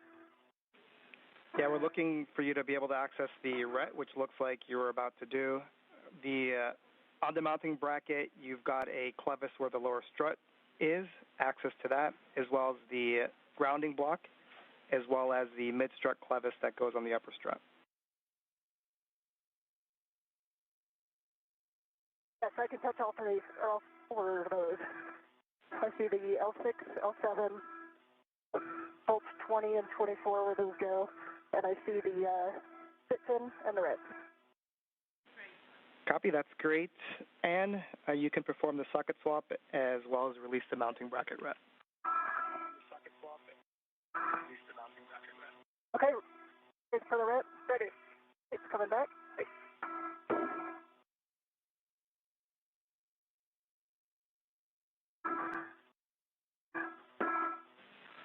And Vapor, once you have that RET safely in the bag, we're going to have you start working the right mid-strut, straps 12 and 13. We're going to have you start working the right mid-strut, 12 and 13.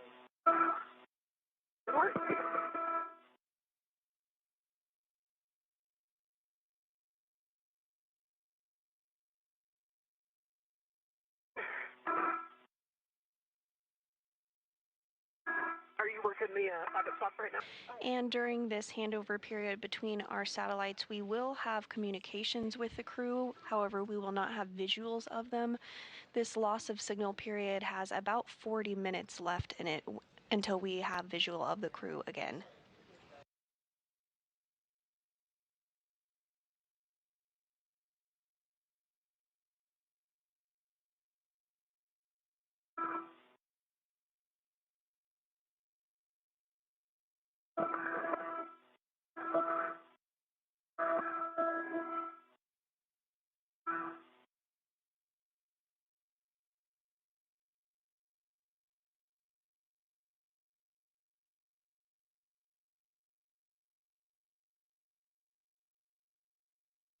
At this time, NASA astronaut Anne McClain, who is serving as EV1 today, has ingressed the APFR, or Articulating Portable Foot Restraint.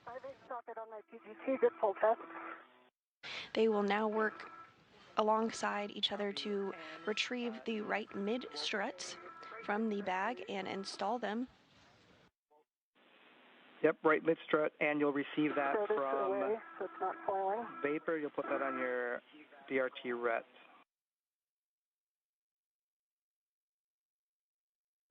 Copy. And that'll be to the handrail stanchion that's closest to the side of that. Cleaned up from the socket top. Copy that, Ann.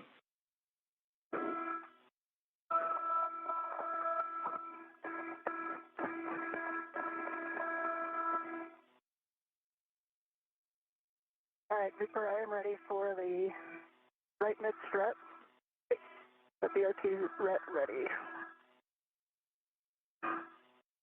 A little further, yeah, and you said a ret furthest or closest to the mid-pad, is that right? It seems opposite. Can I release it for you? Okay, if you release it, I'll put it over there closer to you. And here comes the large soak back. Okay.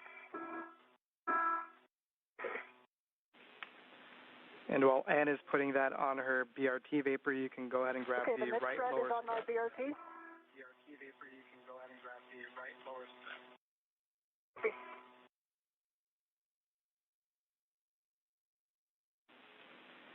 And you're going to receive the right lower strut, and you're going to leave the strut bag ret attached. Okay, strut bag ret attached.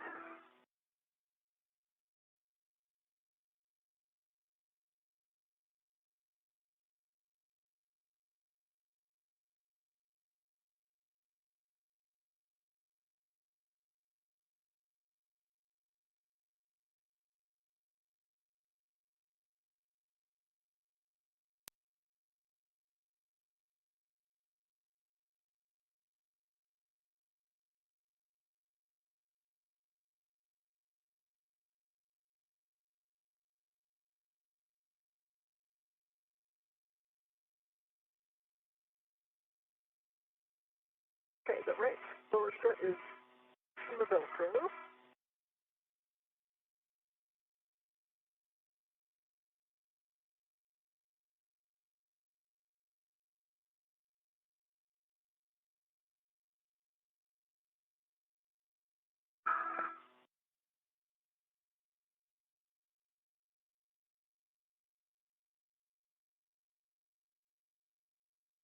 Now pivot the, it looks like that ret swapped out. And if you're just joining us today, we are 2 hours and 7 minutes into a spacewalk where NASA astronauts Ann McClain and Nichole Ayers are working to install a modification kit ahead of upcoming deployment of the fourth of the 6 new International Space Station Rollout Solar Arrays, or IROSAs. Additionally, the duo will relocate a communications antenna called the Common Communications for Visiting Vehicles, or C2V2 antenna, which will ensure better redundancy in communication with visiting spacecraft to the space station. I think I have the saw bolt in my hand. So far this morning, NASA astronaut Nichole Ayers worked to start the modification activity by building the upper triangle portion of the modification kit, which consists of 2 struts and a mounting bracket. McClain then installed the upper triangle on the mass canister of the beta gimbal assembly, or BGA structure. And the crew is now working to install the right lower strut, and then we'll move on to the right mid strut on the right side of the mass canister before doing the same on the left side. Once the handoff is complete, we are in a handover period where we do not have views of the crew. We have about 35 minutes left in this loss of signal, but we do have communications with the crew at this time.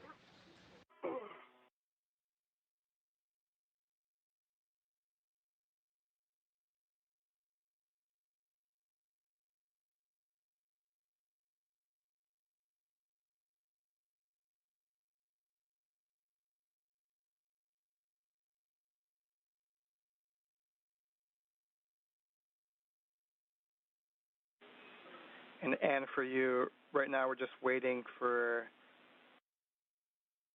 Vapor to drive the bolt at the saw before continuing with your portion of the strut. Copy and understand.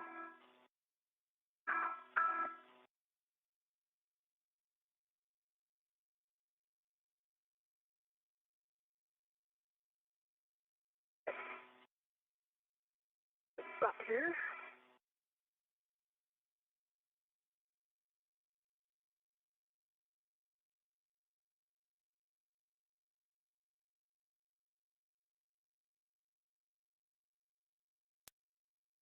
I'm ready to, okay. I'm going to try to be real light on it, but let me know if I can help you out at all. Okay.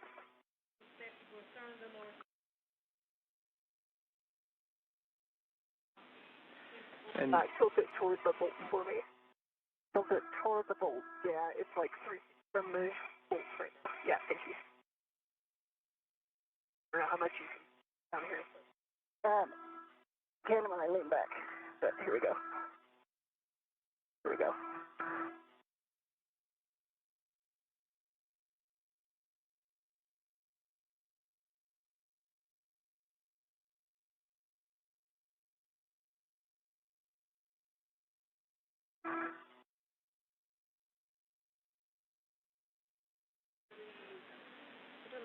And in Vapor, just as a reminder, I misspoke that we will not have video for 30 minutes. It's actually 50 minutes. And so we won't have any video for the next about 30 minutes. Okay. Vapor's working the sob right now. Copy that. I'll have a warning to read before we start doing any bolt operations. Okay, we're ready for the warning. Copy. So it's a pinch point warning, Vapor. You want make sure you keep your fingers clear of that interface, strut, and BGA.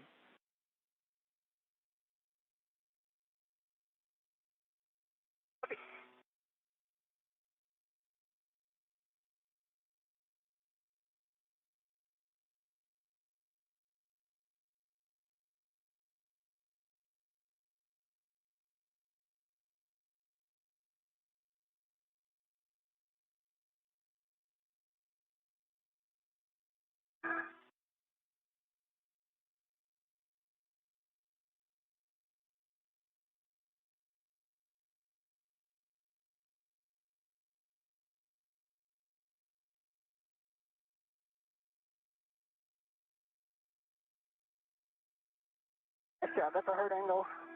Yeah.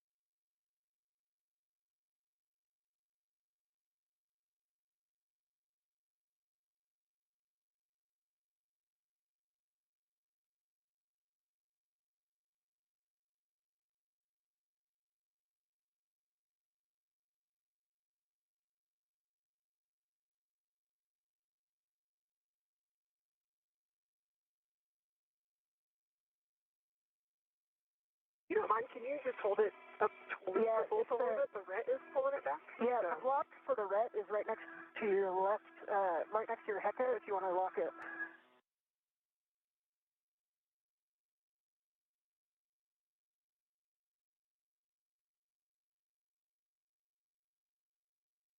There we go. Now it's staying in place.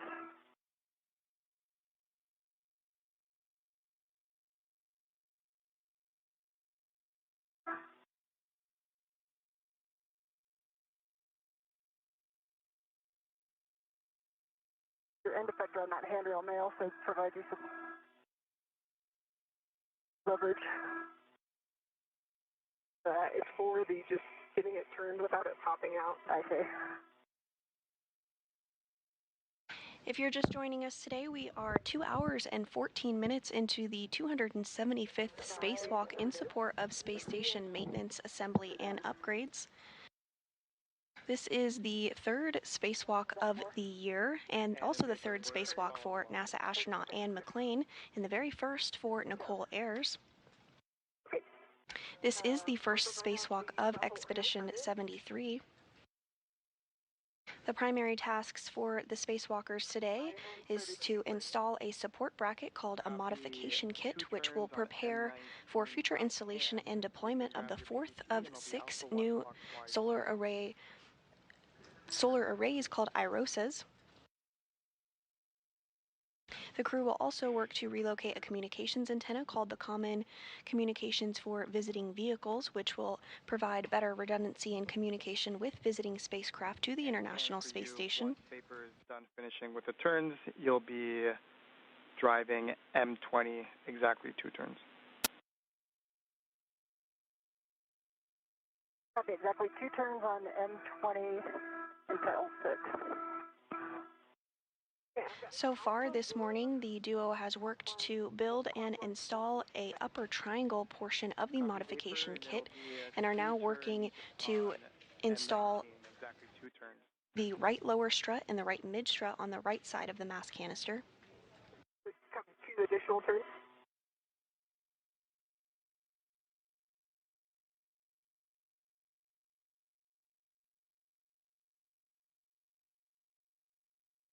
Four turns, right? Yeah, 4 turns total? Yeah. Marcus, did you copy her question? It is 4 turns total, so 2 hand start and then 2 with the PGC. Thank you. Okay, there's your 4 turns total. Copy 4 turns total. Vapor will have you hold tight and just want to make sure that the pit pin lanyard is free of the clevis before we start driving bolts. Copy. I will grab the pit pin out. I see the pit pin. It is free of the clevis. And I have M20 in 2 turns. Am I going to put the pit pin in? Can you repeat, Vapor? And did you say you've already driven M20 2 turns? No, so the pit pin is free of the clevis, and I've driven M20, not driven, hand-started 2 turns. Copy. You hand-started M20 2 turns. Is that correct? Vapor. That's correct. All right, copy Vapor with that. PGT settings for you, Bravo 7, clockwise 2. Let me know when you have that. I'm set. Bravo 7, clockwise 2. And you're going to be driving M19 to torque. Expect an additional 10 to 11 turns, Vapor. Okay, driving a torque 10 to 11 turns. So Marcos, can I put the pit pin in? Negative, not yet, but you can take your PGT to Bravo 1 clockwise 2. Okay. But you can take your PGT to Bravo 1 clockwise. Bravo 1 clockwise 2.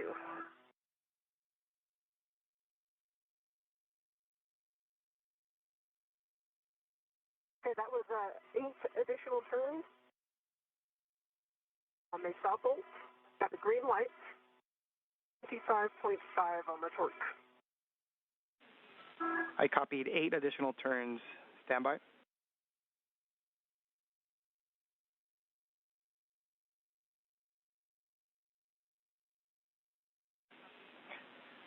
Vapor, that's a good PGT. We'll go for the torque wrench.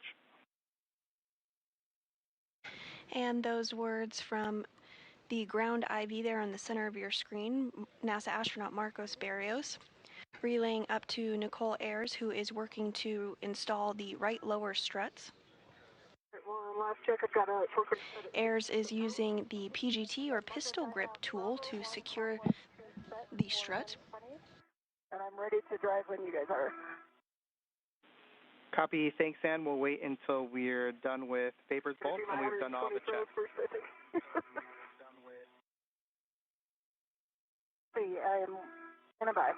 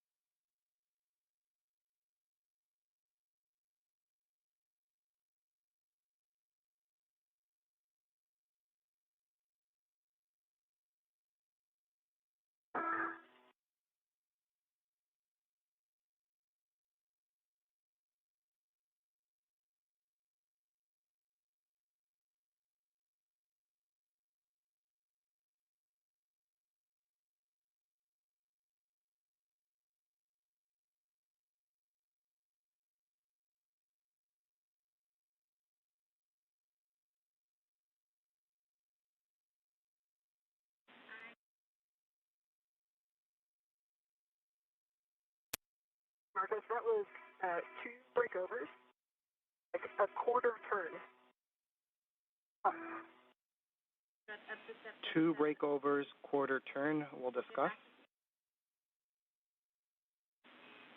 And for the both of you, just for our latest consumables check, limiting consumable is Medox for EV1 with a PET of 622.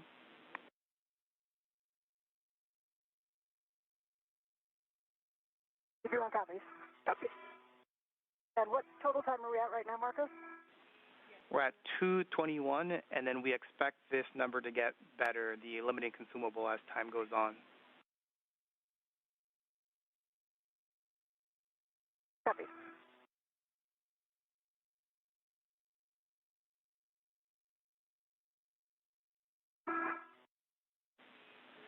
And Vapor, we're still talking the torque wrench.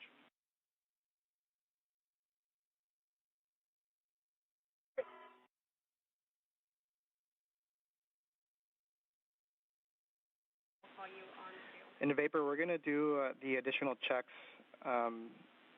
before calling it good. We're expecting 2 more turns. So with that, just let me know and we can go through some checks.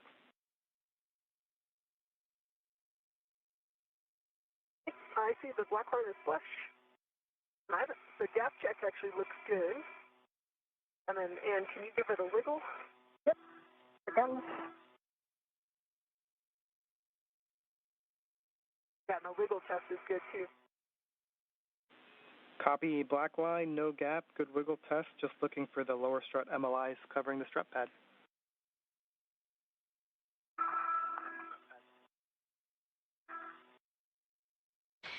McClain and Ayers now working to ensure that there is a good connection on that lower right strut.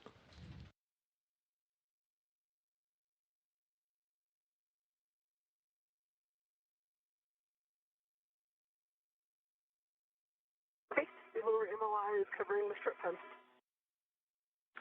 Copy about the MLI. We were just told that that is a good M19, and so, and you have a go to drive M20 to torque. Expect an additional 5 to 7 turns. Bravo 1 clockwise 2. Copy, Bravo 1 clockwise 2 set M20.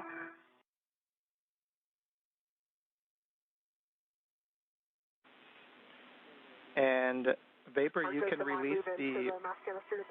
release the rep from the lower strut. McClain now using the pistol grip tool to secure the lower strut to the mounting bracket. 12.1 torque, green lights on M20.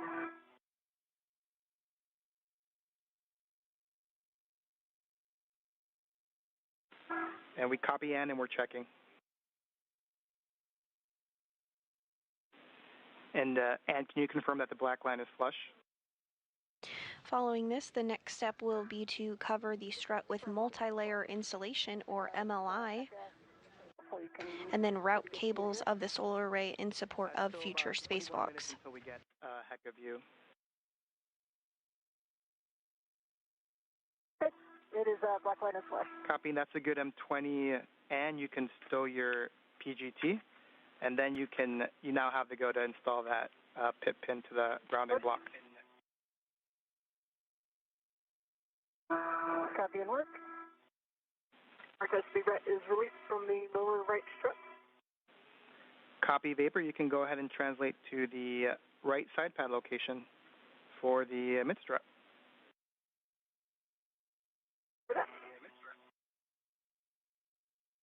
The pit pin is installed, and I'll work on the MLI around.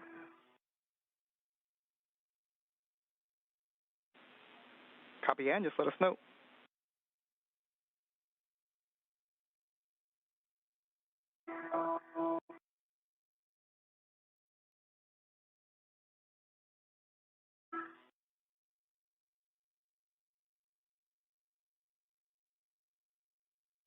If you're just joining us this morning, we are approaching the 2-hour and 30-minute mark into today's spacewalk to install a support bracket called a modification kit in preparation for future installation and deployment of International Space Station Rollout Solar Arrays, or IROSAs. NASA astronauts Anne McClain and Nichole Ayers are working to install lower struts on a mass canister that they have already built on the upper triangle of the modification kit. And it's up to 40 pounds. 15 inches from the outer. We do not currently have views of Ayers and McClain, but expect to regain views of them in about 18 minutes from now. And we're currently just discussing things on the ground to look at the config of the mod kit. In the meantime, you do have a go to execute the IROSA cable routing on the right side.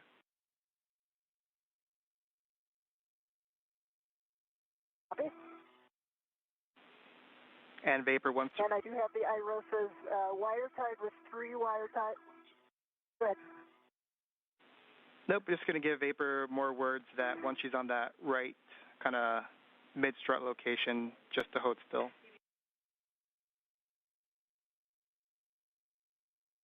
Here.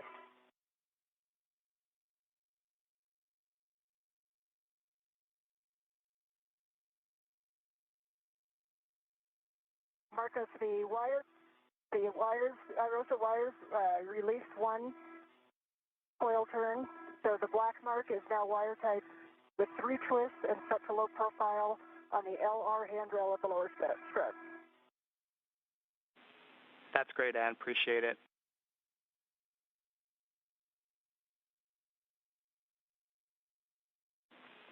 And Ann and Vapor. My red is stronger than the force that collapses his back.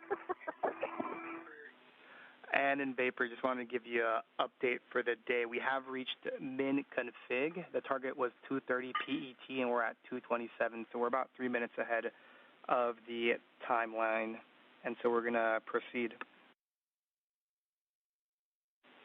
Proceed with the day, and we'll get you more words on what we're doing next. Good news. Copy all. And just to be extra clear, we're going to pause right now to give you further words, but stand by.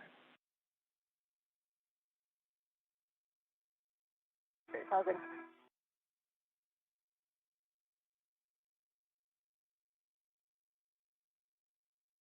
NASA astronaut Anne McClain has successfully routed cables on the right IROSA strut.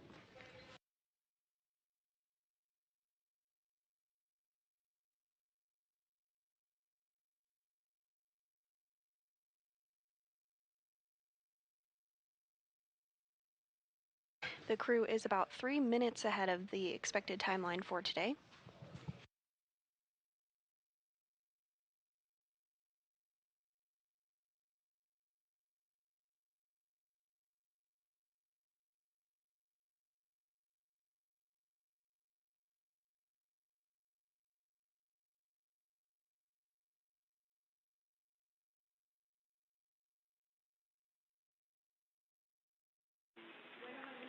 And in Vapor, we're still discussing what our going ahead plan is.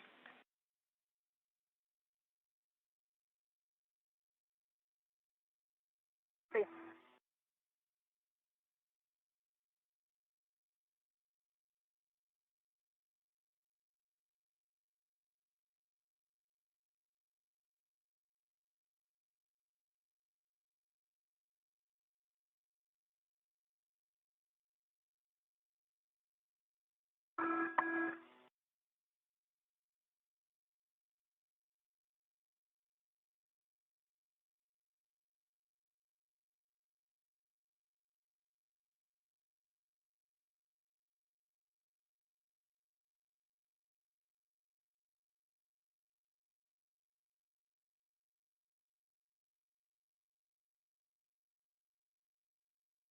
Look this way.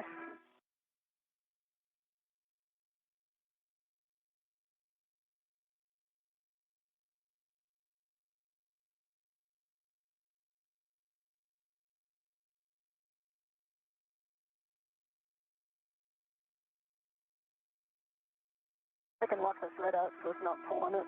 Okay.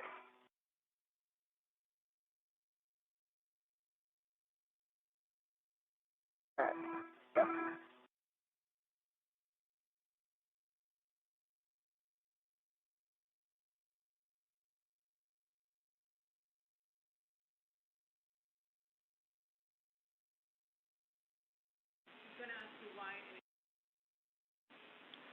And in Vapor, just an update, we have reached the min config. We have decided to clean up and prioritize the C2 V2, and we're going to get additional words to you soon.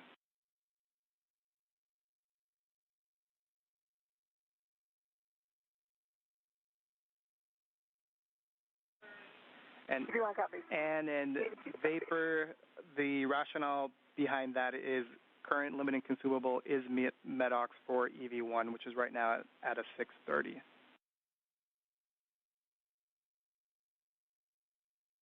Understand.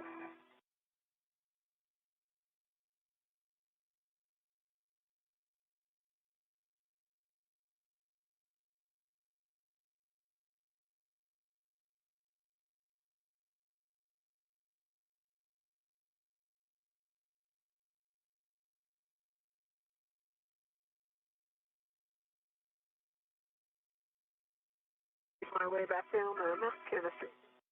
We are now 2 hours and 31 minutes into the 275th spacewalk outside the International Space Station.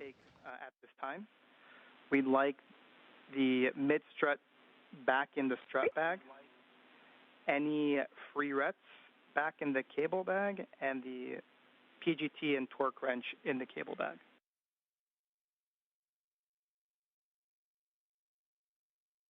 Okay, copy. So mid-strut is going back to the bag, and then the wrench going cable back. And I've got the mid-strut when you want to cut off your right hand. Okay. Good words, Vapor.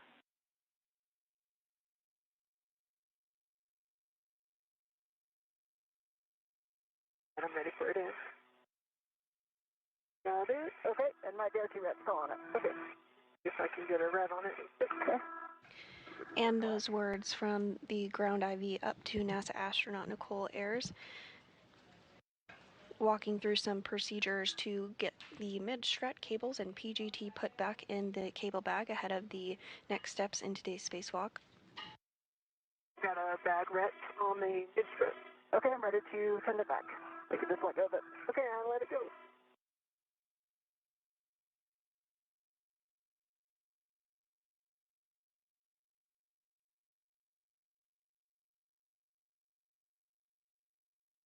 Because the mid-strut is ready to the bag, I'm not sure I'm going to be able to feed this Velcro through the D-rings in a specific glove hand.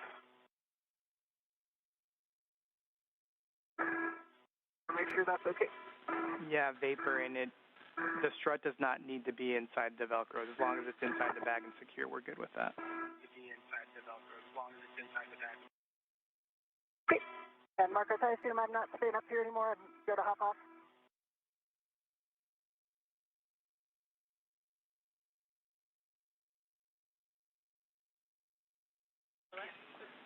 Stand down, Vapor, or correction, stand down.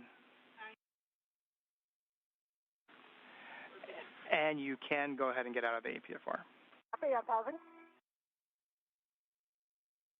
Copy.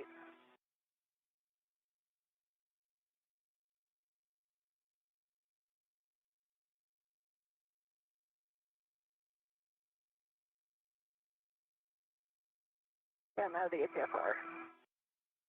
Nice. Only took 1 calorie to get out.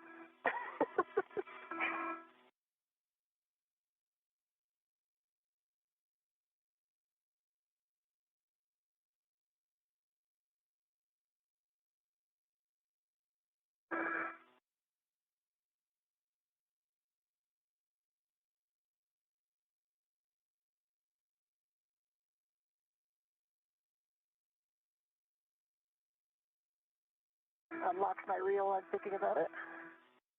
Get my reels unlocked. Oh. You have a free hand. Sorry? If you have a free hand, can you give me the end of that adjustable? Yes, I'm going to make my way down there now. Perfect.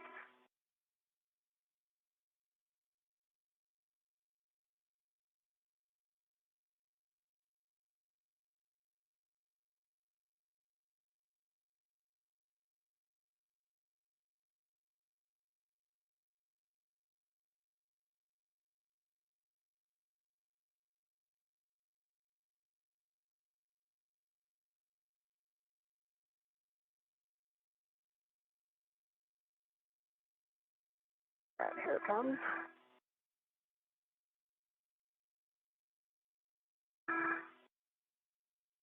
Let's go to the cable bag. And we are now 2 hours and 36 minutes into today's spacewalk. NASA astronauts Anne McClain and Nichole Ayers have completed the lower right strut installation, which is the minimum configuration for the mod kit. Given the high priority of the common communications for visiting vehicles antenna relocation, the team has been directed to stop working on the mod kit, clean up the IROSA worksite, and move on to the C2V2 relocation task. Copy? Copy. And Marcus, I'm sure you're discussing what's going to go out and what's going to stay out and go in. We know we're putting the torque wrench and the PGT back in the strut bag. Those are going into the cable bag. So the PGT and the torque wrench into the cable bag. Going into the cable bag. So the PGT and the Copy cable bag. I think it'll be more helpful if I come around to the cable bag. What do you think? Sure. Yeah. So all I have to do is close the bag and then get these in the cable bag. Okay. Yeah.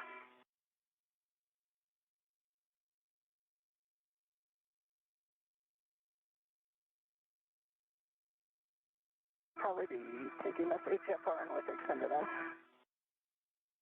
Yeah, I think that actually might be more. I don't know if I need to ever hear about a cable bag necessarily.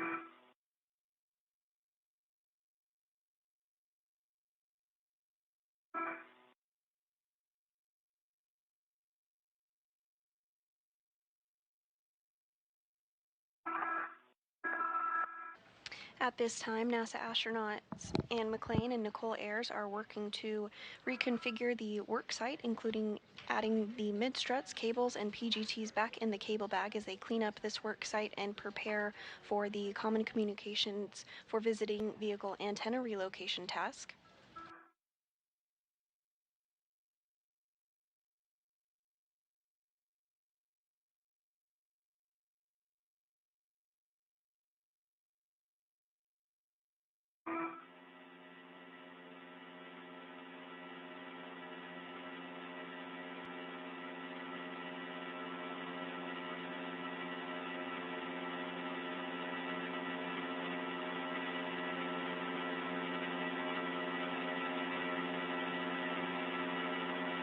Okay, I've got the PGT and my torque wrench in the cable bag.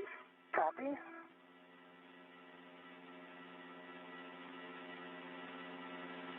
Move it back to the strut bag.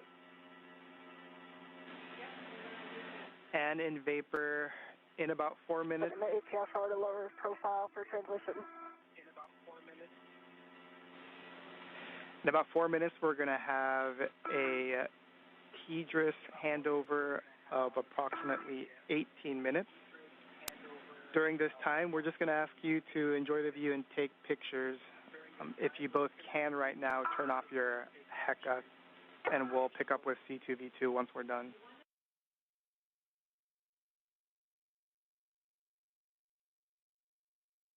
Okay, do I understand 18 minutes? 18, 18, different.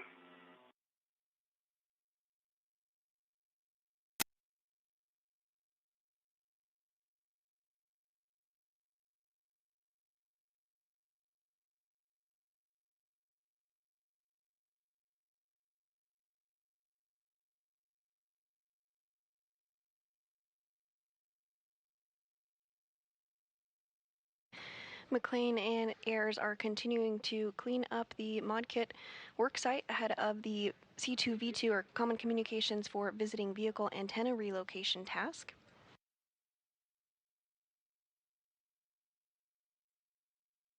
Given the higher priority of the C2V2 relocation task, the team has been directed to stop the work on the modification kit, clean up the IROSA worksite, and move on to the C2V2 relocation task. Tighten it down.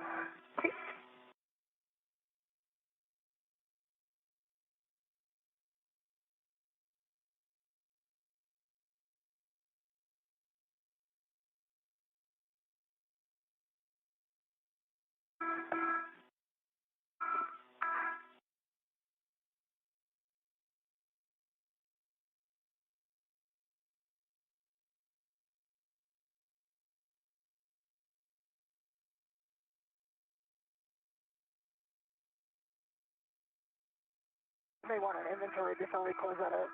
Okay. Marcus, did you want a ret by ret inventory of the front bag? Let's do it.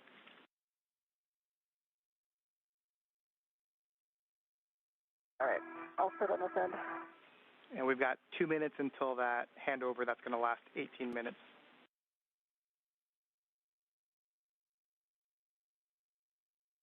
Okay, and just understand this is KU? Negative. This will be S-band. We'll lose comms with you for 18 minutes, and so we're just going to have you pause, take pictures, and enjoy the view.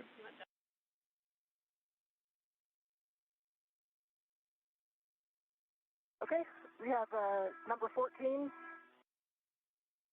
on the outside of the bag. We have number 10.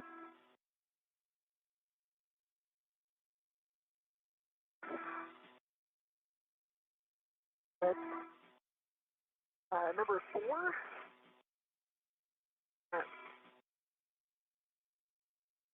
Number 1. Number 2.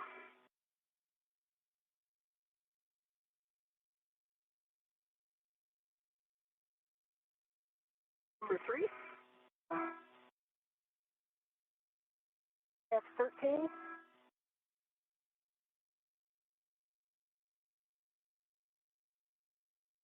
Get this guy number 7. Number 11.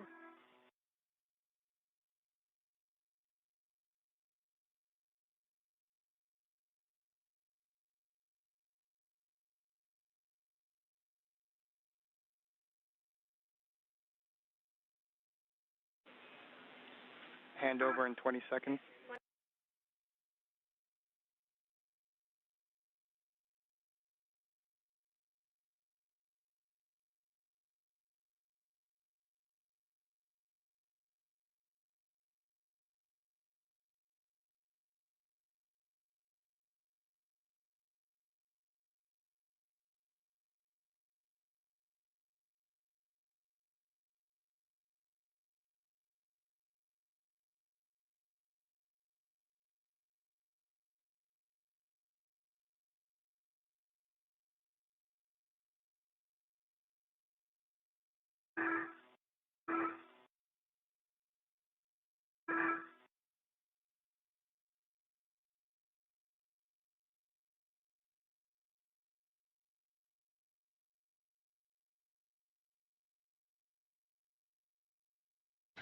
And at this time, we do have a approximately 18-minute long time period where we do not have communications or views of the crew due to a handover period between our satellites. So the crew has been directed to enjoy the view and hang tight, and we'll see them on the other side of this handover.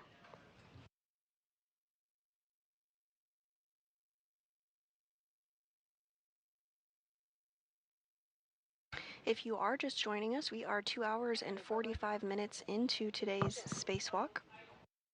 NASA astronauts Anne McClain and Nichole Ayers worked to install a support bracket called a modification kit on the International Space Station. As part of this, they installed and built the upper triangle and attached it to the mass canister and installed the right lower struts and upper struts as well. This is what is considered the minimum configuration for the mod kit. Given the higher priority of the Common Communications for Visiting Vehicles relocation task, the team was directed to stop working on the mod kit, clean up the IROSA worksite in this configuration, and move on to the C2V2 relocation task.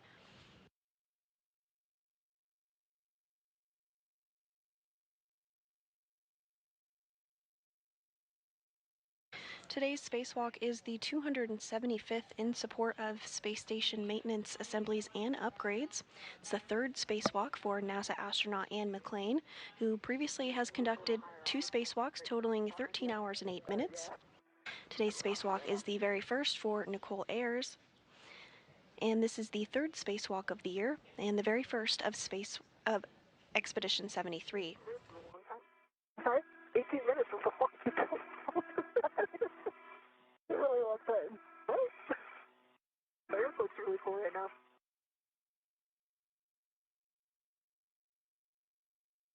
Ayers and McClain arrived on the SpaceX Crew Dragon Endurance on March 15th following their launch the day prior.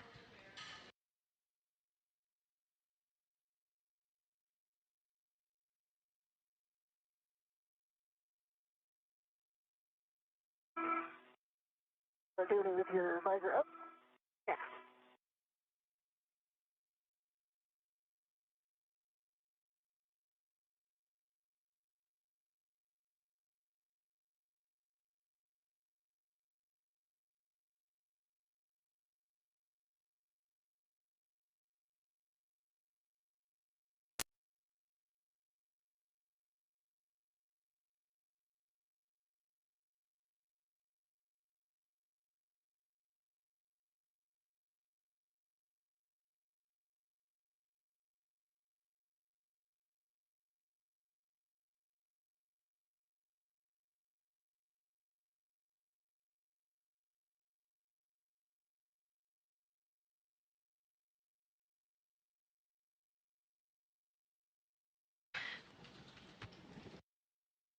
They're not too close, are they?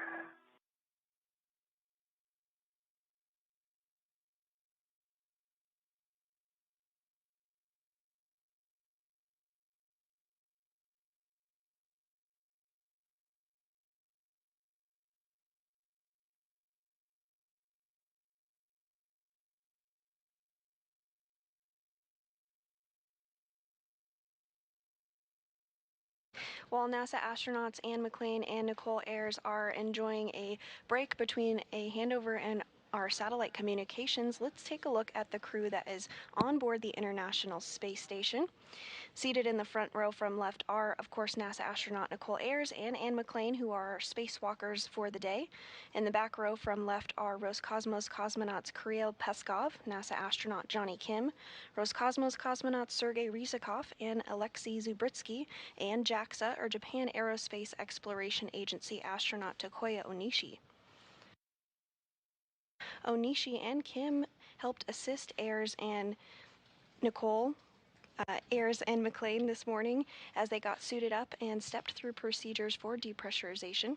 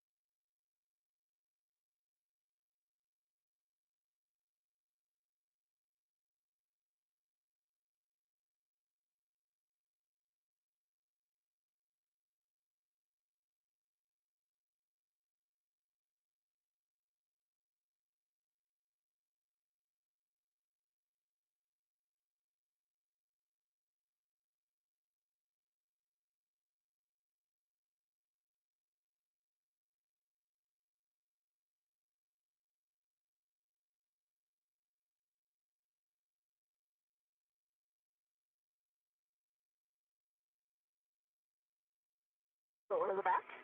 Okay. Go over the back. I did. Yeah, you did one? Yeah. Okay. I think, well, as long as you get picked them up, but.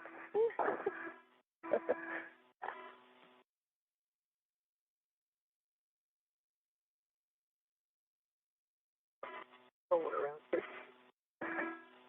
that easy to do?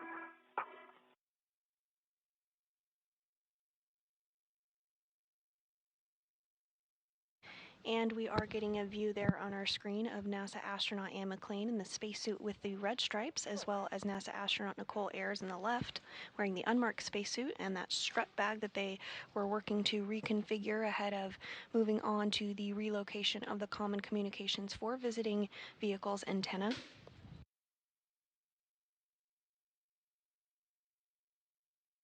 Towards the lower portion of your screen, you do see that upper triangle that Ayers built earlier this morning that is attached to the mass canister, as well as the lower strut that was successfully installed.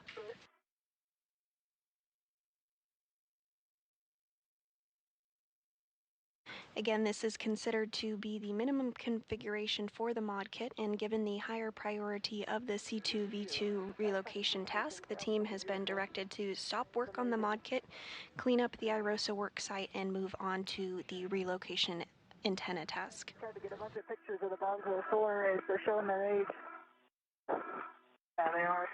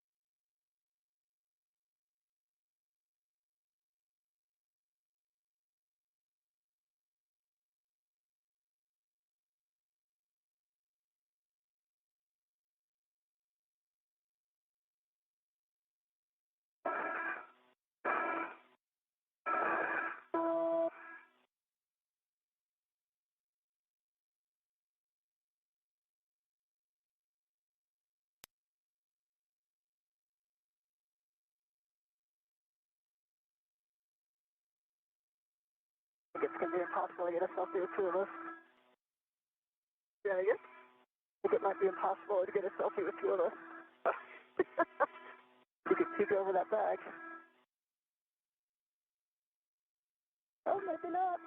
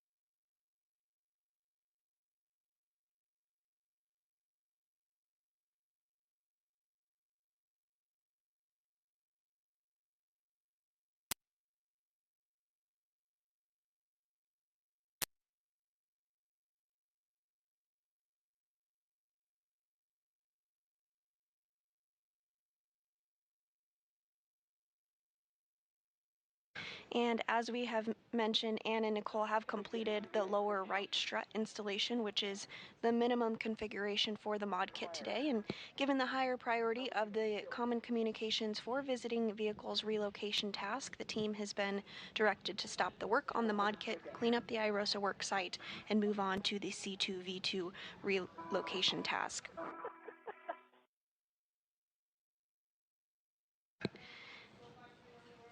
When spacecraft visit the International Space Station, they rely on a communication antenna, the C2V2, to communicate. Relocating this antenna will ensure better redundancy and communication with visiting spacecraft to the International Space Station. And there on your screen, you do see a glimpse of the spacecraft that are currently docked to the International Space Station. We have the Crew 10 spacecraft, which Anne and Nichole arrived on, as well as a cargo flight, a Cargo Dragon CRS-32, which just recently arrived, and we also have 2 Progress spacecraft stocks, as well as the Soyuz MS-27, which brought up NASA astronaut Johnny Kim. I can hear you really quietly, Marcos.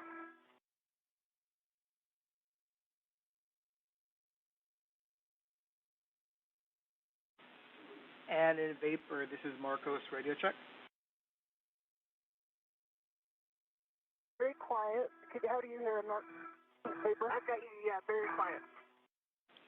And one more time, user error on my part. Loud and clear. Same. All right, we have words for you. So we're going to perform or at least check that you accomplished some of the cleanup steps that we asked you to do before. Then we're going to do a glove and hap check, and then we're going to proceed with C2V2. Copy. All right, so you can just confirm for us that the right mid strut was returned to the strut bag. Confirm. That the free rets from the strut bag were transferred to the cable bag. Negative, we did not do that. And there's no, and we copy Add and Vapor, no need to do that now, and then that the EV3, PGT, and torque wrench were transferred to the cable bag. Vapor. All right, with that, we'll get a glove, hap, and gauntlet check from the both of you.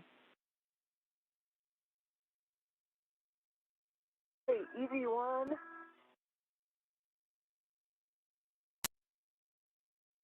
No change to the glove, and I did the extra check on that finger spot, and no change to it. And my gauntlets are in place.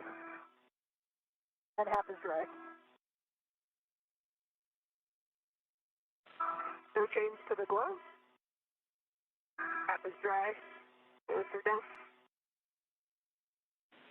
Copy that from the both of you, and we're going to have you retrieve the APFR and put it on your BRT, and then you're going to be translating inboard. And Vapor, we're going to have you retrieve the WIFX after the APFR is off and stow that on your BRT.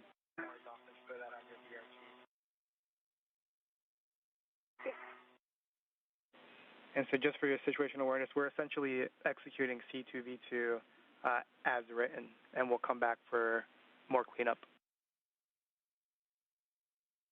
Copy.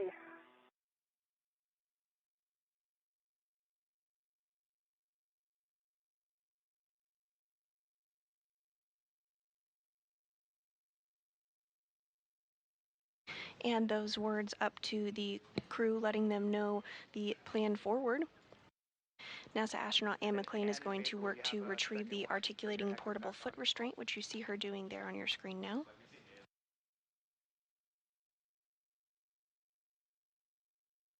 Meanwhile, Ayers is reconfiguring the tool bag and ensuring things are in a good place before they move on to the C2V2 antenna relocation.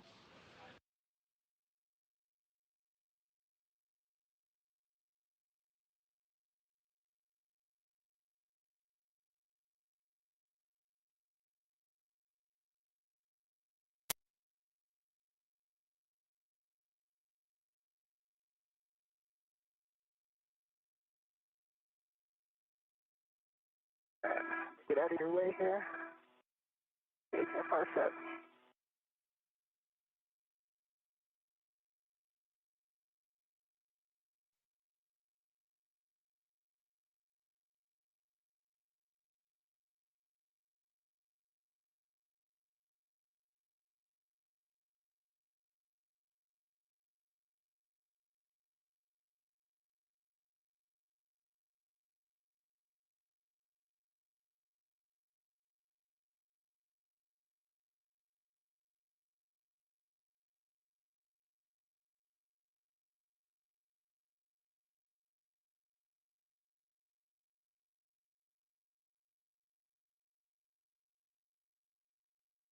And it looks like Anne McClain has successfully uninstalled that articulating portable foot restraint.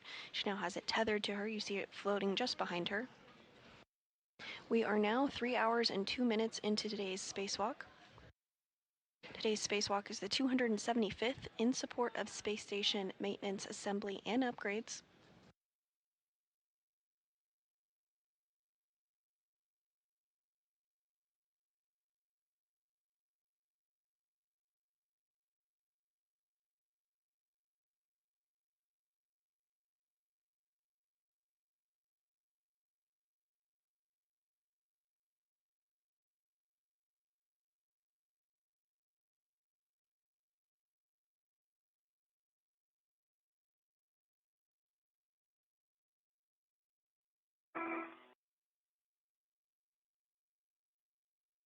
I have the HFR and my DRT. I'm releasing my rich man spare lead. Copy, Ann. I've got the WIFX on my DRT. And we copy Vapor.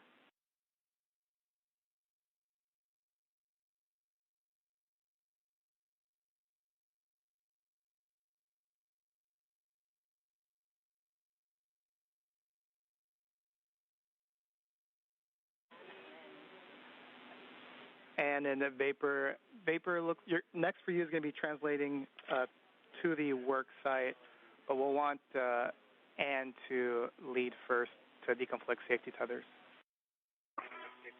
Yep, copy that. Copy. Let me get the HFR in a better spot here.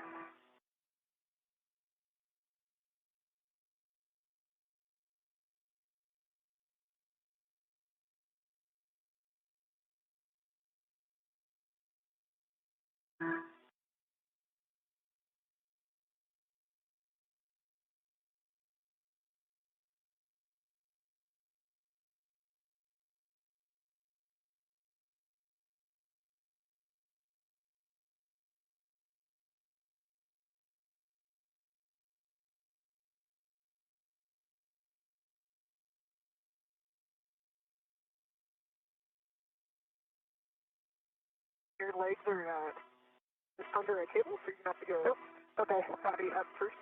Okay. They know they're clear. Clear. Or you're gonna have to go up and around. Yep. Here you go. Okay. Thanks.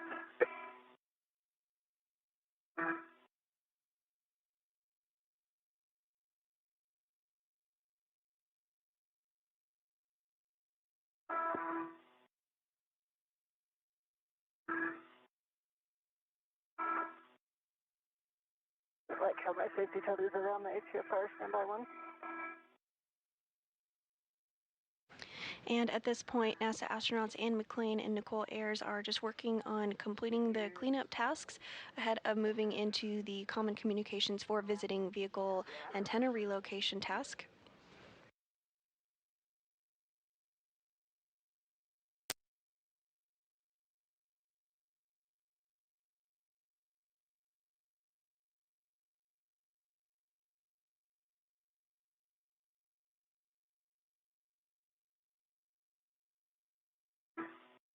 That looks good. This guy got locked out.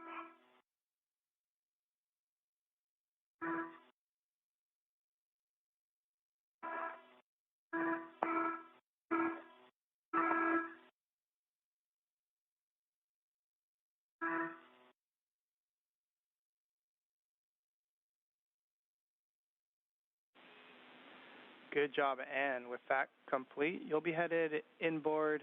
You're going to be going back to phase 1 before going zenith and dropping off that APFR on with 10. Copy with 10.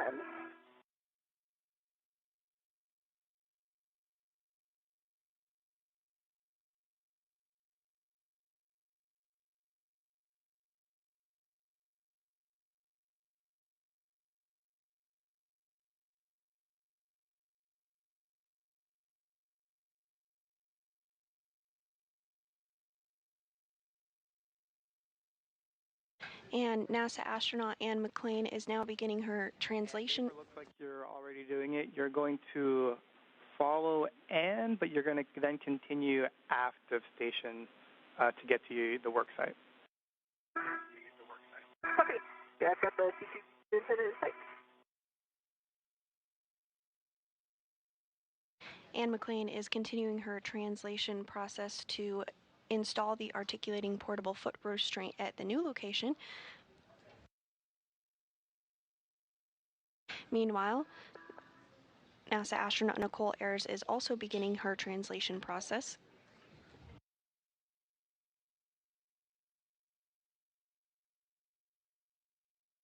Marcus, remind me exactly where I'm going up, what mile marker? You're going to be going up at the P1, P3 interface, so right when you see that DCDU, you'll be going zenith. Okay. Copy.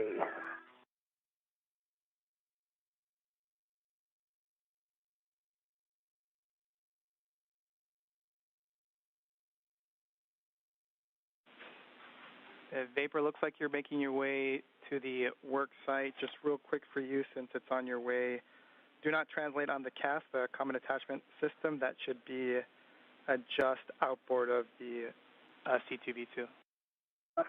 Copy. Yep, I'm zenith orbit already.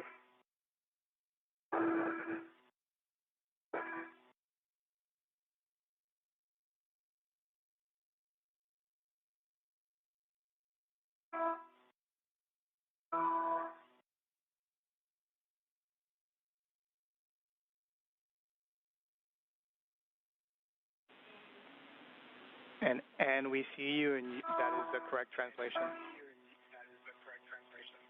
Okay. Once you reach the phase 2-3 edge, so the tippy top of station, you're going to be headed to with 10, which is back outboard. Copy, I see it. Copy, and then we'll like you to fair lead. There should be a handrail right at that P133 intersection at the tippy top. We like you to fair lead your safety tether there just to make sure it stays away from the radiator. Copy. And is that a rich man? Say again? Is that a rich man's fair lead you want?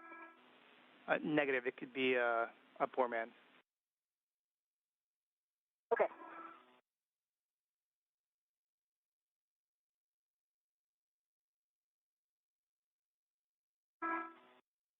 Marcos, while EV1 is putting the QFR in, taking a look at these cables. Actually, so they're wire tied to this, are also wire tied to this. This if I just release the width wire tie, be able to move the antenna out of the way.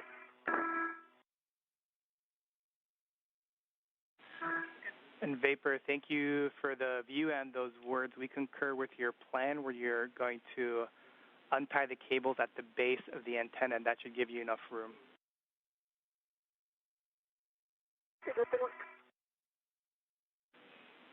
And Vapor, just because you're working near the antenna, just don't translate on the C2V2 boom. We've got the retro reflectors and do not touch the glass. Don't touch the radome paint on the actual antennas. And then for the electrical cables, want to ensure that you avoid the radii of less than 6 inches.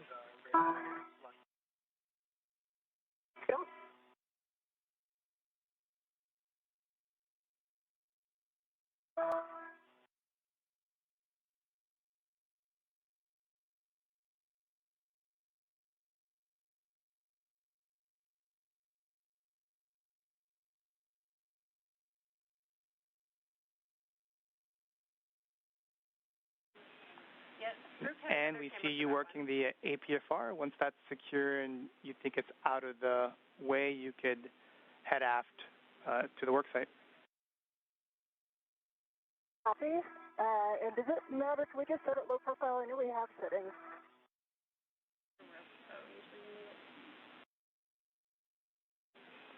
Checking and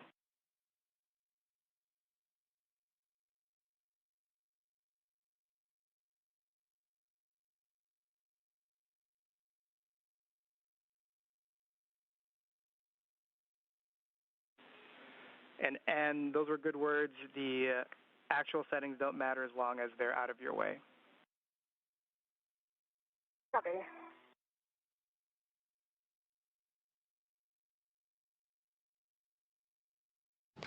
And this view of NASA astronaut Anne McClain as she is working to install that articulating portable foot restraint.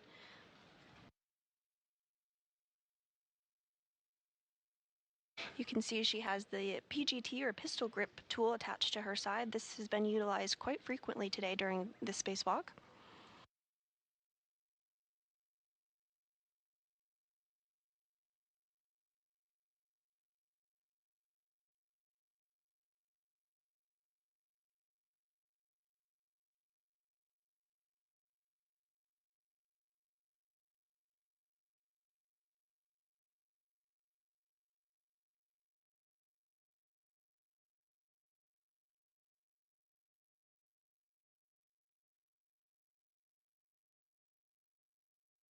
Now I got a good pull twist test on it. And we copy Ann.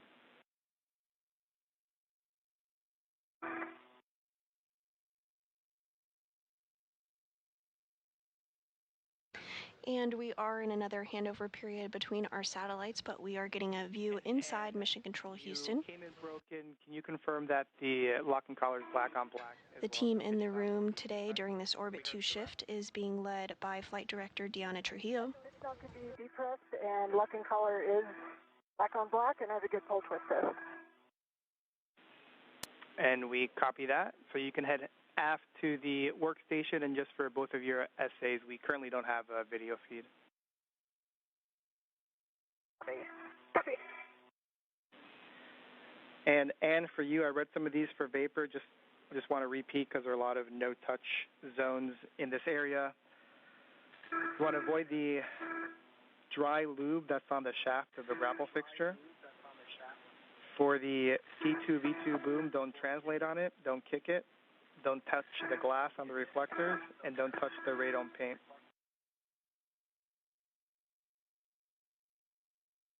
EV1 copy.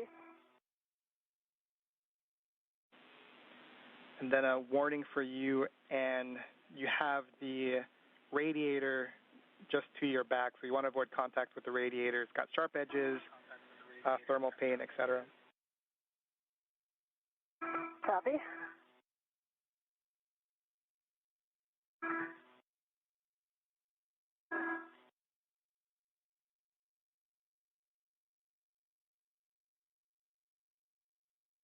Is the preferred translation path right along the radiator? You can, from the APFR, you can use the diagonal strut that connects, that's on phase 3. That should take you towards the radiator for a second, but then it should take you diagonally down towards vapor. Copy. There's no handrails on it. We agree, we concur. You'll have to use the I-beam.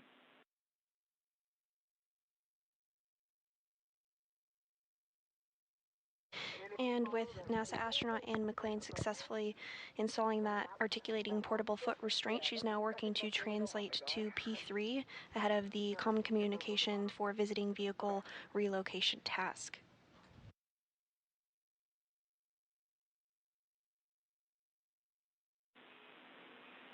And Weber, can you confirm that you've released the cables from the base of the boom? Yes, sir. And there's handrails right on the other side of this guy? Yes. Big long one. And on the other side. Oh. down there. NASA astronaut Nichole Ayers is already in the location of the C2V2 antenna relocation.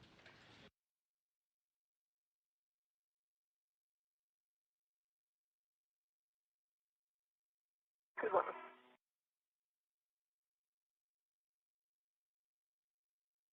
Watch my feet as they come over. I know if I'm clear. You're clear.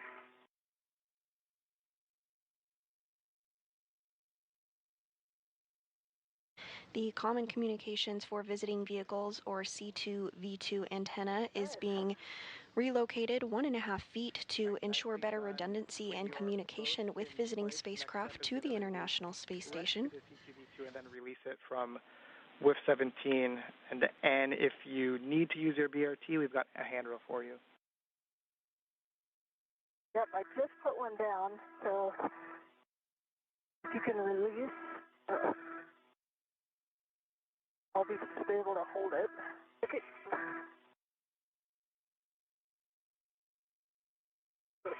Got on it? Yeah, hold it on to me. Up here. And do you want me to wrap to it? Okay. Can you reach it? Maybe. On it. Hand it out.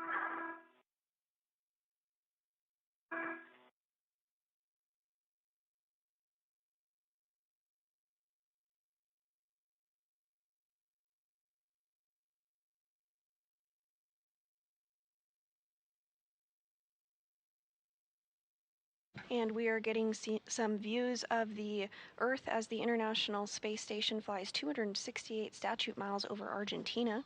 Could be from your side. Okay. Nicely done.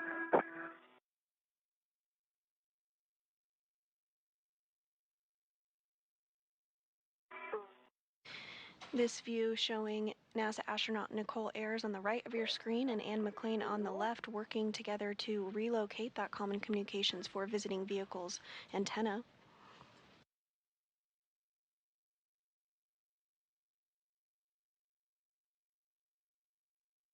Nice. See it?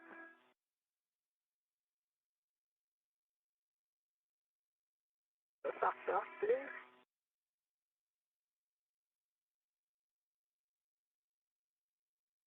Looks like it's a soft duck.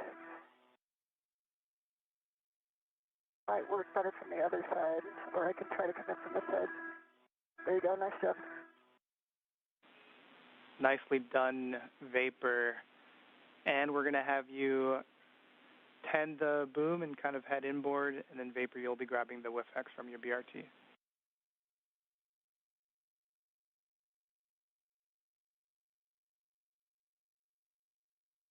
And as you can tell on your screen, McClain is holding that boom. They did successfully remove it from its current location. They're going to be moving it 1.5 feet over. Vapor, it'll be a pitch setting of alpha.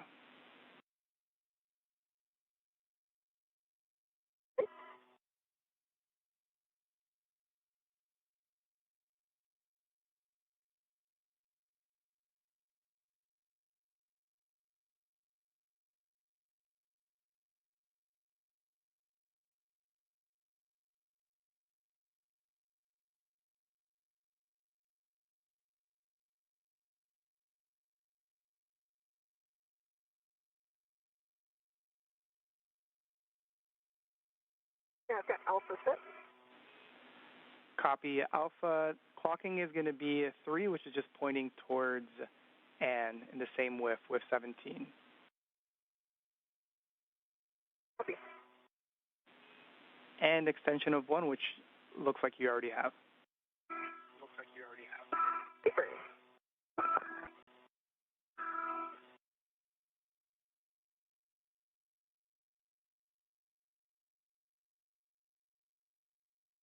We're clocking of 3. Pixel and foot test. The locking color is lock on lock. All right, that's great, Vapor. Next is going to be to install the C2V2 on the WIF-X. Cool. So this, I might need you to help push it. There's, I think some of the cable is pulling it back your way. Yeah, actually, so it's pretty strong. Now that we're here, I'm going to have to release. Yeah, it's just stay there one. If you're just joining us this morning, we are 3 hours and 21 minutes into the 275th spacewalk in support of space station maintenance, assembly, and upgrades. NASA astronauts Anne McClain on the left of your screen and Nichole Ayers on the right of your screen are currently working to relocate a common communications for visiting vehicle antenna. Pointed aft, which looks like it is. By moving the antenna over 1.5 feet, it will ensure better redundancy for visiting spacecraft arriving to the International Space Station.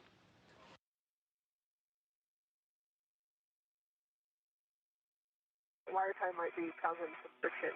Prior to this, McClain and Ayers worked to complete the lower right strut installation on the mod kit. Given the higher priority of the C2V2 relocation task, the team stopped the work on the mod kit, cleaned up the IROSA worksite, and is now moving on to the relocation task you see here. All right, I think the black line is facing aft, 90 degrees from the center black line. Concur. Copy orientation, copy pull and twist test, and then I may have missed it, but just the black on black. Black on black. That was the base of the, this was, or the, okay. I know it was the wires. We're going to have to get the wires so they're not moving. You got a full twist on the width extender, right? I did, yep. All right, I'm going to release your rat. Ready. And I'm going to release my rat. All right, next will be to recoil the cables and secure them with a wire tie. Right now we have handrail 3829, which is just beneath WIF 17, but Vapor and Ann, if you see a better place, we're open. So I could do maybe one coil at 3829. There's also a wire tie right at the base of the antenna that I could put another twist in and get the rest of this coil down. Yeah, that's the original coil that I undid. Oh, okay. Yeah. So just put it back here? Yeah. If you do that, I'll tidy this one up.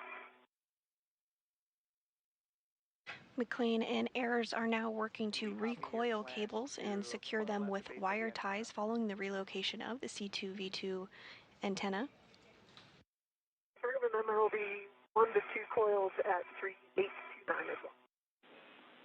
Copy that, Vapor, thanks. All right, that's in. Yeah, 2 minutes until handover. Copy.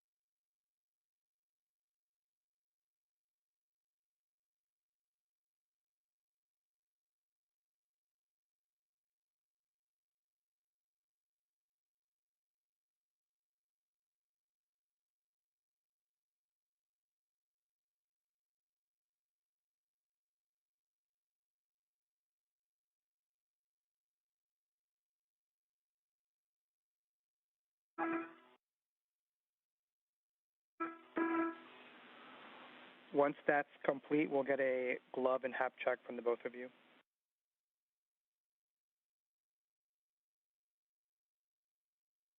All right, EB1 has a good glove check on the left and a good glove check on the right. The spot's getting worn a little bit, but it doesn't look any more severe than it has been. And I have.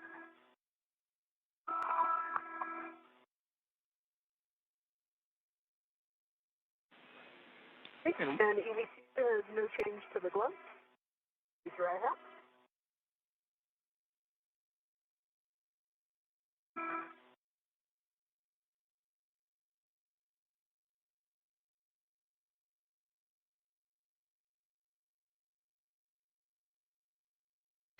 And we did just hear a good glove and HAP, or helmet absorption pad, check from both McClain and Ayers.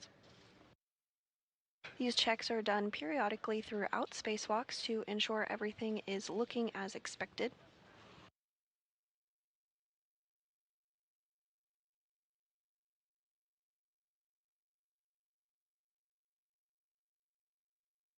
We are in another loss of signal period. While we will have communications with the crew, we will not have video of them again for about 36 minutes. Now approaching the 3-hour and 30-minute mark in today's spacewalk. And we're just back with you after a 20-second handover.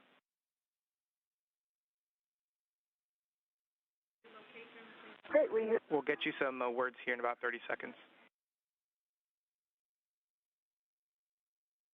Copy. Copy our glove and HAP check.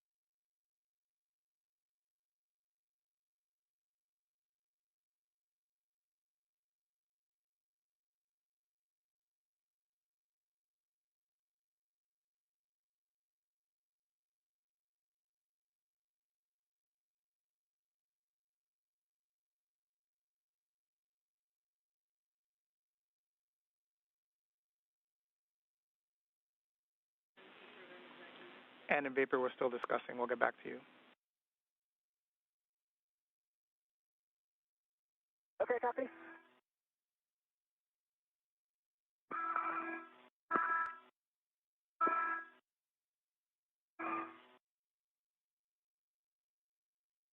And following the successful relocation of the Common Communications for Visiting Vehicles antenna, the team on the ground is discussing next steps for NASA astronauts Anne McClain and Nichole Ayers, who are nearing the 3-hour and 30-minute mark of today's spacewalk.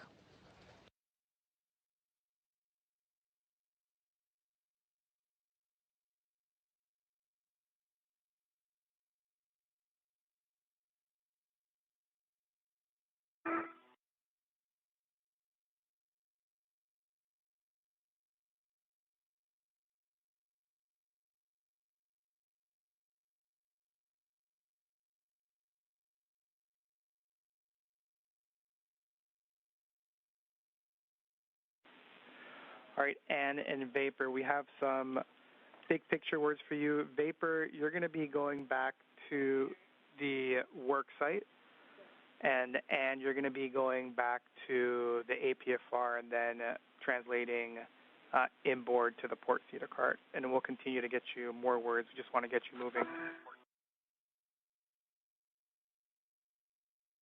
Okay, sounds good. Copy.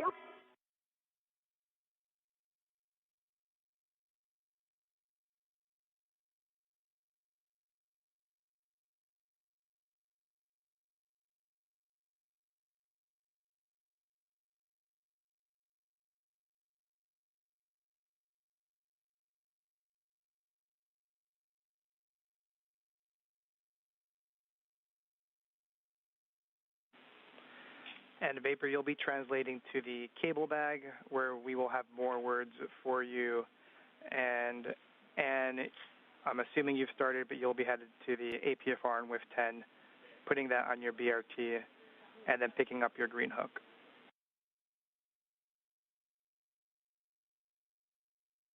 Okay. Copy. And just for the both of you, we are in a KU loss of signal for the next about 30 minutes, so we do not have video.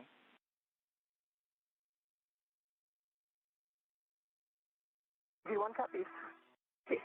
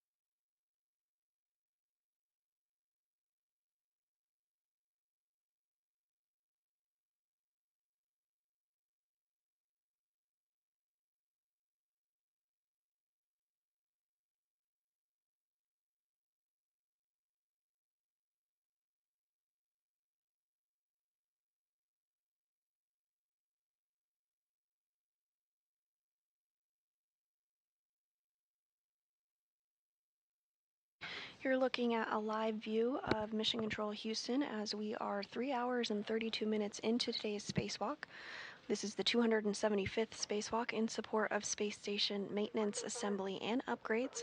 NASA astronauts Anne McClain and Nichole Ayers have successfully built the upper triangle portion of the modification kit ahead of upcoming future International Space Station rollout solar array installation.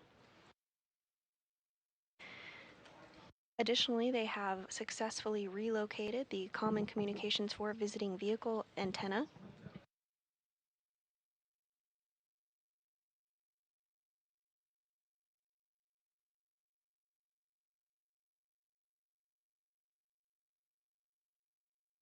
At this point, the team on the ground is discussing next steps for cleanup tasks for McClain and Ayers to complete. You're going to translate port to the cedar cart, but first you're going to pick up your green hook, just nadir of the FHRC. Pick up your green hook.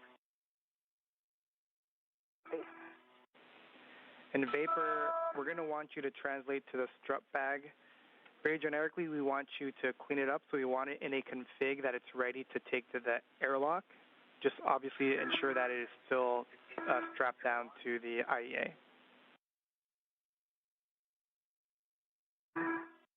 Hey, copy. Do you want me to move the free rets, the table bag? Negative Vapor, we'll keep the free rets in the strut bag. Right now, big picture, the intent is to bring both bags into the airlock. Okay.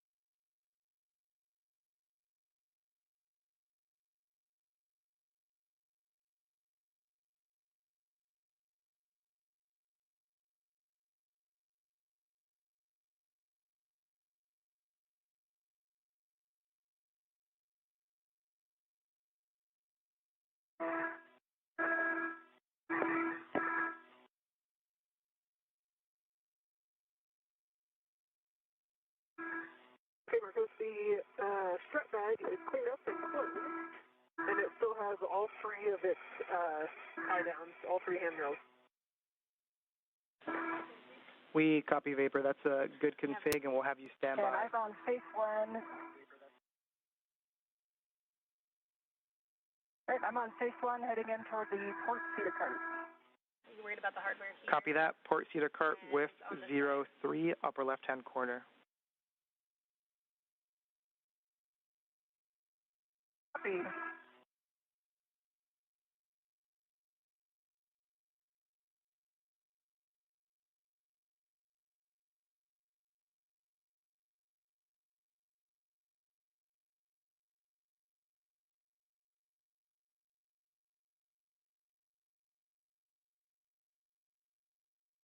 Bring up my green hook. After that?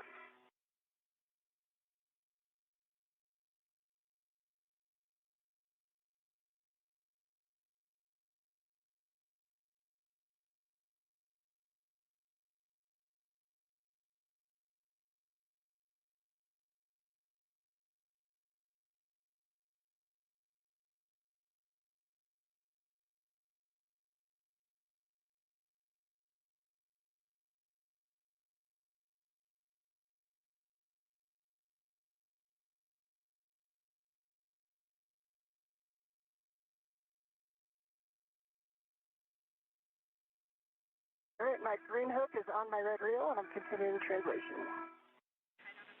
Copy, Ann.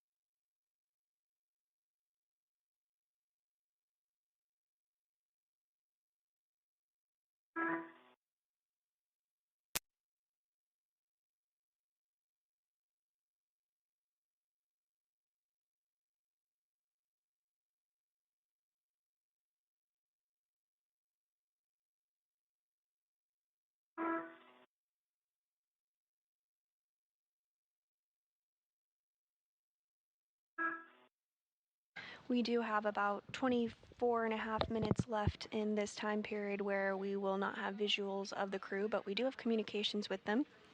You're looking at a view inside Mission Control Houston that is currently being led, the Orbit 2 team currently being led by NASA Flight Director Deanna Trujillo.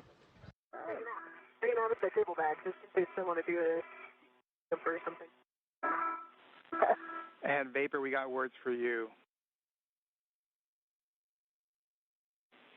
All right, Vapor, if you take a look at the IROSA cables, specifically the bundle that's on the right-hand side, we noticed that the loop is hanging, and we are concerned that if the BGA were to rotate, that loop could get tangled or caught up in that trunnion pin that's on the keel.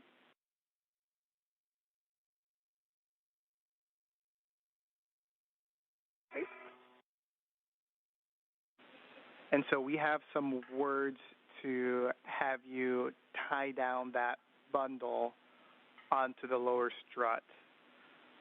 And so we would like you to translate very slowly at standby.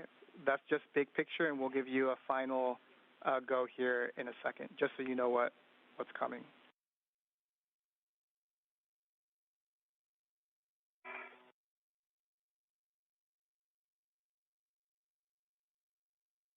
And those words from Ground Ivy Marcos Barrios up to Nichole, Ayers. But just listen. We're going to be having you most likely very slowly translate up the lower strut. We want you to be parallel with the strut, and we also want you to be on the IEA side. We want you to try and avoid slipping your feet, which could cause torsional loads on this strut. The intent is to tie down the hanging bundle as low as possible on the strut away from the upper triangle.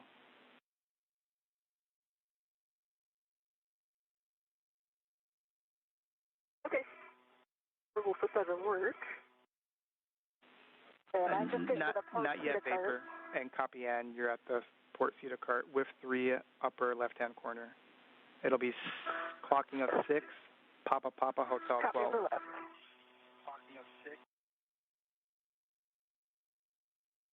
Papa Papa, Hotel 12.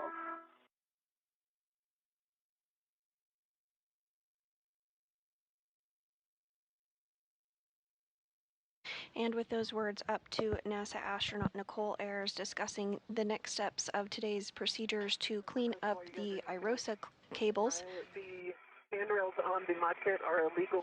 Ayers will also work to ensure that the bundle is tied down on the lower strut as a precautionary measure. That is affirmative, Vapor, just minimize load.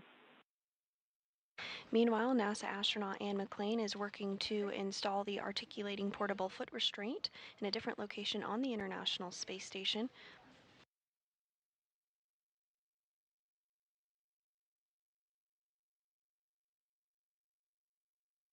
We are now 3 hours and 42 minutes into today's spacewalk. McClain and Ayers successfully built and installed the upper triangle of the mass canister of the modification kit, as well as the right struts on the modification kit. Following this, a higher priority task, the antenna relocation for the Common Communications for Visiting Vehicles, was reprioritized. The duo successfully removed and relocated that antenna. Big picture word so you visualize it before we move forward. So I want you to locate the upper handrail, so the handrail closest to the solar panels on the lower strut. Right now that bundle should be wire tied to the zenith stanchion, or the uppermost stanchion, and we're going to want you to also have a wire tie on the lower stanchion of that same handrail.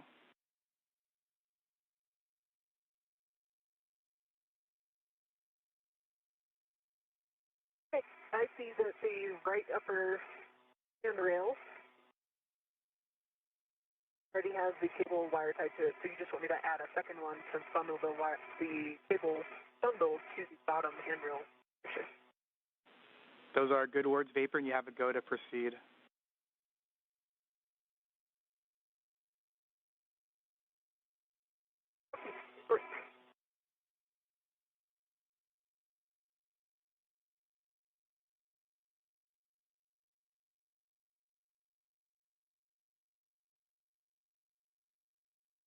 I have Papa Papa Hotel 12 set, and I'll get it in at a clocking of 6. Is that correct? Those are good words, Ann. Copy.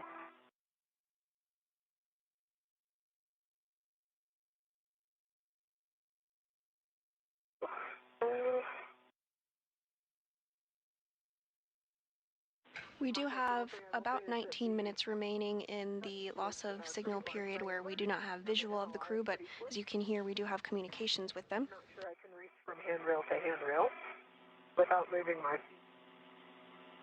At this time, NASA astronaut Nichole Ayers is back at the modification kit zone, which is the 2A location of the International Space Station.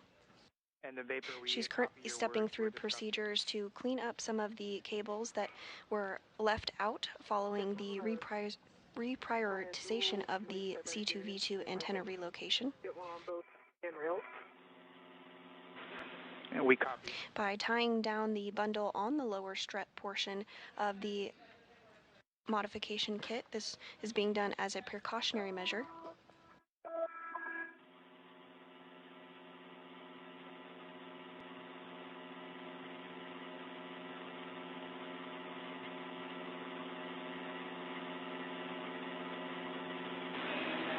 Then, and once you're done there, we will need you to press the brake pedal release on the port cedar cart as you make your way back to your green hook location.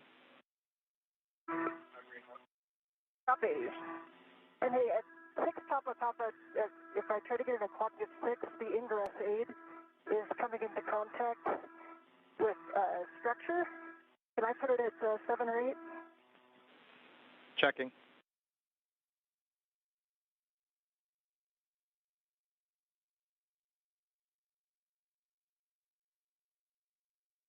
Because I was able to make the reach with 2 space tethers. Nice job, Vapor. That's good news, Vapor. Appreciate it.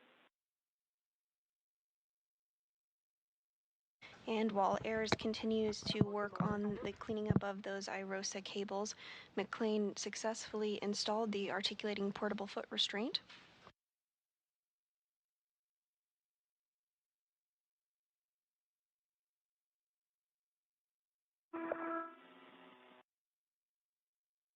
Marcus, there's a trunnion pin structure, and with the ingress aid, it's retracted, but it's laying down. So I can either kind of set it at a clocking of 7, or I could lift the ingress aid so it was sticking out more toward the MT and put it at a clocking of 6. I copy your words, and the team is still discussing.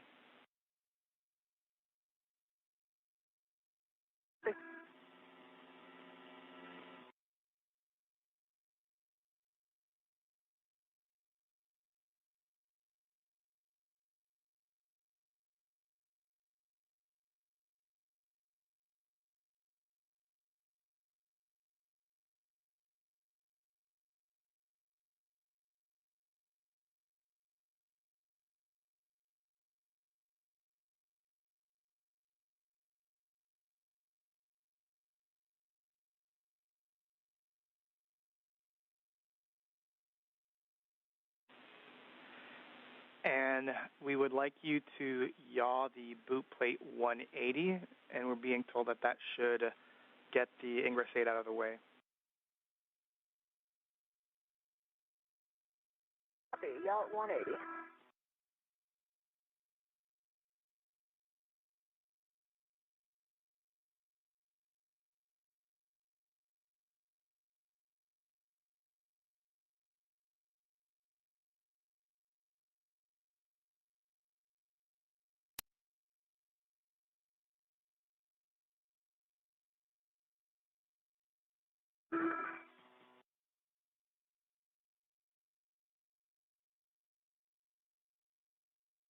I see what you're talking about with the moon earlier, Ann. Gorgeous. Oh, yeah? You can see it over the end of the truss, huh? Yeah. It's pretty awesome.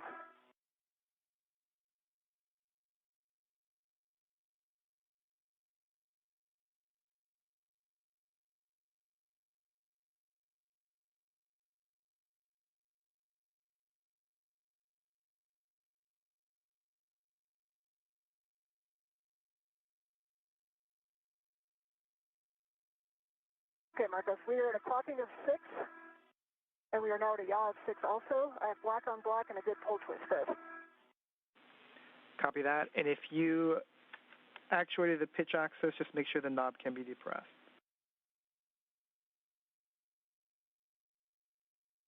I checked the knob is locked and it can be depressed. Copy, good work. And we'll have you start going back starboard, but first we want you to release the brakes on the cedar cart. Copy. Hey, that's good.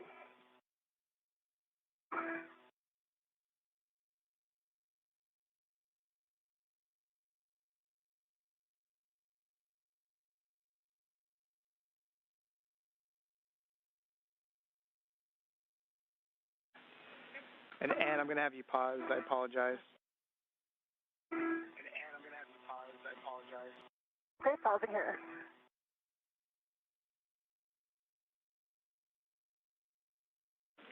And Ann, can you confirm that your camera is in the bag, cable bag?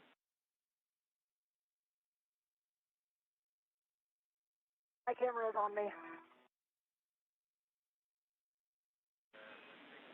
So we'd like you to take a picture of the final configuration where you dropped off the APFR. Okay.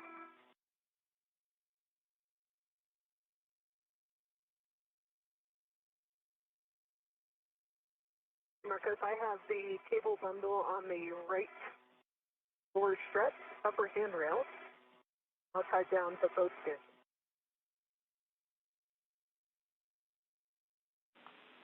Copy. And Vapor, did you use one of your wire ties or was it an existing one? I used one of my long wire ties off my BRT. Perfect. Thanks, Vapor. We'll give you more words here.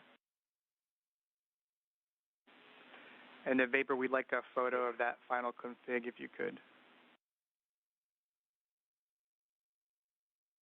Okay. I'm looking at the clearance of the trunnion pins. And then it almost seems like the NZGL connectors might need an extra wire tie. Copy. We appreciate those words, Vapor. Yeah. Copy. We appreciate those.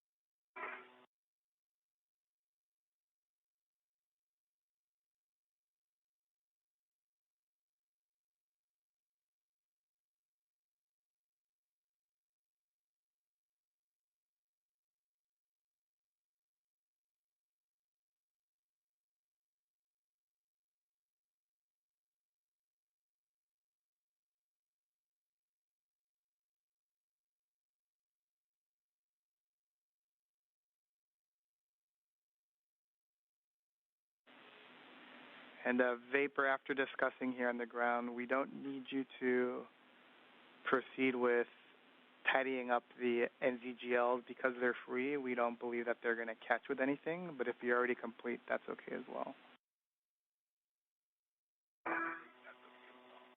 It's no problem written forward.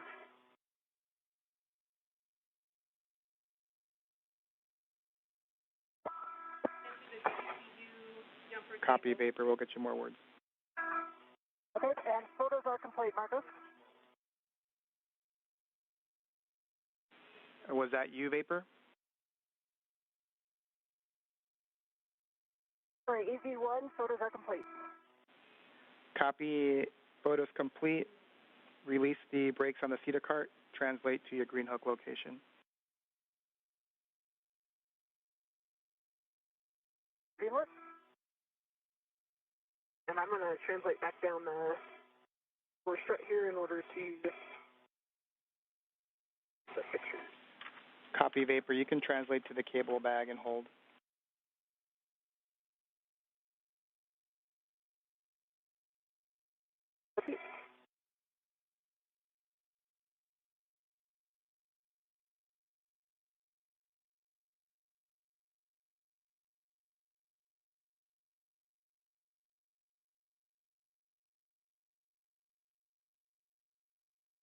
All right, I have two good pumps on the cedar brakes, and I'm translating out phase one. We copy and.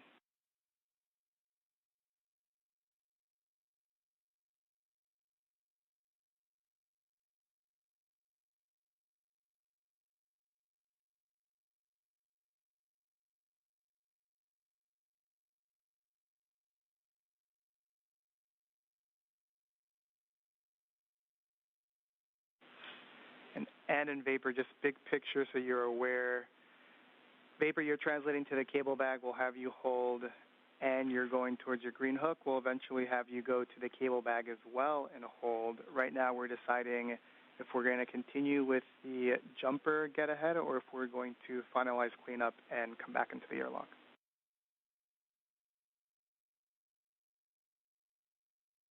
One copy. Two copies. Because for USA, I haven't taken pictures of the lower strut cables yet. I was too close when I was there, and now it's too dark probably, so we're going to wait. We copy you haven't taken the pictures yet. Once sunrise should be in about 14 minutes, and we'll get those done.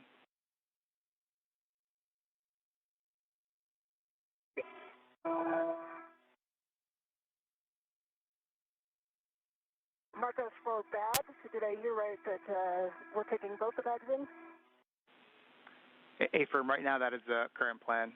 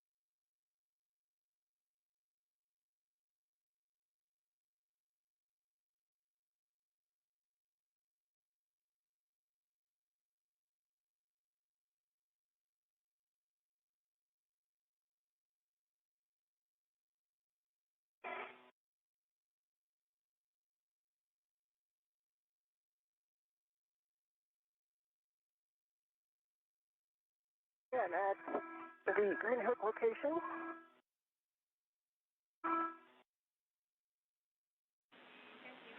Copy, and you'll drop your green hook, then head towards the cable bag. We'll just make sure your gauntlets are in place. Copy.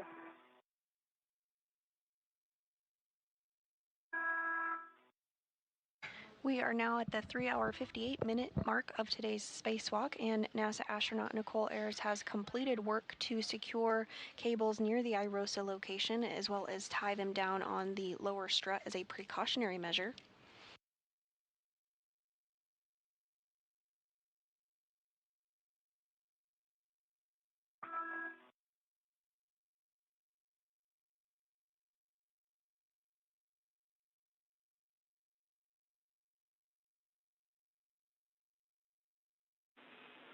All right, and in Vapor, update on the big picture words. We are going to proceed with accomplishing the 2 get-aheads. So Vapor, you'll be doing the jumper, and then Ann, you'll be doing the MMOD cover.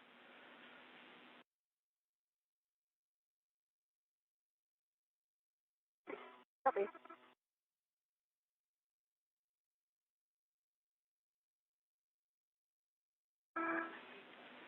And we're going to be accounting additional time, an extra 30 minutes to account for the fact that we are bringing in the strut bag into the airlock.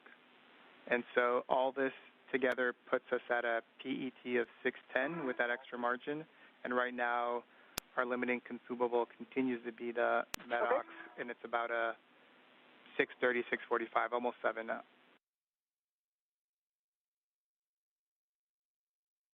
Okay. I'm picking up the DD for now. And you should be able to get to the forward side of the IEA before you turn. Okay. Or maybe. Yeah, I think you can. And you may have mentioned it, and I missed it. Just ensure that your gauntlets are down prior to crossing the surge. We still don't have video. We'll have it up here maybe in 5 minutes. Copy. And my green head is on 3652. Copy, thanks.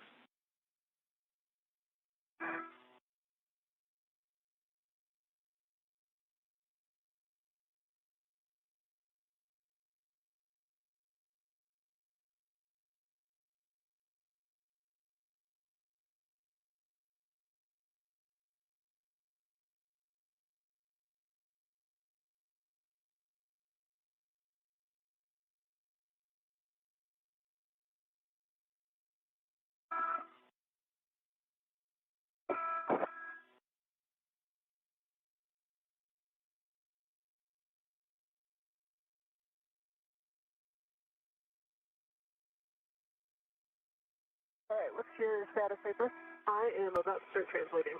Okay. I will hold at the surge if you haven't translated by. Yeah, let's. Perfect. And a Vapor, we have a go for you to start. He really wants to come with me, but can stay.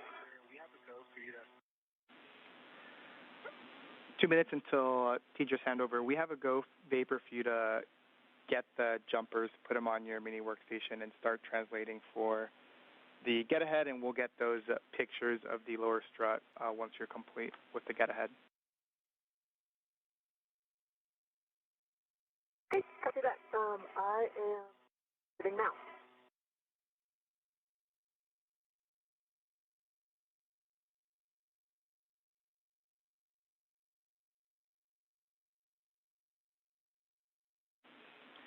And then Vapor, can you just verify that you have the Canon connector tool with the jumper? I do have the Canon connector tool with me. I didn't expect anything else. Thanks, Vapor.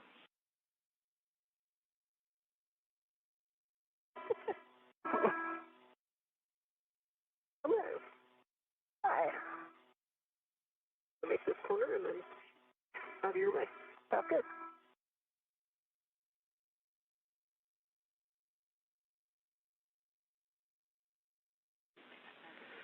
And Vapor, my guess is you're doing this, but just to give you words, you'll be translating to your Worksite via the radiator side of the IEA, so the kind of left mod kit side.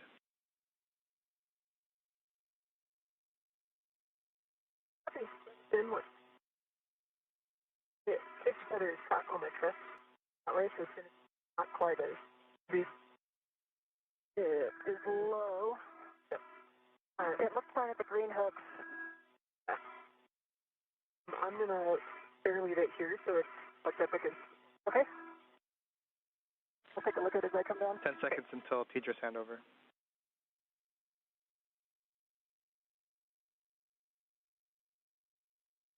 And we do expect to get view of the crew here again shortly. We're 4 hours and 3 minutes into today's spacewalk. Following the relocation of the Common Communication for Visiting Vehicles antenna, there's a couple get-ahead tasks that McClain and Ayers are now going to be working on. NASA astronaut Ann McClain is going to work to remove a bolt on an MMOD cover.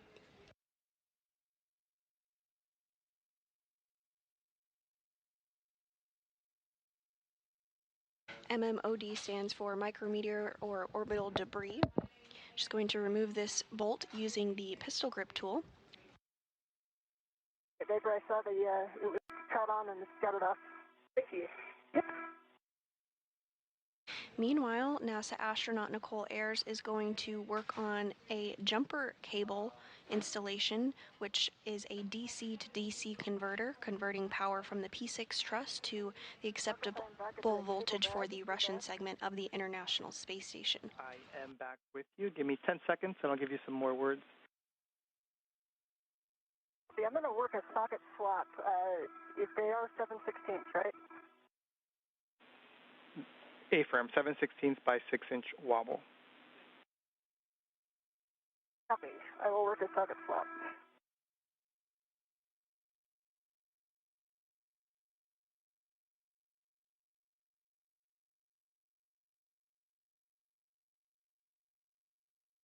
And this is a helmet cam from NASA astronaut Ann McClain as she works to translate to the P4 MMOD cover to remove that bolt.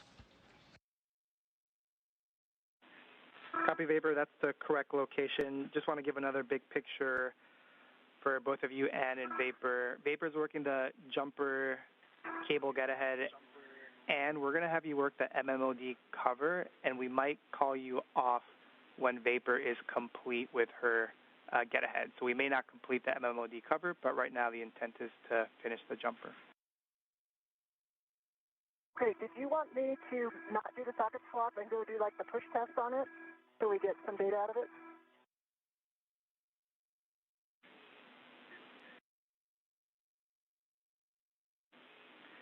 And we prefer the socket swap right now, and then continue to get the data. Copy, and work. And Vapor, I'm back with you. You're at the correct location. I heard 158 and 157, and next for you is to tether to those dummy caps. Okay.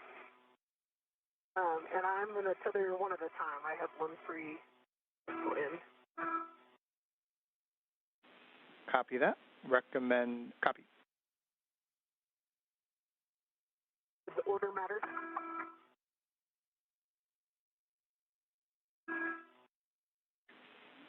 Order matters for ease of install, so we would recommend 158 first.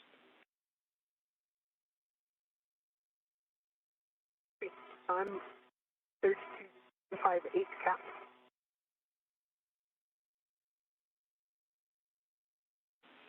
Copy the 158 cap. After that, you'll install the Canon connector tool onto 158.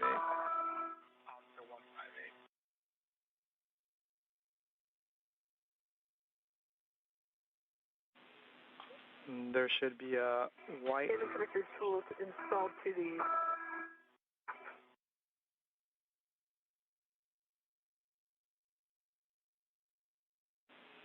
Yeah, and I think I heard that the Canon connector tool is installed to the Canon connector itself.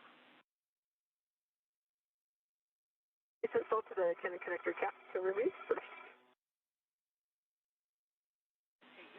And you have a go, rotate 90 degrees counterclockwise. And this view on your screen of NASA astronaut Nichole Ayers' helmet camera as she works to complete a get-ahead task to install a jumper cable, which is a DC to DC converter, converting power from the P6 truss to an acceptable voltage for the Russian segment of the International Space Station. Cap is removed. The tool to 158. Copy. At this time, she is installing a Canon connector tool, which will help mate the new jumper connectors to each other.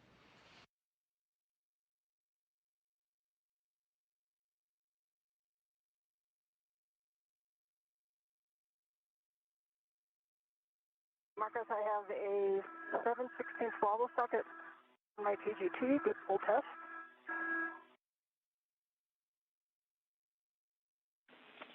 And copy, and next will be to translate to the Bolt 3 location, and let me know if you need words. Okay. I know a couple options if you want to run them. I know we can come down the inside and then translate out.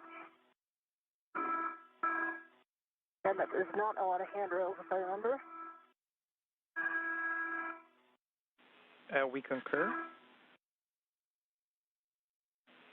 So an option is to go zenith. And here we are getting a view of both NASA astronaut Anne McClain on the left from her helmet camera and Nichole Ayers on the right as they both work to complete their respective get-ahead tasks. Anne McClain is working to remove a bolt on a micrometeoroid orbital debris area.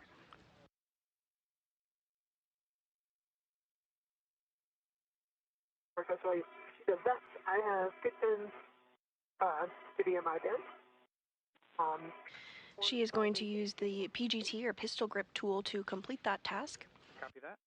Meanwhile, Nichole Ayers on the right is working with a Canon connector tool that you see there in the center of her screen. She'll use this to mate the new jumper connections, which will convert power from the P6 truss to an acceptable voltage for the Russian segment of the International Space Station. Okay, so I have visual on Bolt 3. These things go outboard of the trunnion pin, Marcos? Say that one more time. There's a structure with a trunnion pin. Is your recommendation to translate outboard of that?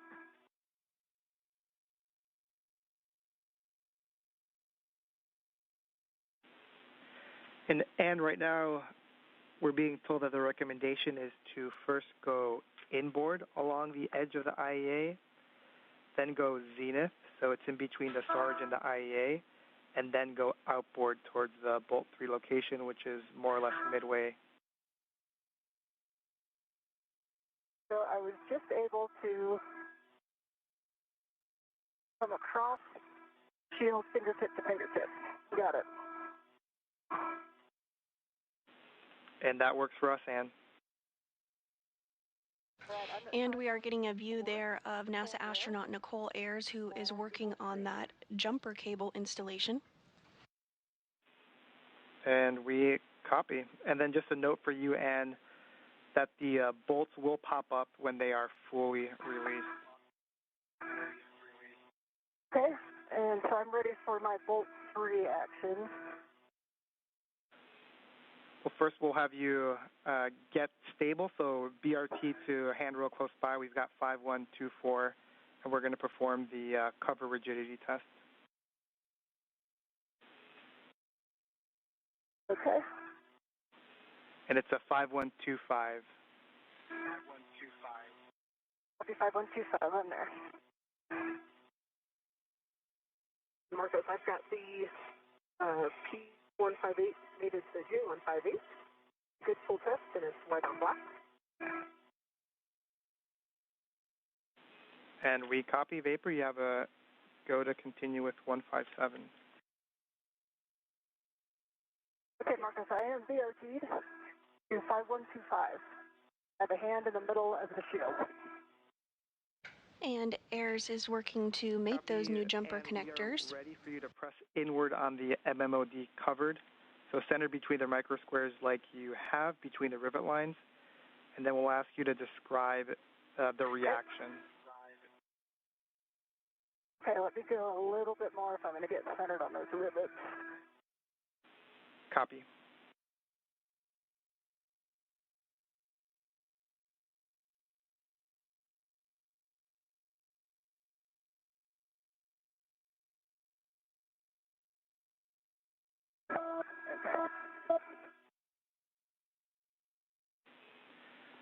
And then, so Marcus, I don't see any obvious motion. Copy, no obvious motion. I kind of pressed down on it and it didn't move, and then I kind of keep my hand on it and try to import a push force, and there's no noticeable motion to me. Copy, push force as well as hand on it and no noticeable motion. Yeah, the one thing I do notice, if I press toward the outboard, like 6 inches along the edges, it's solid. If I kind of push in the middle, I feel like a kind of a vibrating that comes. It's not actually moving. It just feels like there's a vibration that goes through it. We copy. Would you say like a high frequency vibration? I would describe it as such, yes. And copy N, appreciate those words. We're checking. We'll have you stand by. Okay, stand by.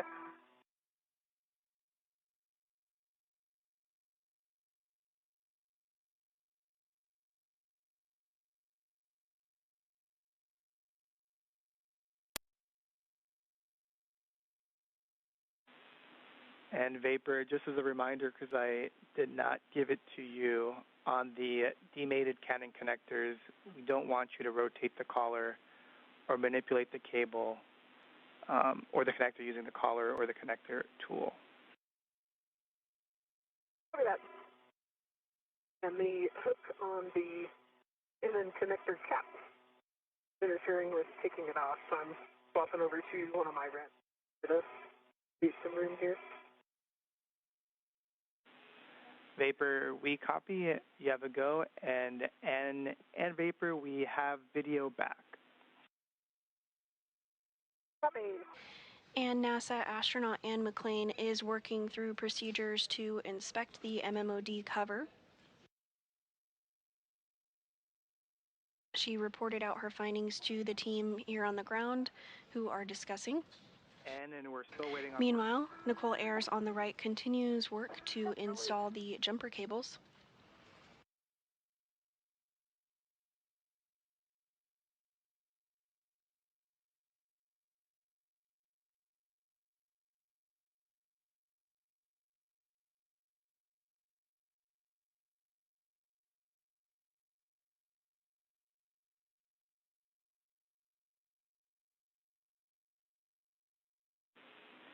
All right, and Marcus, the DDC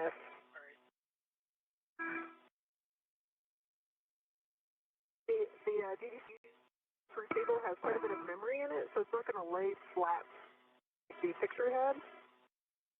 It's kind of going to go up and around. You can see that in my head or not, but.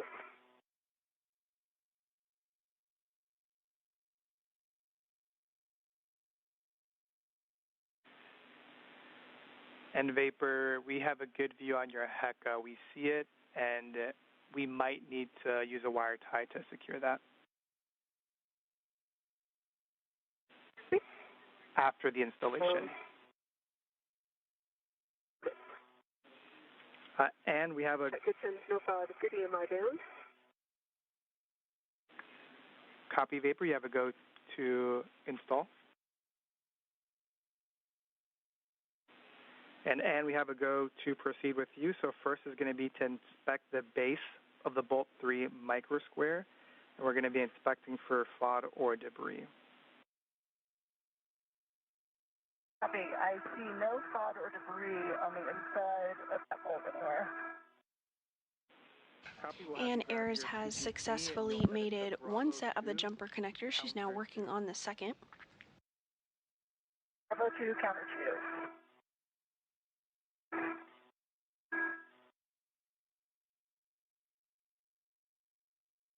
Meanwhile, NASA astronaut Anne McClain on the left of your screen is going to utilize the pistol grip tool for the next set of procedures for the bolt release.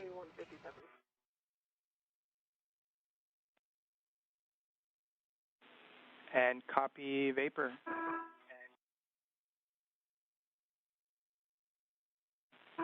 And we're discussing whether or not we need to tie down that jumper. For your essay, there's not a whole lot of places I could go to the handrail 5243.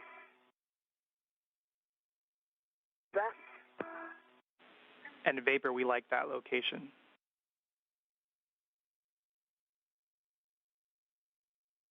I'll put a wire tie on 5246. And following mating the second set of jumper cables, Ayers is going to now secure that cord that you see on your screen with a wire tied to ensure it's not floating about. 3 exactly 2 turns, and we'll want a torque readout. Copy, exactly. Okay, I have Bravo 2, counter 2 set. Understand exactly 2 turns.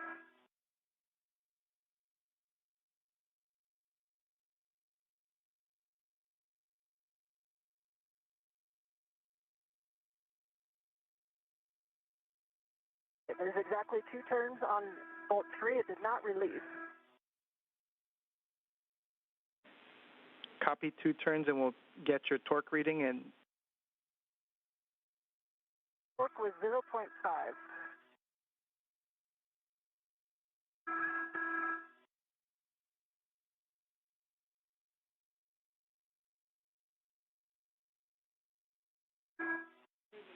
copy. All right, copy. And the bolt 3 did not fully release.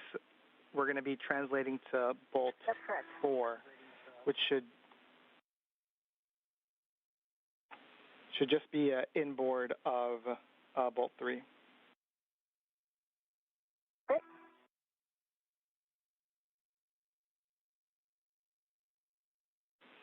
Once you're at bolt 4, we'll just have you reset either the torque or the speed collar just so that you can clear the torque reading from your PGT. Okay. Good. McClain now translating to another bolt location. The bolt she was previously on, bolt 3, did not release following the pistol grip tool attempt.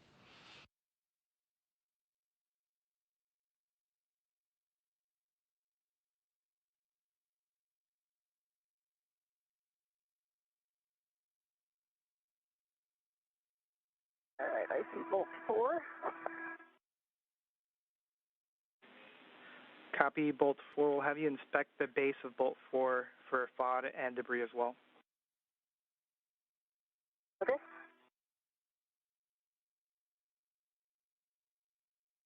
I also see no debris or FOD in bolt 4.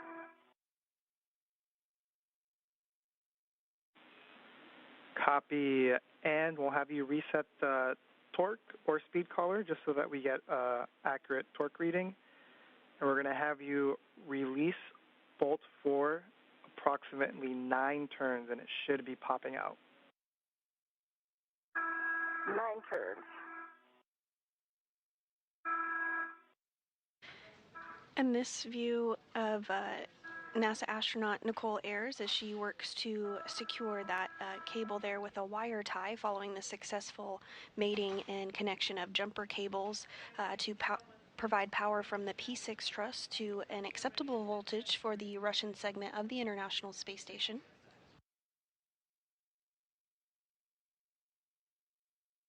I've reset the collar. Meanwhile, NASA astronaut Anne McClain is working on removing a bolt on an MMOD cover.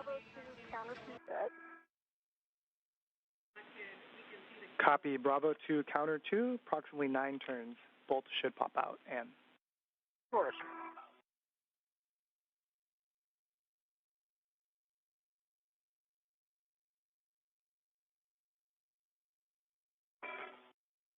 Okay, I've got the for wire time.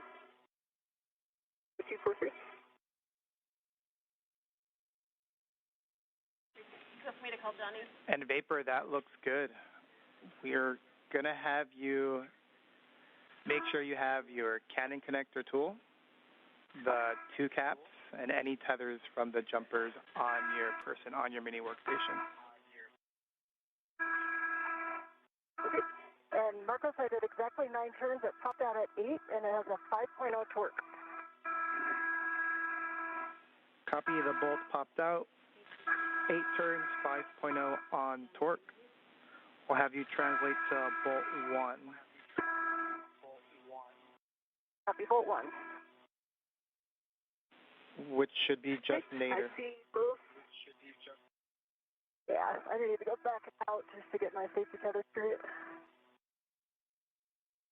Just for EV2, I've got both adjustables, both Canon connector caps, and the tool all on my mini. Copy. Vapor, you can start translating back towards the cable bag. And with that, NASA astronaut Nichole Ayers is going to make her way back to the cable bag following the successful installation of the DDCU jumper cable, which will provide power from the P6 truss to an acceptable voltage to the Russian segment of the space station.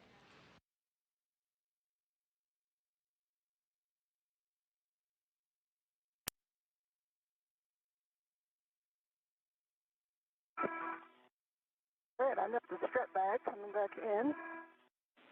Bolt 1. Copy. Vapor, you're going to be putting all of that equipment inside the cable bag. Sorry, that was sorry. We've been told we sound alike. Yep. And we're both heading toward the cable bag. I've got a in my Heka as the odd kit cables, I think. You guys can see that. We do, Vapor. We also have Johnny helping us out with the camera from the GEM, getting a really good view of the IROSA cables. Awesome. Oh, tell them hi for us. Oh, we could wave at them from here. Yeah.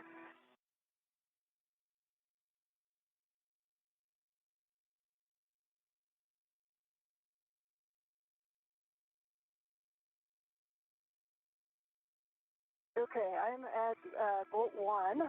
And we are getting a view here of the installation that was completed earlier today of the modification kit. You see that upper triangle that was built and successfully attached to the mass canister, as well as the right struts. And you'll be releasing bolt 1 exactly 2 turns. Exactly 2 turns. At this point, NASA astronaut Nichole Ayers is translating back over to that area to pick up a bag that will be going back with them inside of the airlock today. Vapor, once you have put the tools and the caps inside the cable bag, we'll have you do another assessment on the IROSA cables and see if you believe that they would be a snag hazard to the keel pin that's on the IAA. Okay, copy that. I'm going to hold at the inboard radiator side of the IEA just because our safety tethers already have one up in them, and I don't want to do it. And we copy. Thanks, Vapor.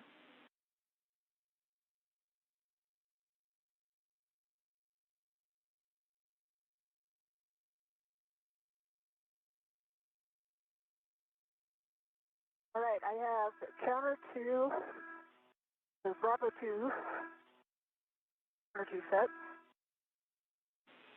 And a little bit of a tough reach. Copy. Bravo 2, counter 2. You'll release bolt 1 exactly 2 turns after resetting the collar. Copy in 2 turns, you said. A-firm.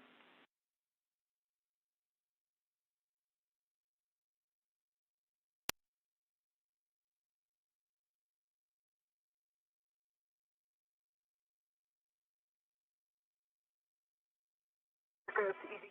Well, I'm hanging out here in my gloves. There's no change. Pistol set. Download first. Copy, no changes to your glove and HAP.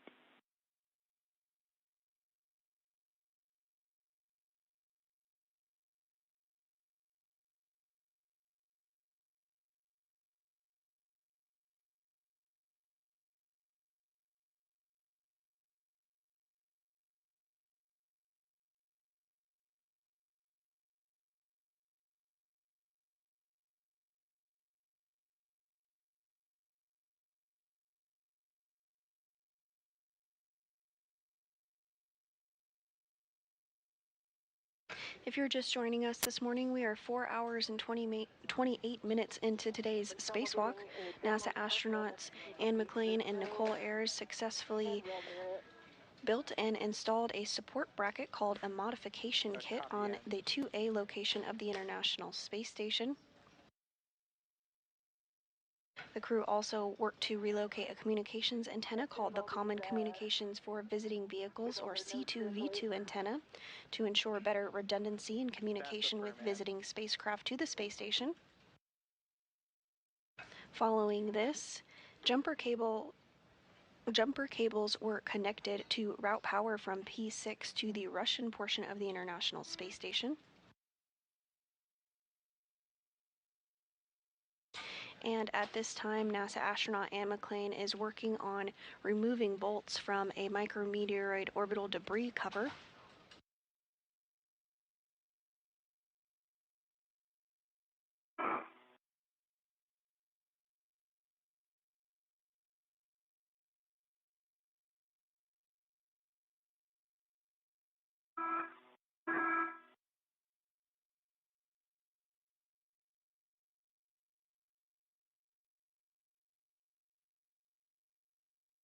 All right, I got 2 turns on it. Bravo 2, Counter 2, and they see the torque. Torque was 9.5. It felt higher. Copy, 2 turns, torque of 9.5. We're going to have you translate bolt 2. And it'll be similar. Copy. You'll inspect the microsquare for fodder debris, and then we'll have you reset the collar. Copy.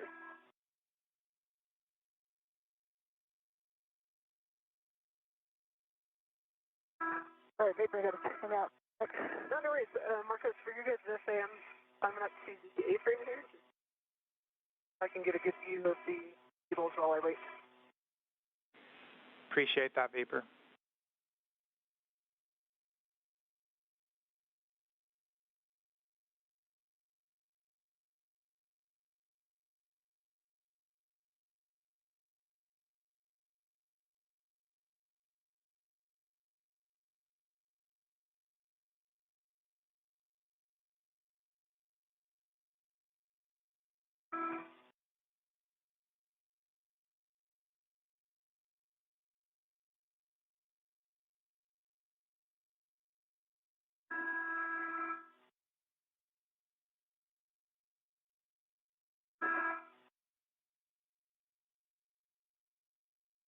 And Marcos, you said bolt 2, right?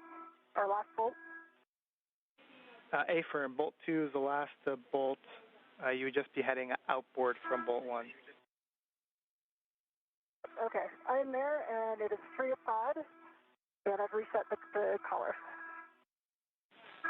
Copy, with the same settings of Bravo 2, counter 2, you're going to release bolt 2 exactly 2 turns. Copy, exactly 2.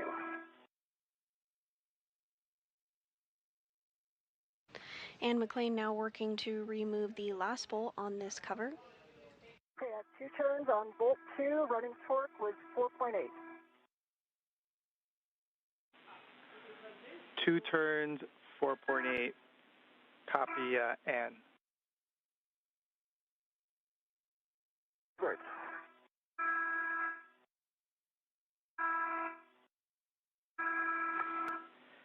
And you can appreciate the work on that get ahead. We can have you stow the PGT and do a glove and hap check for us. Copy.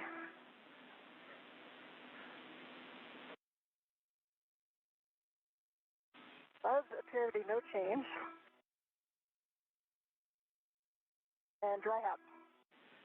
Copy, and after you've stowed your PGT, we'd actually like to do the cover rigidity test again, and so we'd have you translate to bolt 3. Okay, can I do it from this side instead since it's kind of in the center? Affirm, and those are good words. You can do it from there. Okay, awesome, thanks. A little bit of a tricky translation.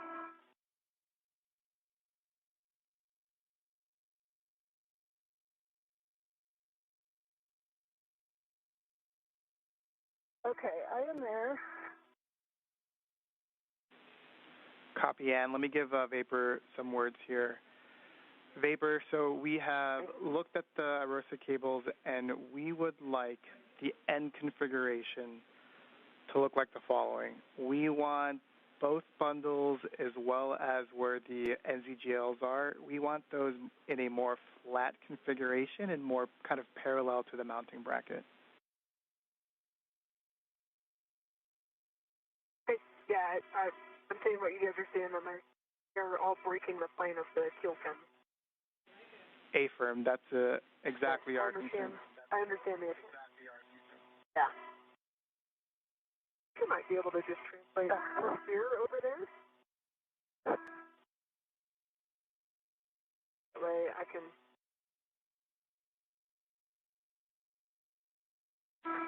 And Vapor, just as a reminder, you can translate on the lower right strut, given the instructions we said before, parallel to it, very slowly, avoid torsions, but you will not be translating on the mounting bracket. Okay, copy. And 2 minutes for Tidra's handover. And we are back with you. And with those words, NASA astronaut Nichole Ayers is going to work to reconfigure cables that were previously secured there to the mounting bracket on the lower left of your screen. They're going to make them just a little bit more flush, not sticking out quite as much. I guess in a little bit of a different spot, I get a little bit of a vibration. Yeah, if I go more inboard, I still get the vibration. If I'm right on where the double sets of rivets are in the center, I do not. And the rivets is where I got it before. Now it's a little bit inboard. Makes sense?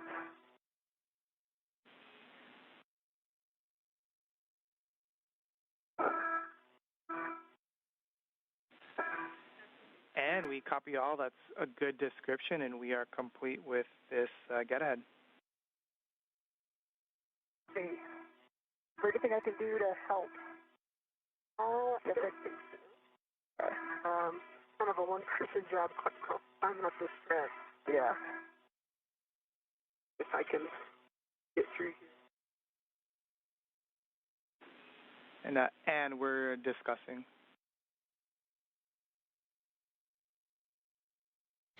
And NASA astronaut Ann McClain successfully removed bolts from that MMOD cover and inspected it, completing that get-ahead task.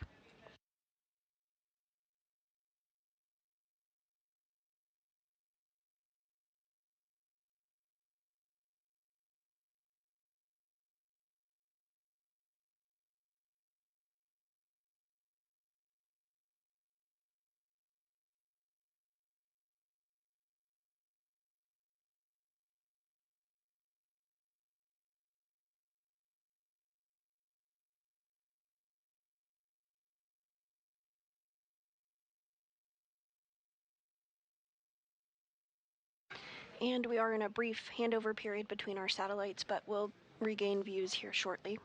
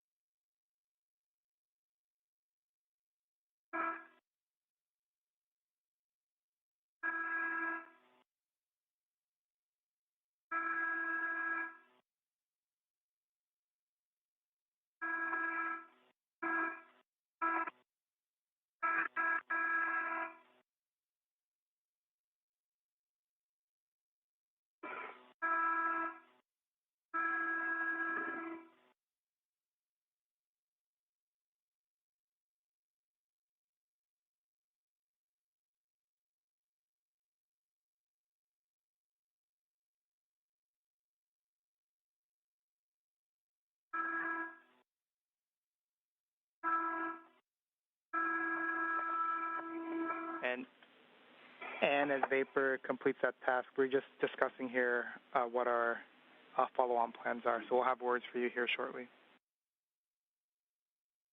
Copy.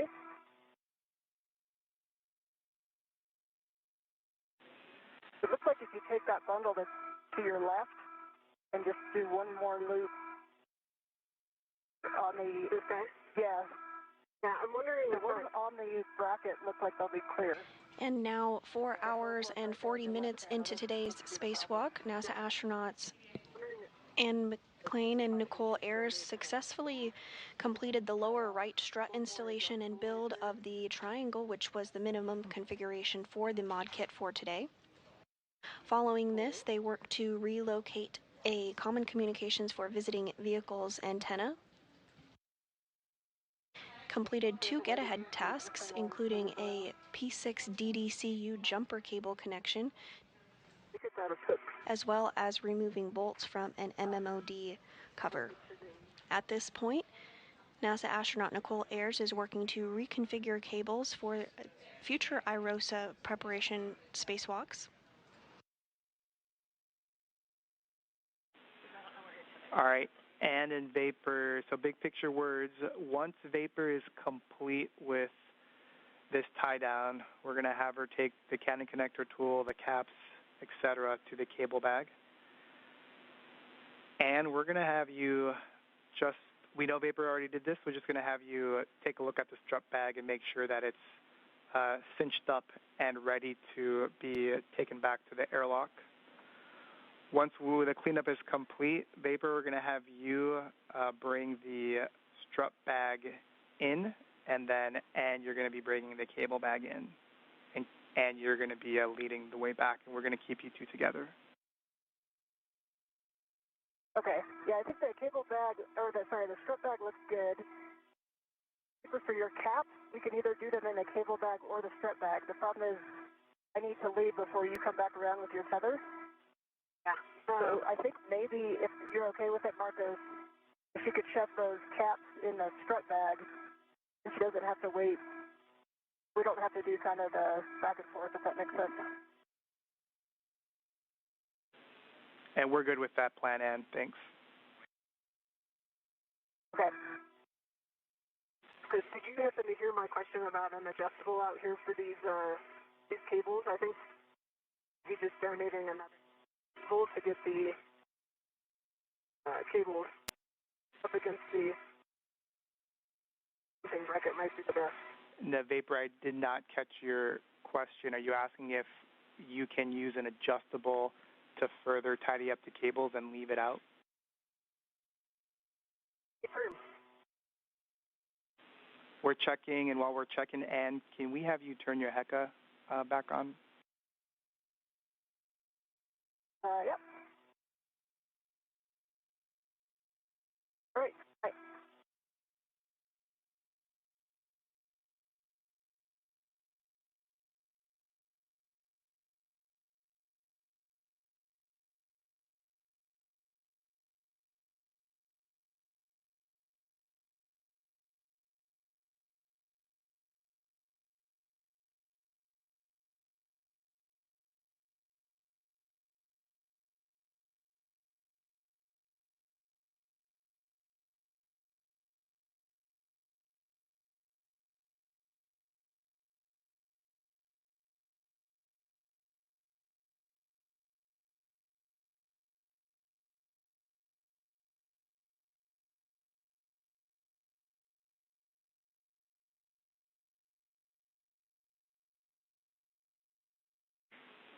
Now, Vapor, question for you. We're discussing if we can bring the cables back with us in the cable bag, but in order to do that, we need to make sure that you can actually reach the mounting bracket oval cutout where they're attached. I can reach it. All right, Vapor, then the plan is to release the IROSA cable bundles from the mounting bracket, and we're going to be putting them back in the cable bag. Okay, copy that. We'll put them in work. All right. And following discussion here on the ground, the team has decided to bring that cable back inside the crew lock bag, inside the airlock today. And we copy Ann.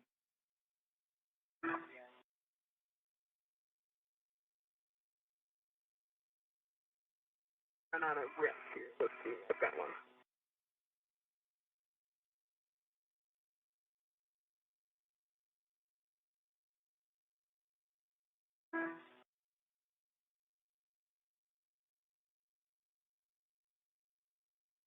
I'm ready to the adjustable that has the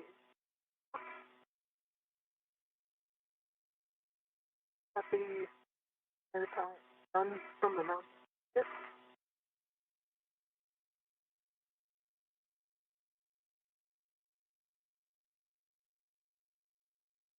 Just talking this out loud, Marco, so you guys can back me up here. Appreciate it.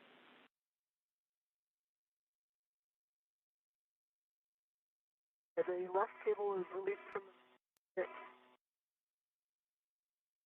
on the wire ties on both stanchions. Right.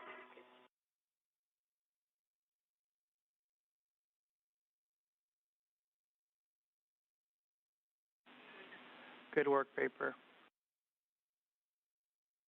Yeah, nicely done.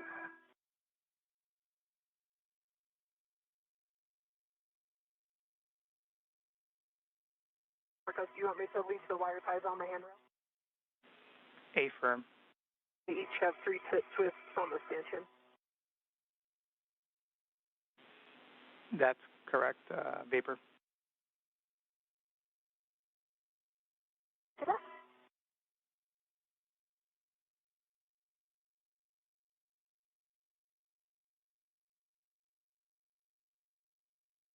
And actually, if you have a free hand, I might ask you to come to the base of the strut and just take these cables off of me.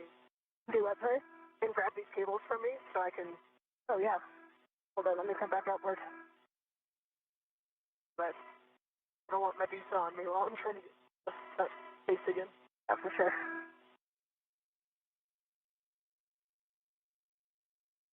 It might be right away.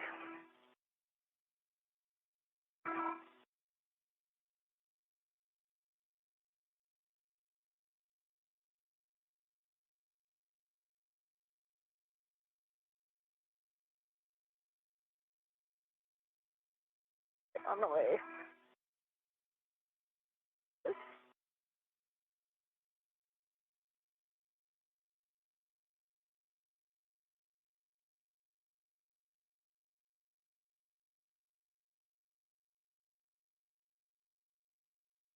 Hey, Marcos, there is a short wire tie on the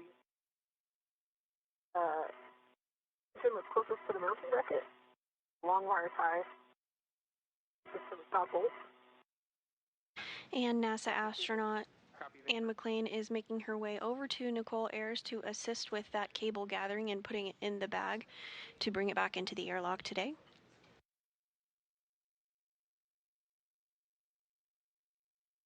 All right, I'm coming up behind you. Okay. I'm going to try to make real quick and then I'll hand them. Right, I see him. Also, right above Ann McClain, she is the astronaut with the red stripes. On the left of your screen is that strut bag that will also be going back inside with the duo this afternoon.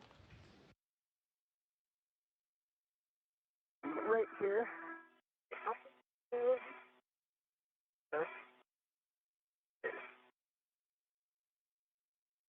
Right, I'm ready to the cable. Okay.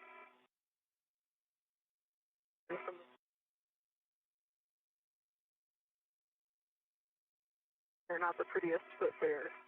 Right, that was a fantastic grab. And Ann and Vapor, just for your awareness, Vapor, it seems like your safety tether is wrapped around that trunnion pin on the keel. Just for awareness. Hey, Bernie, yeah. Yep. I'm going to go back that way. Copy that. Thanks for the heads up, Marcus. Yep, and I'll need to get this bag and go before you come around the corner. Okay. It'll take me a little while to get back. So. Yeah, it'll take me a sec to get these cables in the bay.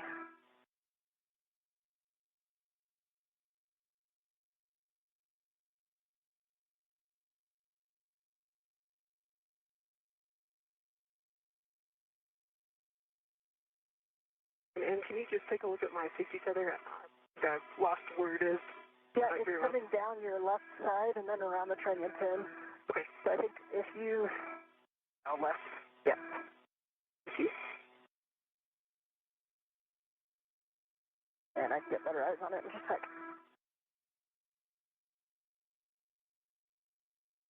I've got it. I've got it. Got it? That's good. Thank you.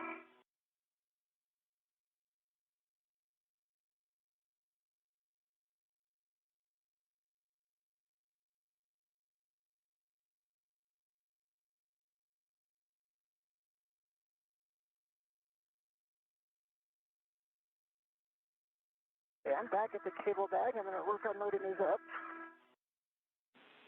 We copy, Ann. Go the long way around right back to the strip house.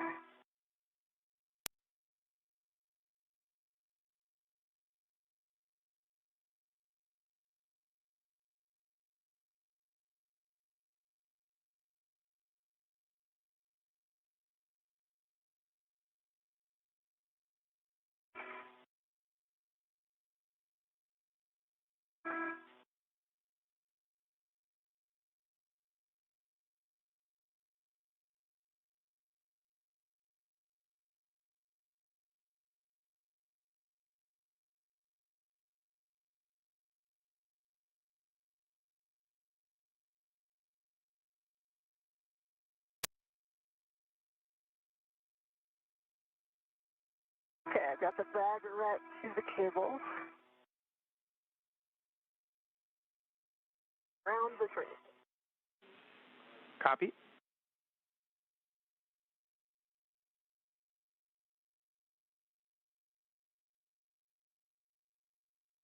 And Ann McClain is now working to put those IROSA cables back into the crew lock bag that will go inside the airlock with the duo. You can see that view on the left-hand side of your screen there of Ann McClain's helmet camera.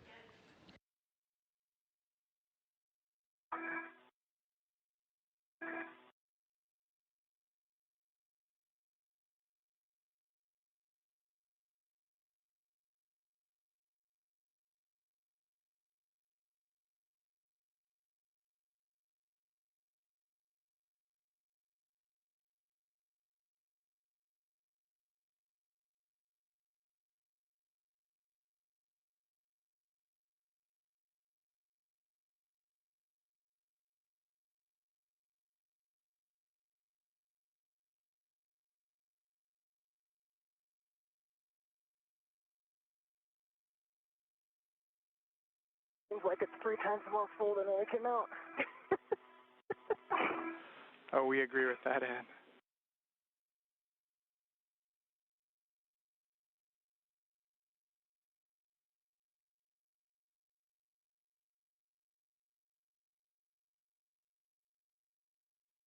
So I'm going to have you take a look at mine.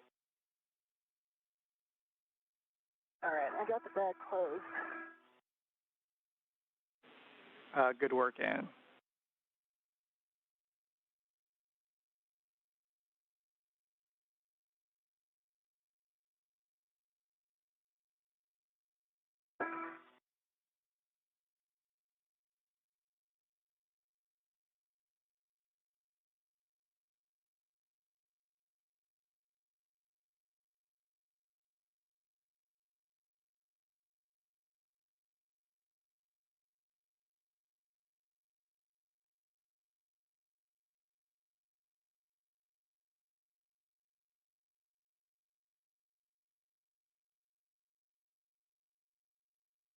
All right.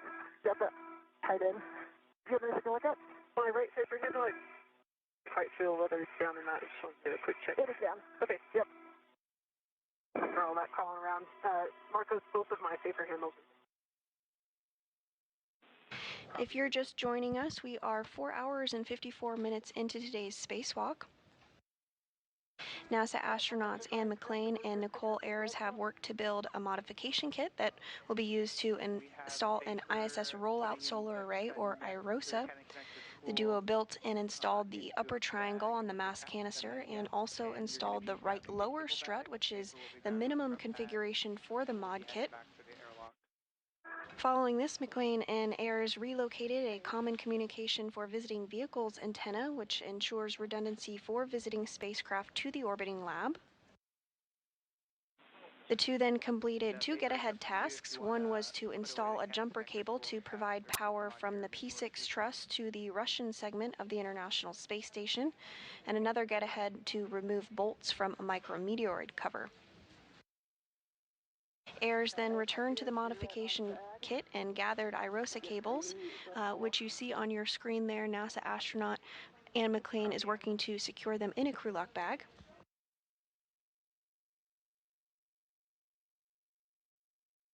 Following this, the duo will gather the strut bag and also bring that back with them to the airlock. The bag cinched down as much as I can.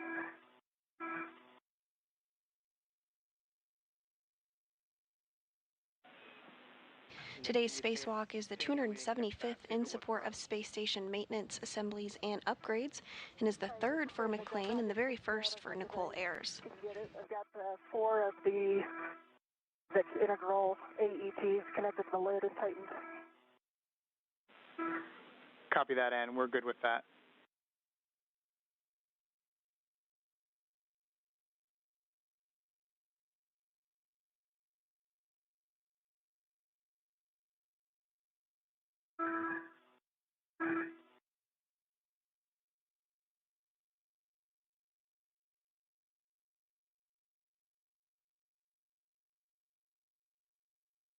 All right, Vapor. I'm going to start moving here. Okay. I fairlight my tether around the corner of the IEA here, so out of your way. Okay. Really slow enough that you can go over it. All right, let me make sure my tethers are heading back in the right direction.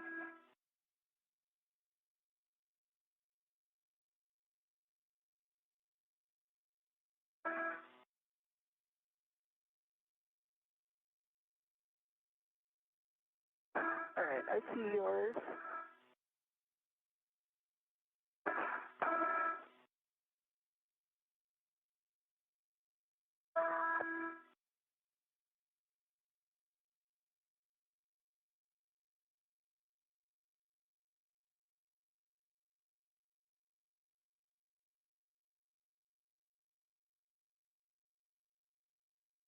Down.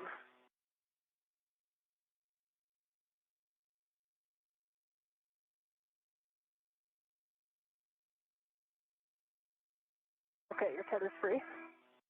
And as the duo prepares to head back to the airlock, you are getting a view inside the flight control room here at the Johnson Space Center in Houston, Texas. This Orbit 2 team is being led by NASA Flight Director Diana Trujillo. All of the equipment is back into the strut bag. Vapor, that's going on your BRT, and sounds like you have the cable bag on your BRT. We'll be translating inboard, and we are entering a period where we will not have video of the crew for approximately 40 minutes. This is due to a handover period between our satellites. Your tether's clear, but I'm going to pause here before I pick up my green HUD in case I need to come back out. Thank you.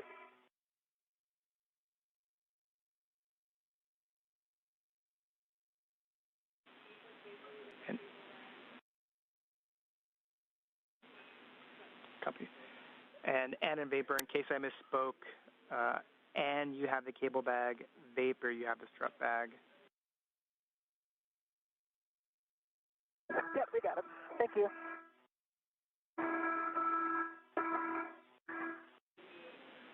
And also for your awareness, we are going to have a 45-minute KU band handover, so we will lose all video streams in 1 minute. Copy. Copy.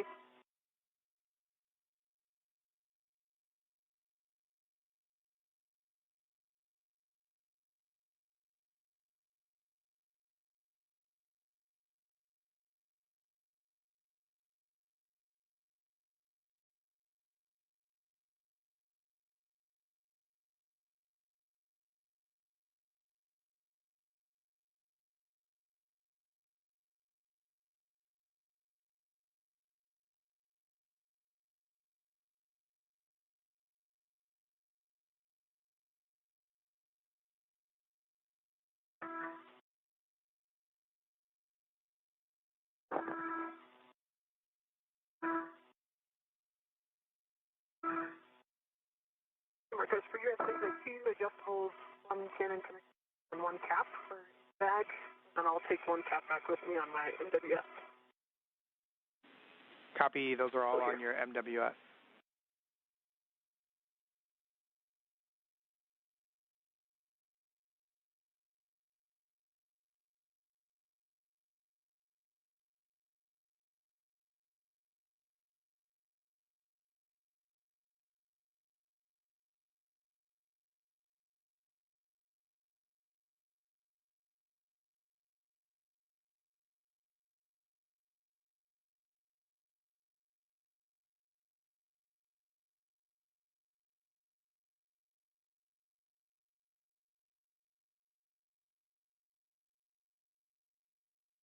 And at this point, NASA astronaut Ann McClain is working to retrieve the cable, the crew lock bag, and stow it on her body restraint tethers, and then will make her way back to the airlock. Similarly, Nichole Ayers is working to retrieve the strut bag, which she will stow on her body restraint tether before translating back to the airlock as well.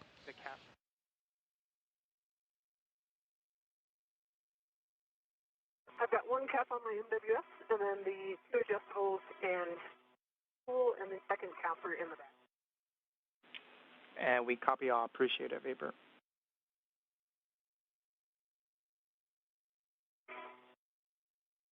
Receiver is on the bag, and I'm 13 out. I'll be moving in. Copy that.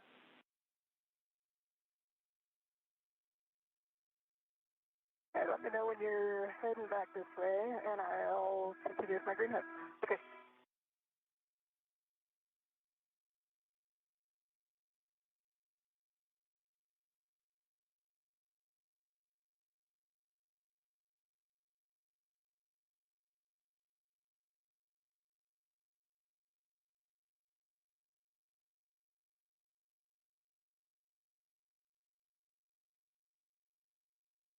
You lost some weight. Yeah, good thing. I'm getting a little.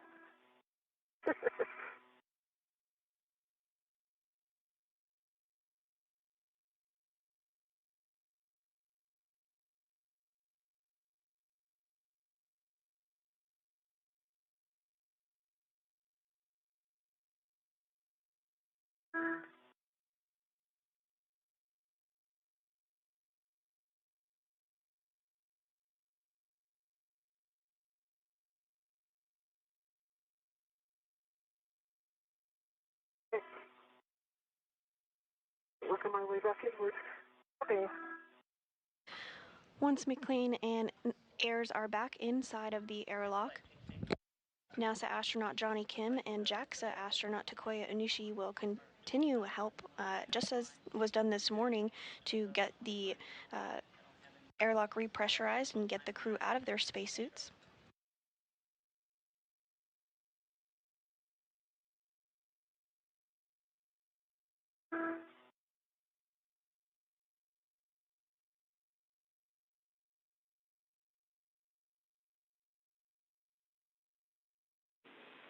And in Vapor, just let us know once you're inboard of the IEA so we can work some BGA unlatching.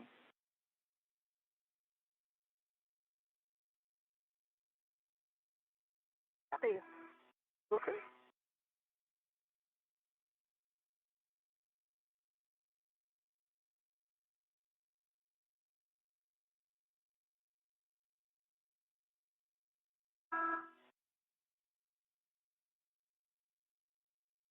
see a cable or a strip guy coming around. Assume you're with it? I am. I'm picking up my green hook. Okay. And we copy Ann, picking up your green hook.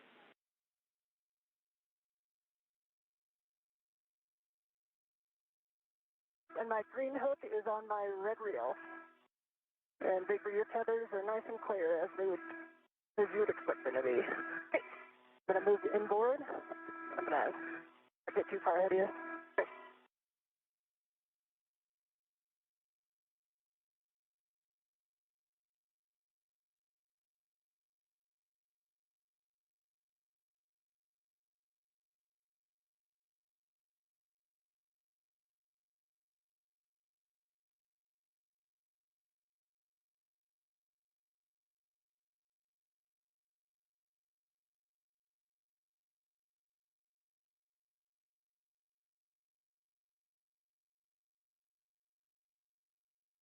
You have a small fair lead on the handrail down there. Sorry? There's a small fair lead on my DC tether on a handrail. It's not instant. It's outboard of the green. Can you kind of send a whip to it, get out? At this time, NASA astronauts Ann McClain and Nichole Ayers are making their way back to the airlock.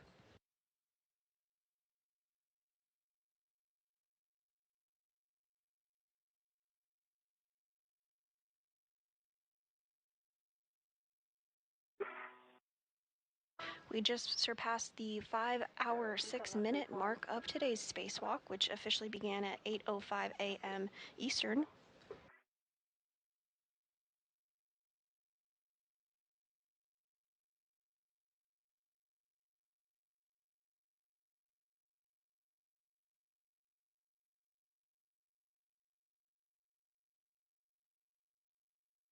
During today's spacewalk, NASA astronauts Ann McClain and Nichole Ayers worked to build a modification kit that will be used to install an ISS rollout solar array, or IROSA, as part of ongoing solar array upgrades. The duo built and installed the upper triangle on the mass canister and also installed the right lower strut, which is the minimum configuration for the modification kit. Following this, McClain and Ayers relocated a common communication for visiting vehicles antenna, which ensures redundancy for visiting spacecraft. The antenna was moved 1.5 feet over, again to provide that redundancy for spacecraft as they visit the orbiting lab. Then 2 get-ahead tasks were completed. One was to install a jumper cable to provide power from the P6 truss to the Russian segment of the space station, and another to remove bolts from a micrometeoroid cover. Following this, Ayers returned to the modification kit location, gathered the IROSA cables, and brought them back in a crew lock bag. And the duo is now translating and making their way back to the airlock as we speak.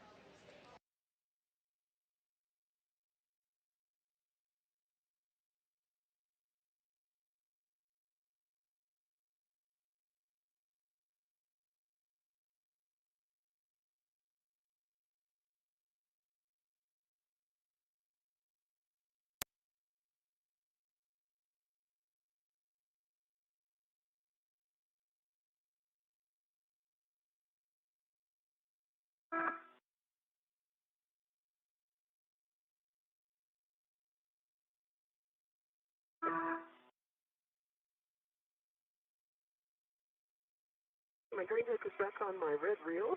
Copy. Move inboard. And that sounded like vapor. That was me.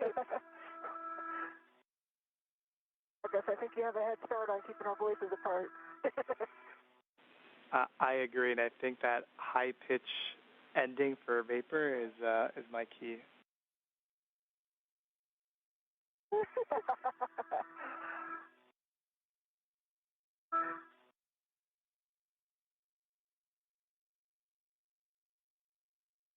Right, I'm over the lab.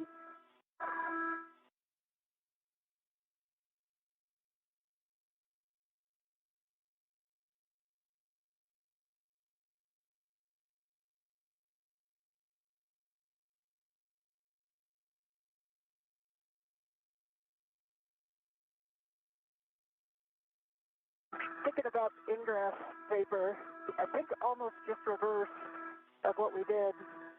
Like throw the cable bag in, I'll get in, pull get the end of the strut bag in, I can pull it in. Sure. And for your SA, going to be one ret on the D-ring, and then one ret is still on the hand ring. Okay. They're in two different spots. Copy. And in vapor, we can let you know what we thought of, and then you can compare and contrast, and you tell us what might work better. Take it. I'm on the seat handrail going down. Copy, seat handrail going down. So first, we're thinking that vapor can hand the strut bag to you, Anne, and then you can put that strut bag into the airlock. Then you'll hand off your cable bag to vapor. You'll ingress. Then vapor will give you the cable bag.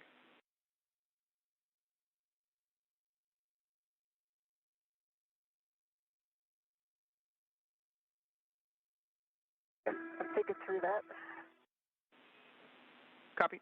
So the cable bag, or the strut bag goes first before either of us?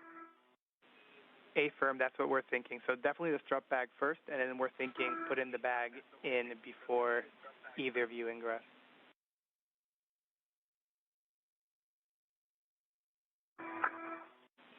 And we were thinking positioning it along the aft edge, and then the starboard edge zenith, so almost like just diagonally.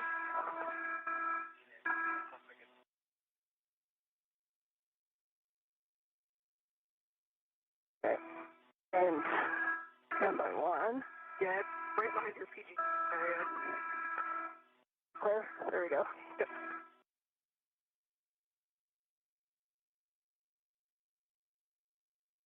What do you prefer, Vapor? What do you think? It might be easier to pull the strut bag than push it. I'm really concerned that if it gets stuck on anything, nobody's in there to kind of deconstruct it from. Yeah.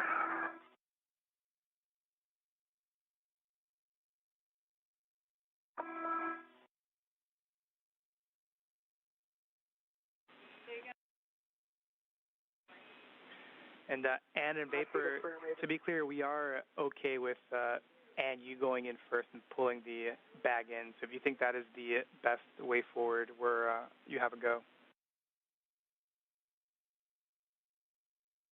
Okay. The thermal cover is open.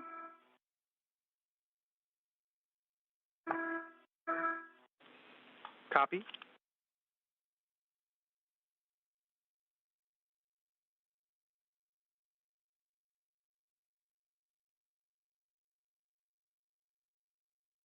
Vapor, I think I could get this one in before three coming down. One less thing to worry about. Yep.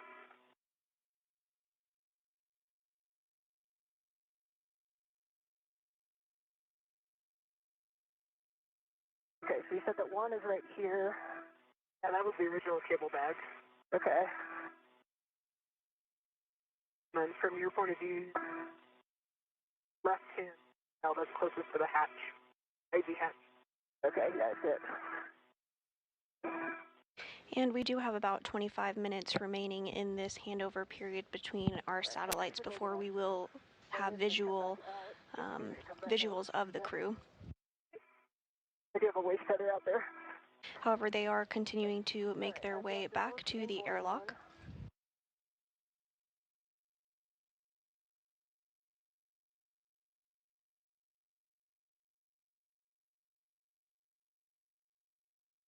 All right, cable bag is secured inside the airlock.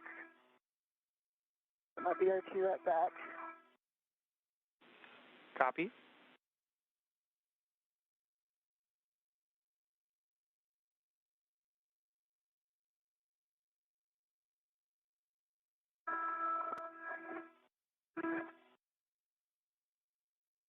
And grabbing this large hook for the strut bag.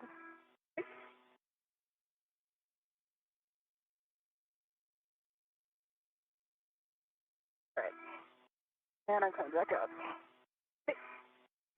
I had a little momentum. Sorry, it's regulated. All good. Things are, the earn of our name is V3. Okay, it should be clear now. Okay.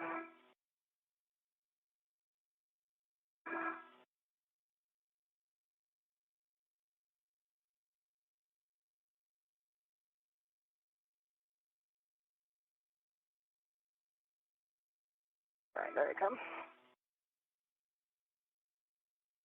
I'm actually wondering if you could ingress from here. What? If you could just ingress from here, and then I could. Yeah, just at least, here's the, for the cable bag. Sorry, strip bag. Here's a D-ring coming your way. Okay, I see the strip bag on this. Okay, strip bag is redded to the airlock. Okay, I'm going to remove my VRT and my RET. Okay. So I think if I go in, I need to come out and get my waist feather. I can pick it up for you too if you. And McClain and Nichole Ayers are now back at the airlock and working to get the strut bag inside the Your hand is in that angle. airlock portion of the International Space Station. Following this, they will both enter themselves, and repressurization will occur. Around here. The lightning storm below us. It's so awesome. I just caught that flash. Whew.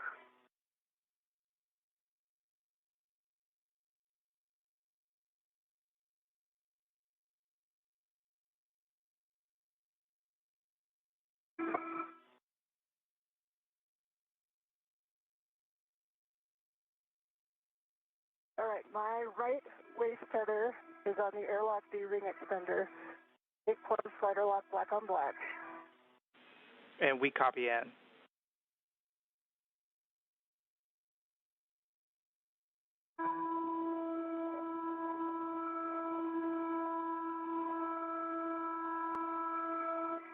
Okay, Vapor, I'm going to come in and get out of the way here. So, you feed it in.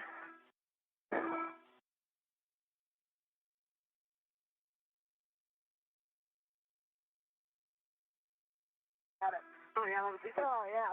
That was way easier without an upper triangle in it. Yeah. All right, if we can get that back part in.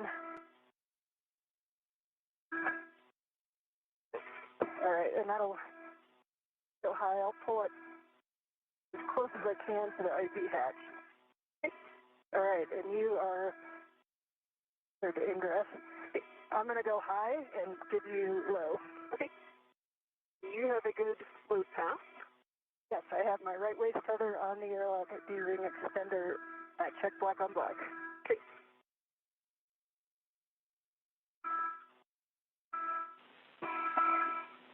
And Vapor, seems like you may be already be working it, but from Ann's go, you can attach Ann's anchor hook to your waist tether.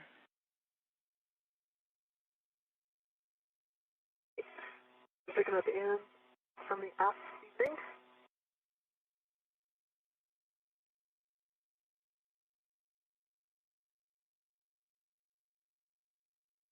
It is on my left waist tether. Both gates are closed. They're locked black on black. Copy Vapor. With that, you can release your anchor hook from the forward airlock external D-ring, and you can store that on your mini workstation. Okay. And Ann, while we're waiting, we'll have you turn off your HECA. The HECA's coming off.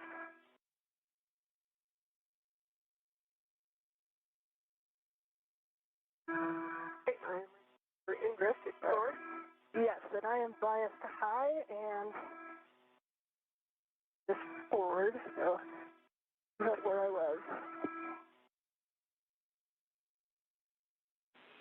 And we copy Vapor, you ingressing.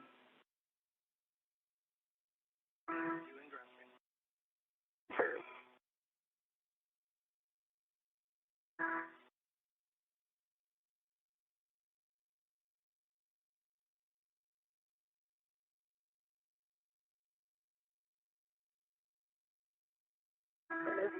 again. Try to pull the tethers so they don't go between your leg and then also to get SCU. Alright, let me get more out of your way. We are now 5 hours and 20 minutes into today's spacewalk. NASA astronauts Anne McClain and Nichole Ayers are back near the airlock and working to ingress or enter back inside of the airlock. I'll move that. Okay, now you should have seat room. Alright, how's that feel? That feels pretty good.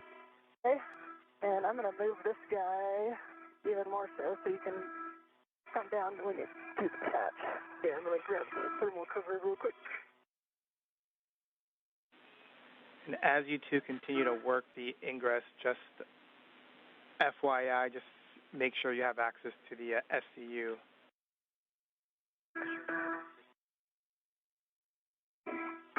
Copy.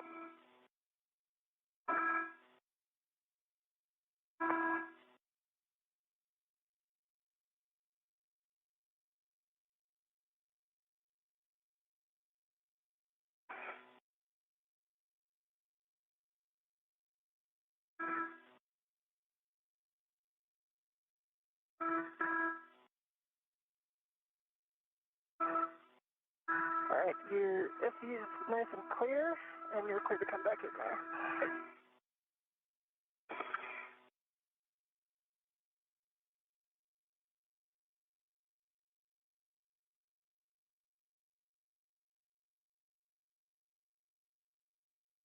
Nice job. Thermal cover is closed. Work on the door.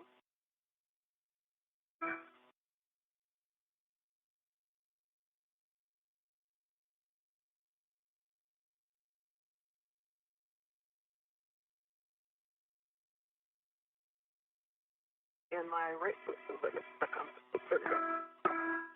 Yeah, this bag it's actually, I can move it pretty easily, so if you feel something in the hatch, let me know. Okay, should be pretty out of your way now.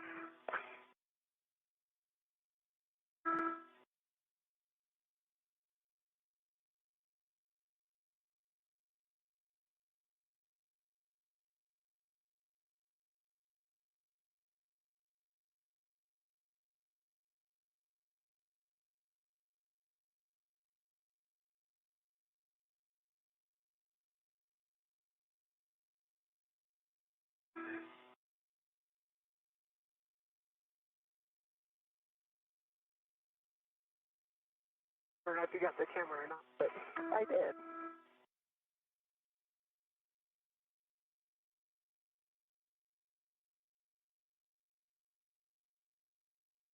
Again, the crew of today's spacewalk, NASA astronaut Anne McClain and NASA astronaut Nichole Ayers, are working to ingress or re-enter the airlock ahead of repressurization following today's spacewalk. McClain and Ayers work to build a modification kit that will be used to install an ISS rollout solar array, or IROSA, during a future spacewalk. The duo built and installed the upper triangle on the mass canister and also installed the right lower strut, which is considered the minimum configuration for the mod kit. Following this, McClain and Ayers relocated a common communication for visiting vehicles antenna, ensuring redundancy for visiting spacecraft to the orbiting lab. Then two get-ahead tasks were completed by the duo, one to install a jumper cable to provide power from the P6 truss to the Russian segment of the space station, and another to remove bolts from a micrometeoroid cover. Ayers then returned to the modification kit location in the 2A segment of the International Space Station, gathered the IROSA cables, and brought them back to the airlock in a crew bag, as well as brought in the strut bag with the remaining struts. You'll remove your DCM cover and you'll connect the SCU and check that it's locked.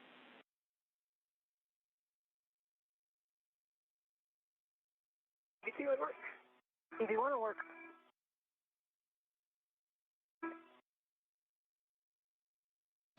We are in a loss of signal period where we do not have visuals of the crew, about 14 minutes remaining in that loss of signal period, but we do have confirmation that the crew is back inside the airlock and the hatch thermal cover is closed.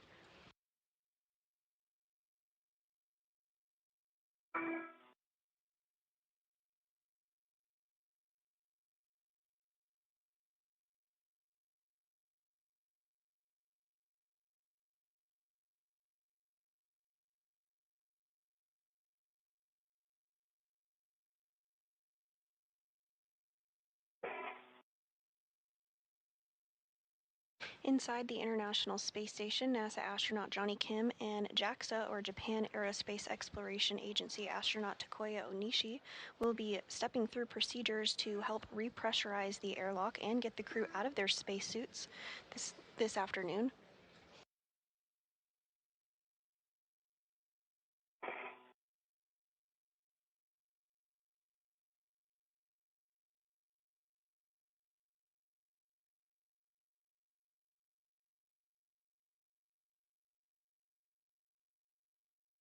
SU to the locked. EV1, SU connected and locked. Copy, 2 SCUs locked. And we'll have you both take your water switch to off, and it'll be off for 2 minutes, OFF.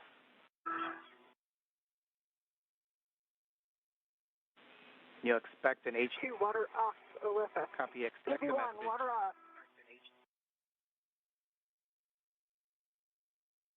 Copy, we got the message. And Marcos, while we wait for these couple of minutes, from EV1 and I'd just like to say thanks to my family and friends from Washington to Kansas City, from Naples to LA. So I want to give a huge thanks to all the teams that made today safe and got the mission executed. Our prep team, Judd, Sandy, and Scott. Our execution team, Stephen, Bailey, Lucas, Farouk, Lauren, and the other Sandy. Good mission starts with a good plan. I want to also thank prior crew that have done this stretch. Kate, Victor, Aki, Tomas, Ila, Raja, Josh, Frank, Koichi, and Nichole. We stand on the shoulders of giants, and there were so many lessons from your EVAs learned put into this one. For our suit IVs, Takuya and Johnny, absolutely flawless execution. Can't wait to see you in a minute. I hope you put dinner in. To the two voices I've been listening to, Nichole and Marcos, you two are phenomenal. These are two, Nichole Ayers and Marcos Barrios. Remember those names. They're going to be our future giants in this office, and they represent the best of us.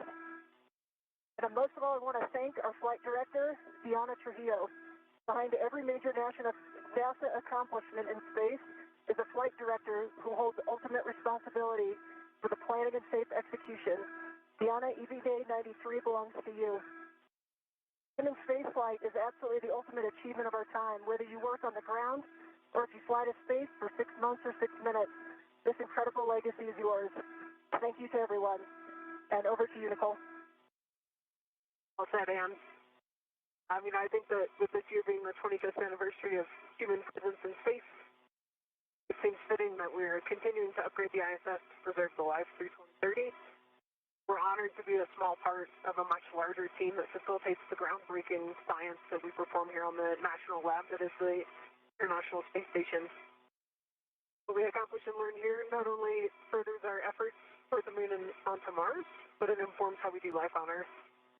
So huge thank you to the ground team that made this happen. Thank you to our friends and families for supporting us and getting us to this moment. And in Vapor, we really appreciate those words and really appreciate your calm and effective leadership throughout the entire prep as well as today, and it really showed even here on the ground. And Vapor, wow, what a special moment being able to watch you egress the airlock for the first time. You certainly have all the flies, the office, families, and friends extremely proud of you. So on behalf of the entire team here on the ground, congratulations for a well-executed spacewalk. We're proud of you, and it was an honor to have been able to contribute to the mission today.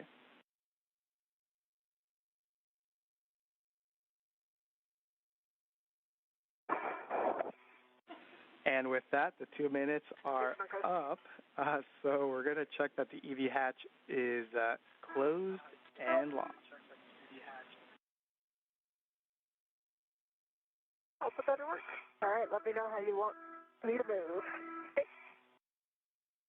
It does take a little more space on its tracks than you think.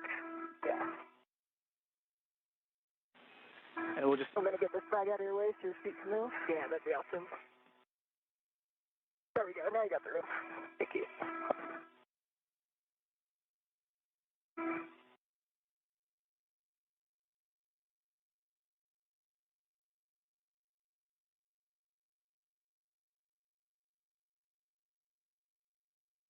And some very special words from NASA astronauts Anne McClain and Nichole Ayers as we wrap up today's spacewalk now at the 5-hour and 30-minute mark.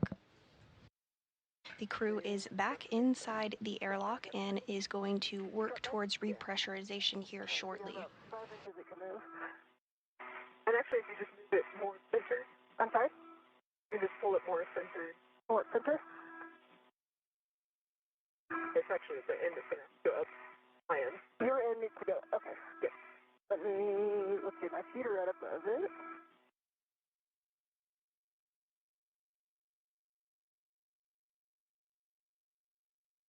Is that helping at all? I know. Let's see. It is definitely, here, do this. Let's put it up right in between us. Yeah, I agree. Try to get out of its way here. All right, I've moved. Can you try pushing it over your shoulder?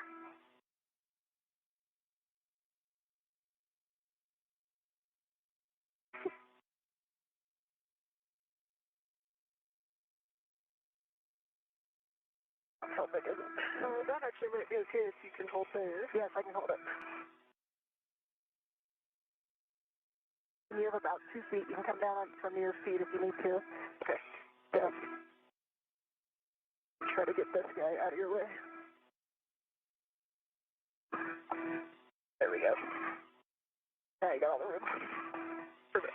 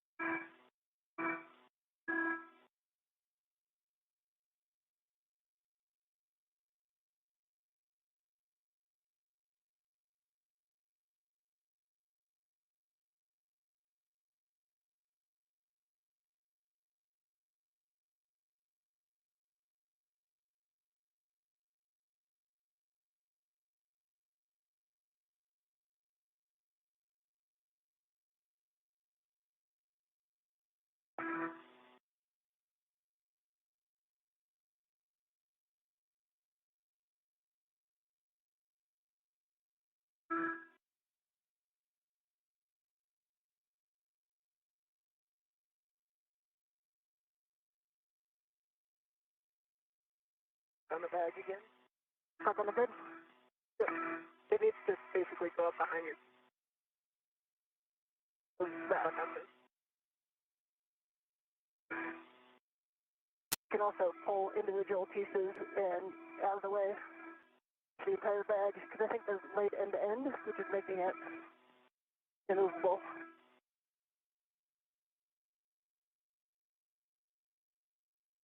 Able to your right at all?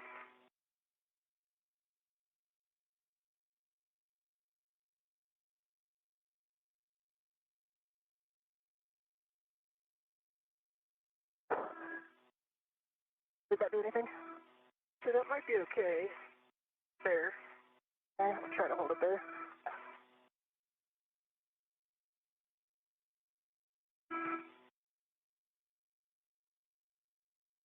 NASA astronauts Anne McClain and Nichole Ayers are back inside the airlock working to get in a good configuration with the strap bag that is also inside the airlock with them before they can begin the repressurization process.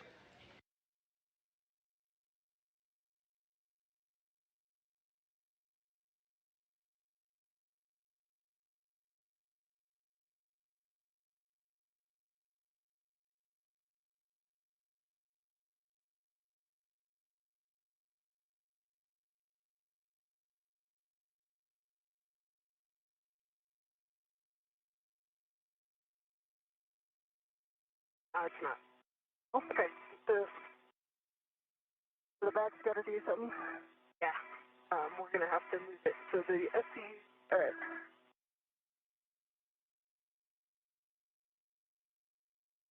I think there's a way for you to get the bag up to your right side. The high end up with you. That should work. All right, let me see if I can swap places with it.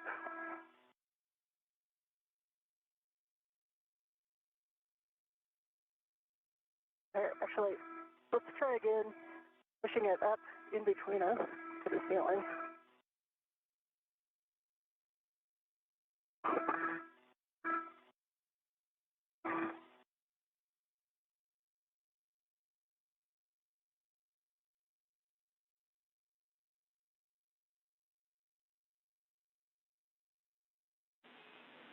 And in vapor, if you have the bandwidth, if you could kind of give us a high-level summary description of what's preventing you from closing the hatch.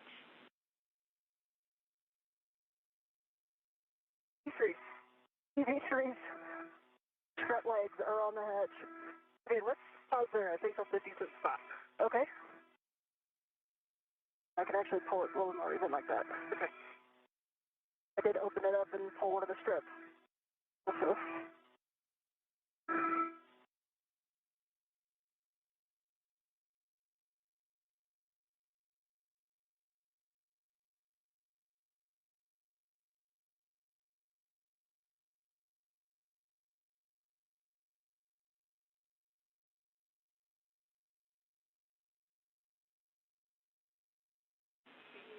2 minutes until a teacher's handover. Yeah.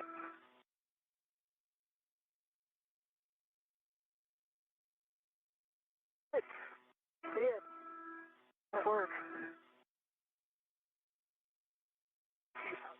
But they're coming in broken. I think everything is clear. Nice job.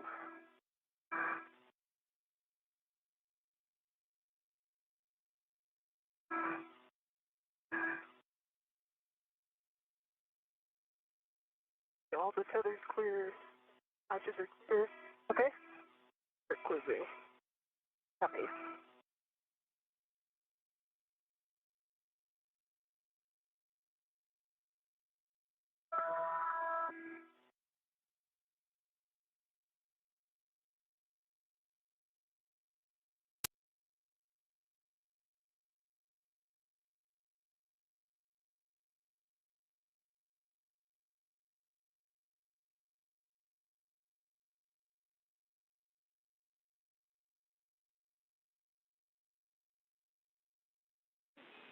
Seconds to handover. 40 seconds till teacher's handover.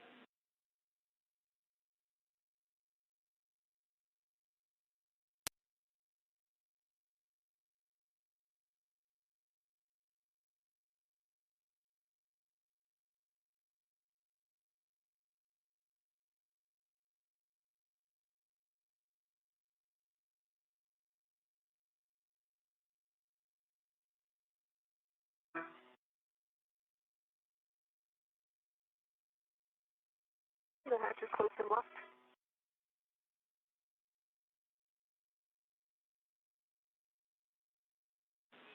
Copy, hatch closed and locked. Really good job. We got a handover and...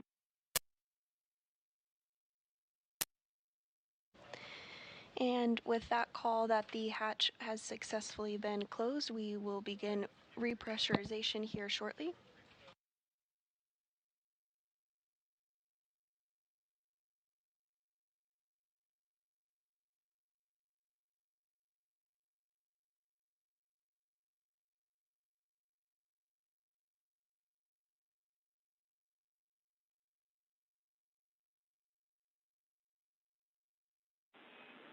And in vapor, ComCheck, I think we're back with you.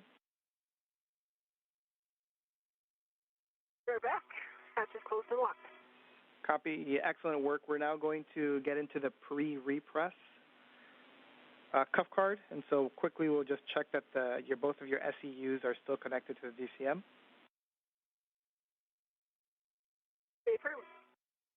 EV1, affirmative. Water switch is still OFF. It's been off for 2 minutes, and that the EV hatch is closed and locked. Water switch is off, OFF, and locked.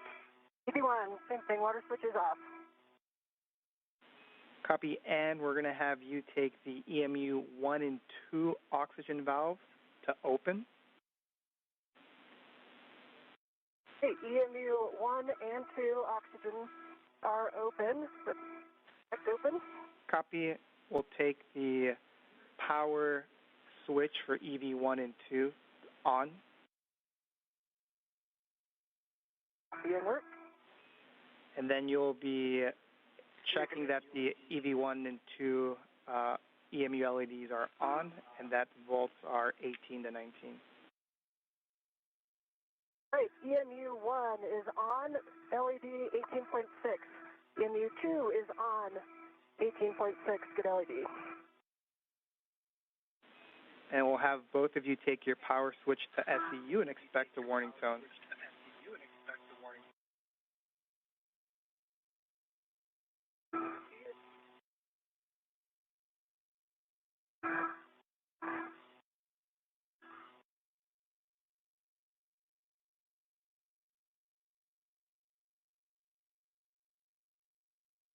Right, Vapor, I don't know if I heard you.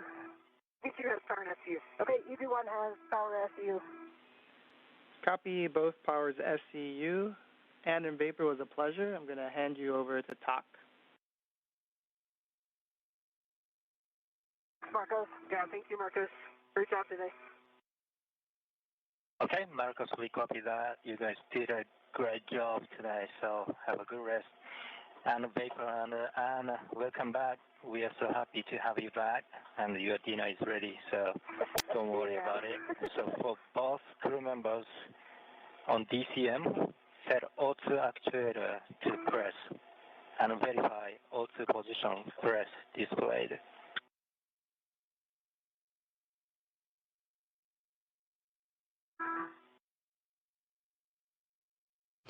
And that was the voice of JAXA, or Japan Aerospace Exploration Agency astronaut Takuya Onishi, who is going to be stepping through procedures alongside NASA astronaut Johnny Kim for repressurization.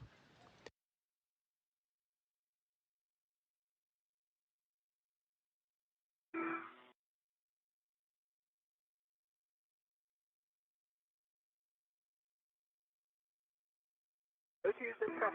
EV1, O2 press. Copy that. Next step is for Vapor. On the crew lock, check EV hatch MPEV is closed.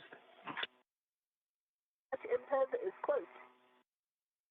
Okay. And this view from inside the International Space Station on your right is JAXA astronaut Takuya Onishi, and then on the left is NASA astronaut Johnny Kim. Again, they'll be stepping through the procedures with NASA astronauts Anne McClain and Nichole Ayers following their spacewalk today.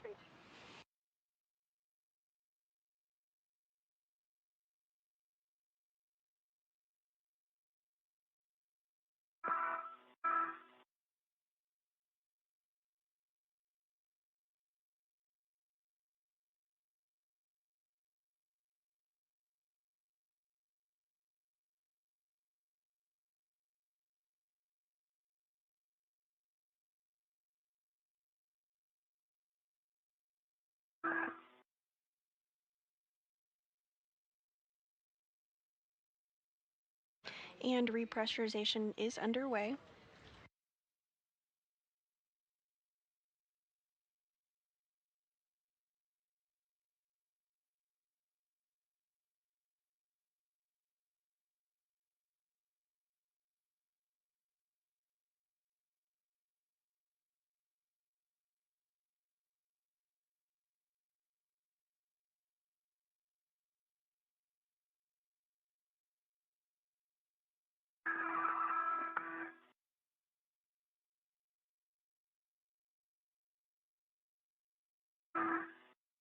Hot for EV2. That's a good rate so far. Copy that. It's kind of in the middle of Auckland. And with repressurization underway at 1:49 p.m. Central Time this afternoon, that marks our spacewalk a 5-hour and 44-minute spacewalk today.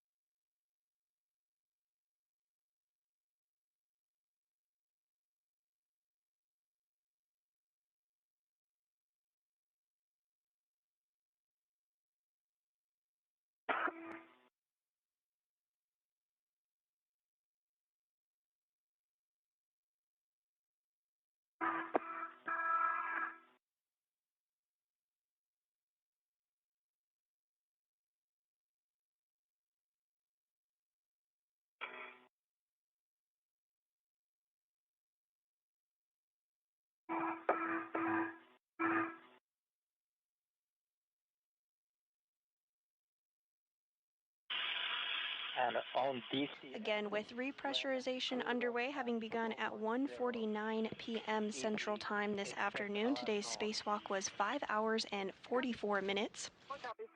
Pressure inside the airlock at 2.3 pounds per square inch and rising. 5.0, we will close the IV hatch equalization valve for a leak check, so please let us know when it gets to 5.0. Copy, Wilco, 0.3 and climbing.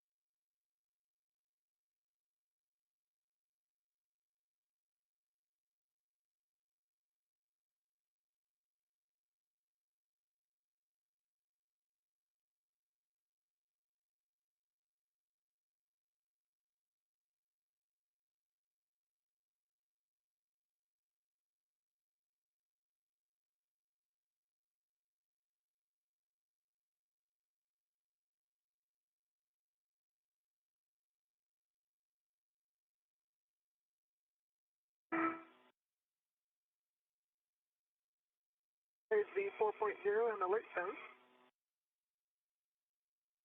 Thanks.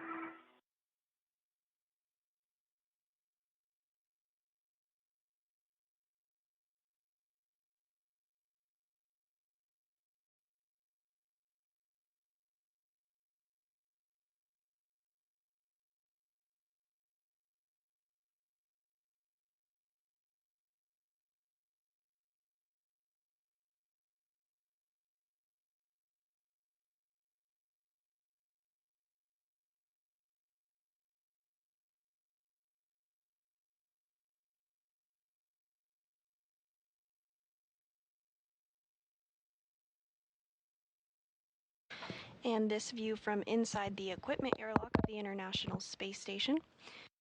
JAXA astronaut Takuya Onishi on the left and NASA astronaut Johnny Kim on the right. Pressure inside the crew lock, where NASA astronauts Anne McClain and Nichole Ayers are currently located, continues to rise, now at 5 pounds per square inch. Now, IV hatch equalization valve is now closed off. So we wait here for 2 minutes for crew lock pressure to stabilize, then we'll do a 1-minute speed check. Yep.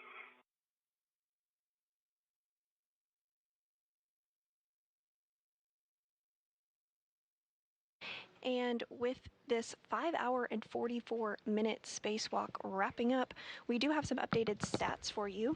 Today was the 275th spacewalk in support of space station maintenance, assembly, and upgrades, the third spacewalk out of station this year, and the first for Expedition 73. This was the third spacewalk for McClain's career. She now has a total spacewalking time of 18 hours and 52 minutes. Of course, for Nichole, her first spacewalk, 5 hours and 44 minutes. In total, 72 days, 12 hours, and 23 minutes of spacewalking time has been recorded over the past 25 years of the International Space Station.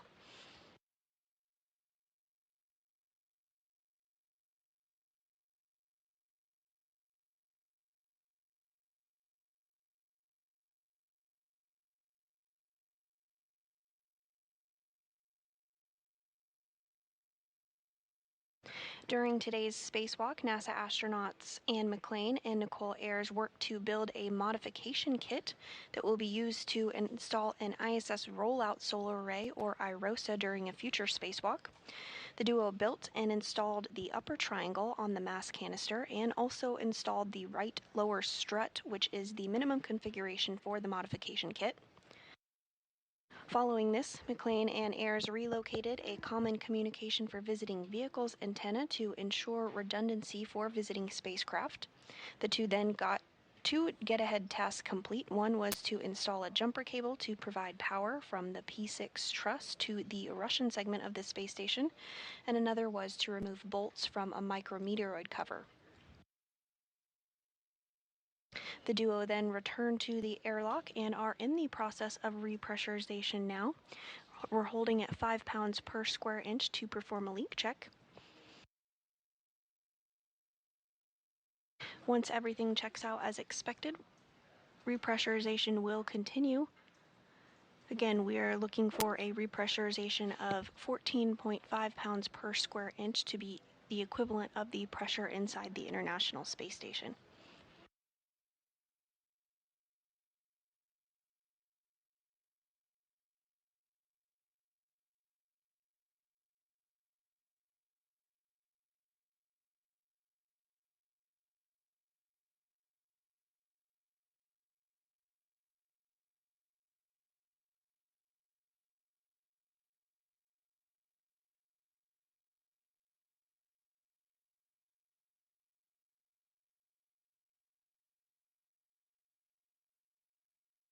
It's an airlock on Space Ground 1.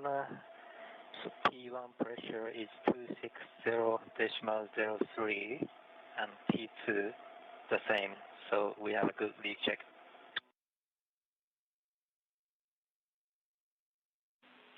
We concur. Good leak check. And with that confirmation that the leak check was good and as expected, repressurization will continue. Two blood feeders are off, Alyssa. EV1 off. Check gloves for contamination and report back to Houston.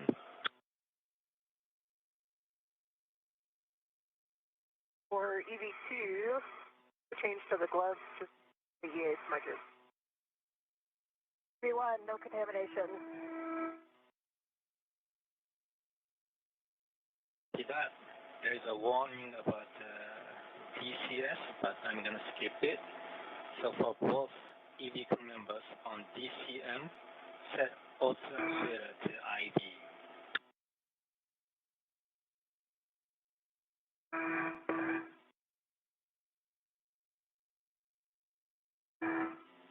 EV2, IV. EV1, IV. Next step is for IV crew. IV adds equalization valve to normal. We will gradually open the valve. After that, copy.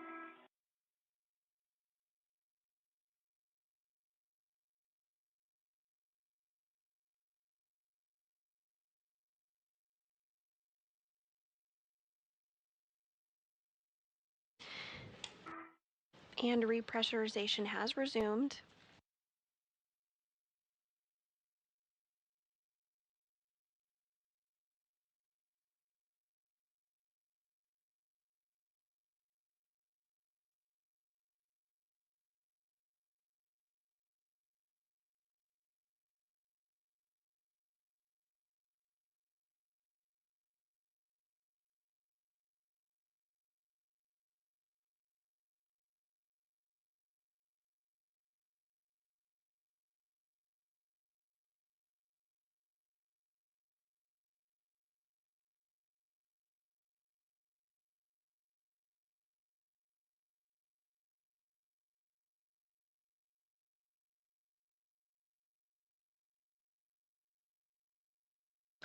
Pressure now at 6 pounds per square inch inside of the crew airlock and continuing to rise.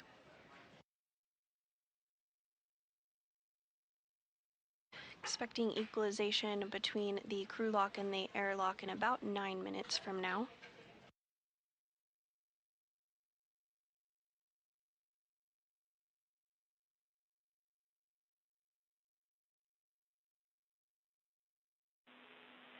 Airlock Houston on space to ground 1. Just letting you request if we can take a look at Nichole's mic booms when you put her on the ETA, just to give us a data point on the comm today.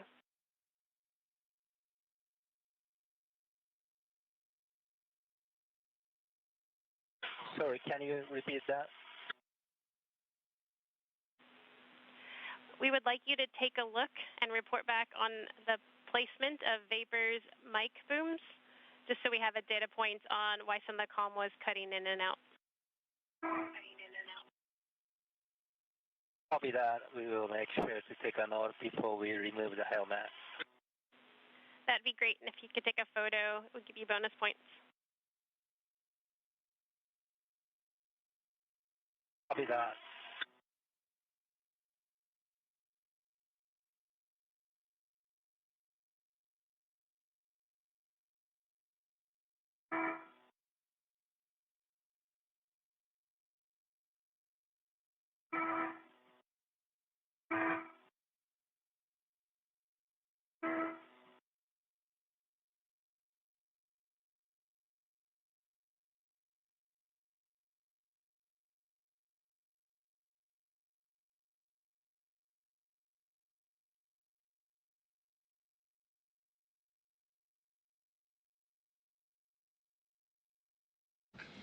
And if you're just joining us, we are wrapping up a spacewalk that lasted 5 hours and 44 minutes today, where NASA astronauts Anne McClain and Nichole Ayers worked on space station maintenance and upgrades. During today's spacewalk, McClain and Ayers worked to build a modification kit that will be used to install an ISS rollout solar array during a future spacewalk. They also worked to relocate a common communication for visiting vehicles antenna to ensure redundancy for visiting spacecraft. Additionally, the duo completed 2 get-ahead tasks, one to install a jumper cable to provide power from the P6 truss to the Russian segment of the space station, and another to remove bolts from a micrometeoroid cover. The duo is back in the airlock, and repressurization is continuing as expected, now at 8.5 pounds per square inch of pressure.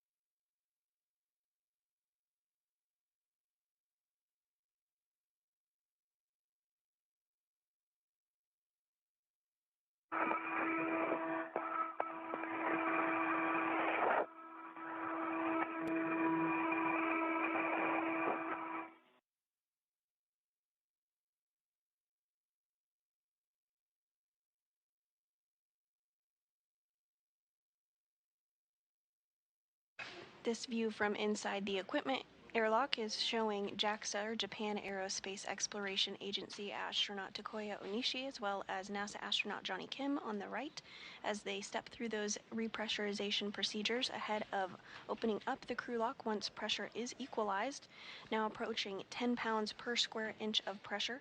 Again, we're looking for a pressure of about 14.5 pounds per square inch.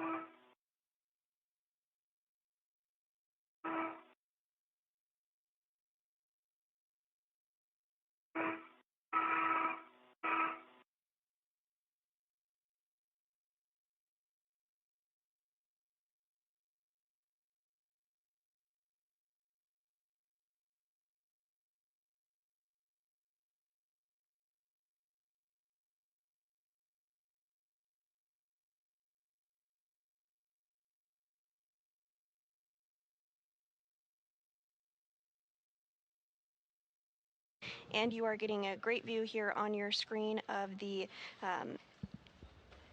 antenna that was relocated, the Common Communications for Visiting Vehicles antenna that Ayers and McClain worked to relocate 1.5 feet to ensure better redundancy for visiting spacecraft to the International Space Station. The International Space Station is currently flying 260 statute miles over the North Pacific Ocean, approaching the coast of Hawaii. Back inside the airlock, pressure is at 11.5 pounds per square inch, continuing to rise as expected.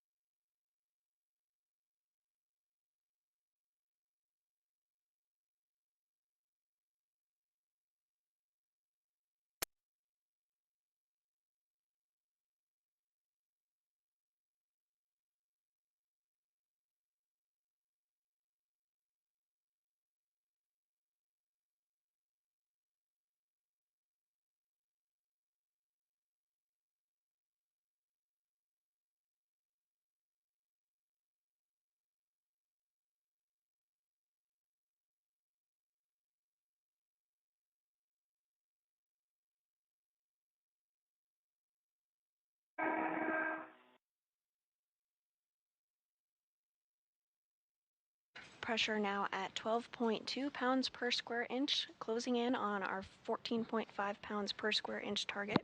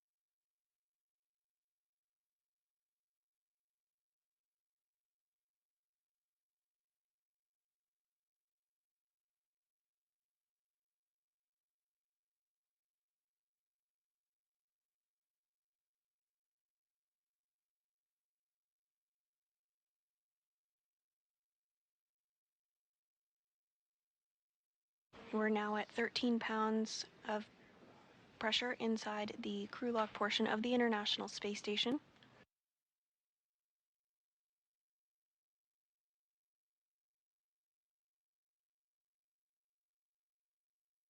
We are getting close to the nominal pressure, and when the dPdt becomes nearly zero, you guys expect a lot of tone.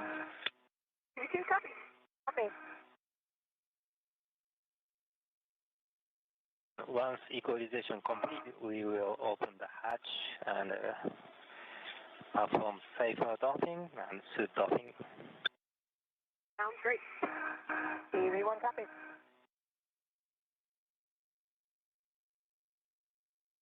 And as you heard there, once pressure is equal between the crew lock and the equipment lock, NASA astronaut Johnny Kim and JAXA astronaut Takuya Onishi will work to open up the hatches between the crew lock and the equipment airlock, at which point they will assist NASA astronauts and McClain and Nichole Ayers back into the equipment lock portion of the International Space Station.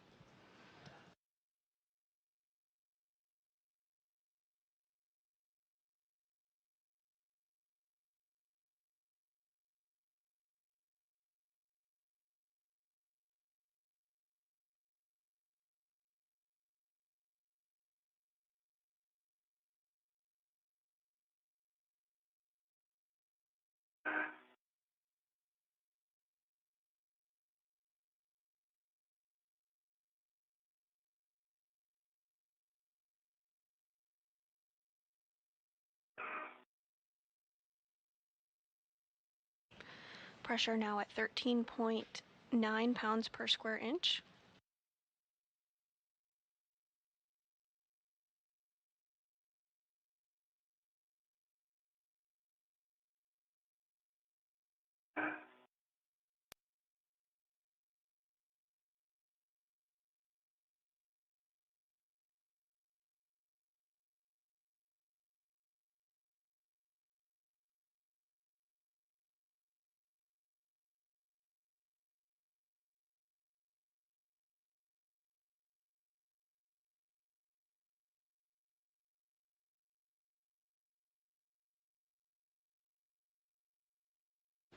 Getting very close to equalization now at 14.1 pounds per square inch.